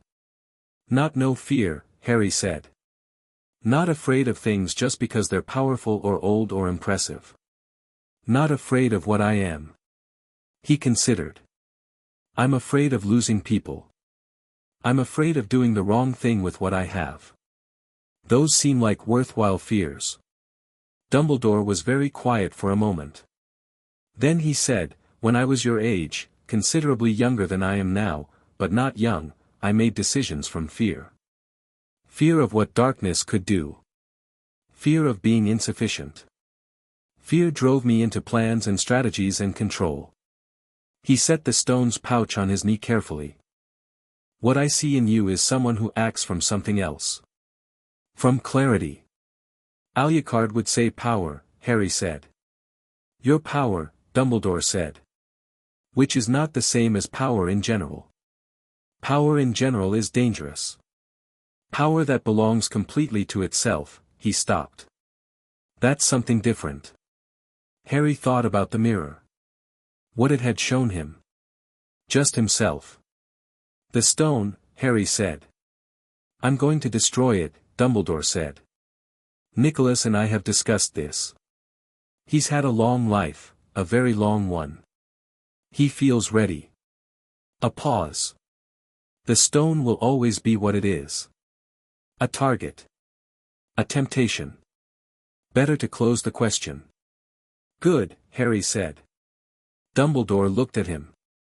You agree without hesitation. An object that makes you live forever isn't actually a solution to anything, Harry said. Voldemort wanted to live forever. What he made of his life before and after that point was the problem, not the length of it. Wisdom, Dumbledore said quietly. From an 11-year-old. Nearly 12, Harry said. The same small smile. Nearly 12. He stood, tucking the stone away. Get some sleep. There will be questions in the morning, from the school, from the ministry, from people whose management of their curiosity is variable. He looked down at Harry. You don't owe anyone an explanation. I know, Harry said. But Hellsing will want a full report. Already sent, Harry said. Dumbledore raised his eyebrows fractionally. When? Before I went down, Harry said. I told him what I was going to do. Alucard, Dumbledore said. Yes, Harry said. And what did he say? Harry looked at the ceiling. He thought about the letter he'd sent, 2 lines, simple, factual, the kind of communication Alucard preferred because it said precisely what was necessary and nothing else. And the response that had come back, which had arrived through the same channel not 40 minutes after Harry sent it, which meant Alucard had been awake and had received it immediately and had responded immediately, which was its own kind of information. The response had been 1 line. I know you do. He said he knew, Harry said. Dumbledore was quiet for a long moment. Then he said, very simply, good. He left. Harry lay in the hospital wing in the last of the night, listening to Ron's steady breathing and Hermione's slightly more structured sleeping breath and Quirrell's slow, damaged rhythm 3 beds down, and felt the castle around him, old and warm and present, the awareness that had claimed him on the lake way back in September settling around him with the patient permanence of something that had decided. He pulled the black stone from under his pillow and held it in his fist. Cold river. Deep dark. The resonance that said I know what I am without having to say it. He closed his eyes. 3 days later he walked out of the hospital wing into a castle that had rearranged itself around the events of the previous week in the way that institutions rearranged themselves around significant events, not fundamentally altered, but shifted on its axis, every room carrying the new information in its atmosphere. Ron was waiting in the corridor with a chessboard under one arm and the expression of someone who had eaten a full breakfast and felt ready for whatever came next. Hermione was on his other side with a book and 3 questions already visible in her expression and held in reserve by an act of will. How are you? Ron said. Fine, Harry said. And then, because Ron's question was genuine and deserved a genuine answer, better than fine. Good. You look it, Ron said, with the directness of someone who was not given to compliments but meant them when he gave them. I have questions, Hermione said. I know, Harry said. Starting with the soul fragment methodology and ending with what Alucard specifically said when you told him what happened, and there are approximately 14 things in between. Let's walk, Harry said. I'll tell you while we move. They moved. The castle opened its corridors around them, the morning light coming through high windows in the long geometric patterns that Harry had memorized months ago. He told them. He told it from the beginning, not the very beginning, that would take years and he'd give them years if they wanted them, but from the relevant beginning, Quirrell, what he'd known and when, the stone and the trap system and the mirror and what had happened in the room at the bottom. He told it the way he'd tell Hellsing, clearly, chronologically, with the relevant details and without embellishment. And he watched them receive it, Ron's face moving through versions of the story as it became more complete, filling in the gaps between what he'd directly observed and what had happened beyond his sight, something settling in him that was the specific relief of understanding. Hermione processing, cataloging, already formulating the follow-up questions that would arrive one at a time over the next several weeks. The soul fragment, Hermione said. When you say Alucard's blood consumed it, think of it as an apex predator finding prey, Harry said. Not violent. Just inevitable. What Alucard is, fundamentally, is the thing that dark energy is afraid of. And you carry that, she said. Some of it, he said. Enough. She was quiet for a moment. And the mirror. It showed you yourself. Yes, he said. Not the people you love. Not Hellsing. Just me, he said. With the stone. So what you wanted was, to get it first, he said. Not to use it. Just to get there before Quirrell did. She turned this over. That's very, she searched for the word. Purposeful. As a desire. Not personal at all. It seemed like the right thing to want in that room, Harry said. She looked at him sideways. Harry. Can I say something honest? You always do, he said.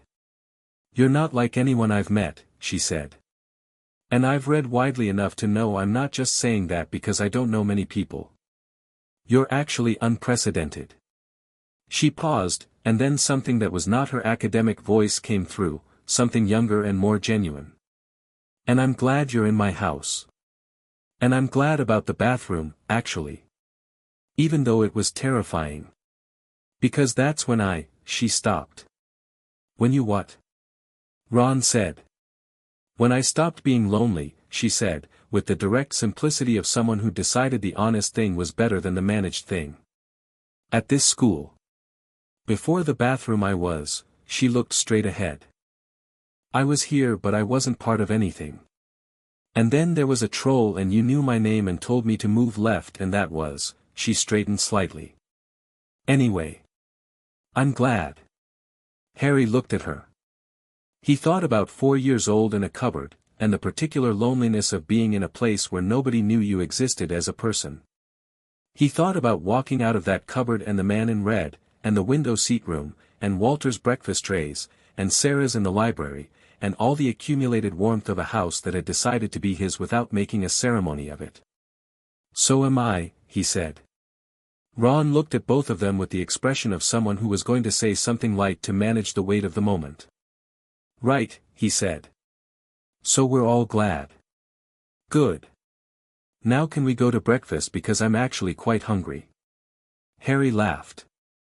A real one, sudden and unmanaged, the sound of someone caught genuinely off guard by something that was simply funny, and Ron grinned at the sound of it and Hermione shook her head with the resigned affection of someone who'd accepted that this was her life now, and the three of them went to breakfast in the great hall under the enchanted sky. The last Hellsing letter of the term came a week before Christmas.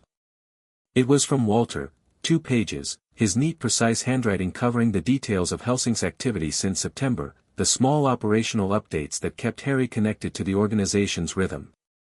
He read it at breakfast while the post owls sorted themselves above the 4 long tables and December light came through the high windows. At the end, after Walter's signature, there were 3 lines in different handwriting. Precise, black, the specific pressure of someone who wrote with deliberate intent rather than casual fluency. Confirmed, soul fragment eliminated. Good work. The stone was correctly returned. Better work. Come home for Christmas. Harry folded the letter. He put it in his inside pocket, same pocket as the black stone and Integra's letter and the wand in its holster at his wrist. He looked at the ceiling, the sky, today a clear December blue, winter light doing its clean particular job on the enchanted expanse above the hull. Across the table Ron said, "You're smiling." "I know," Harry said. "What's, Alucard says I did good work," Harry said. Ron considered this. He doesn't usually say it," Harry said. "He implies it by not saying anything critical." Ron appeared to spend a moment with this communication style and find it both foreign and somehow understandable. But this time he said it. "This time he said it," Harry said. "Well," Ron said. "Then it must actually be true." Harry looked at his breakfast. The toast was good. The eggs were good. The hall was full of noise and the particular energy of students in the last week of term, and above it all the sky was exactly itself, patient and indifferent and beautiful. "Yes," he said. "I think it must be." He took the train home on the last day of term with his trunk and headwig and the stoneless pocket and 6 months of Hogwarts folded into his memory like a comprehensive report that he'd be reviewing for a long time. Ron's family swept Ron up at King's Cross in the warm overwhelming wave of a family that was genuinely happy to see its members, and Hermione's parents, Muggles, both of them, a dentist and a dental hygienist who looked at their daughter's new friends with the careful curiosity of people trying to understand a world that had taken their child slightly sideways, said goodbye with the particular warmth of people who'd received an excellent school report and were happy for different reasons. Harry stood on the platform after the crowd had thinned. Then the shadow that had no business being there at King's Cross appeared on the station's edge, and Alucard stepped out of it in the grey December light, hands in pockets, hat doing its permanent darkness preservation around his face, orange-tinted glasses catching the winter light. He looked exactly as he always looked. Exactly as he'd looked on Privet Drive 7 years ago, outside a garden gate in the rain, which Harry did not actually remember but which he understood from the bones outward to be the origin of everything. Harry walked over to him. They stood on the platform while the last families cleared around them. "You came yourself," Harry said. "Walter is cooking," Alucard said. "He didn't want to stop. He could have sent the car." "He could have," Alucard agreed. Harry looked at him. Alucard looked back, over the top of his glasses, with the expression that was the full version, the sharp not-quite smile with everything that lived underneath it, which Harry had been reading for 7 years and which said, in the language of someone who didn't use words for the important things unless he chose to, "You came back." "I told you I would," Harry said. "You did," Alucard said. "And I did good work." "You did adequate work," Alucard said. "Your letter said good." "Letters are formal," Alucard said. "In person I maintain standards." Harry picked up his trunk. "Adequate," he said. 7 years of training and I manage adequate." "The soul fragment destruction was good," Alucard said. "Everything prior to it was adequate. The corridor confrontation was slightly below adequate because you announced your intentions." "I was giving him a chance to withdraw," Harry said. "That's a decision, not a failing," Alucard allowed. "Revise to adequate." "Generous," Harry said. They walked through King's Cross together, tall man in black and boy with a trunk and a snowy owl, and the ordinary world moved around them without knowing what it was looking at, which was fine. Harry had never needed the world to know. He had the people who mattered knowing it, and the castle that had claimed him knowing it, and the thing in himself that was settled and complete and entirely his own knowing it, which was the only knowing that had ever counted. They walked into December and went home. 3 floors below a corridor in Hogwarts, behind a door that would stay locked for another year, something small and dark and very patient curled in the space behind the mirror and waited. It had been diminished but not finished. It had a plan. It had always had a plan. But it had also, now, seen what Harry Potter was. And what had looked back at it from behind the boy's green eyes, through the Hellsing darkness and the sacrificial fire and the vast settled power of something that had been built rather than born, had been completely unafraid. It waited. So did Harry.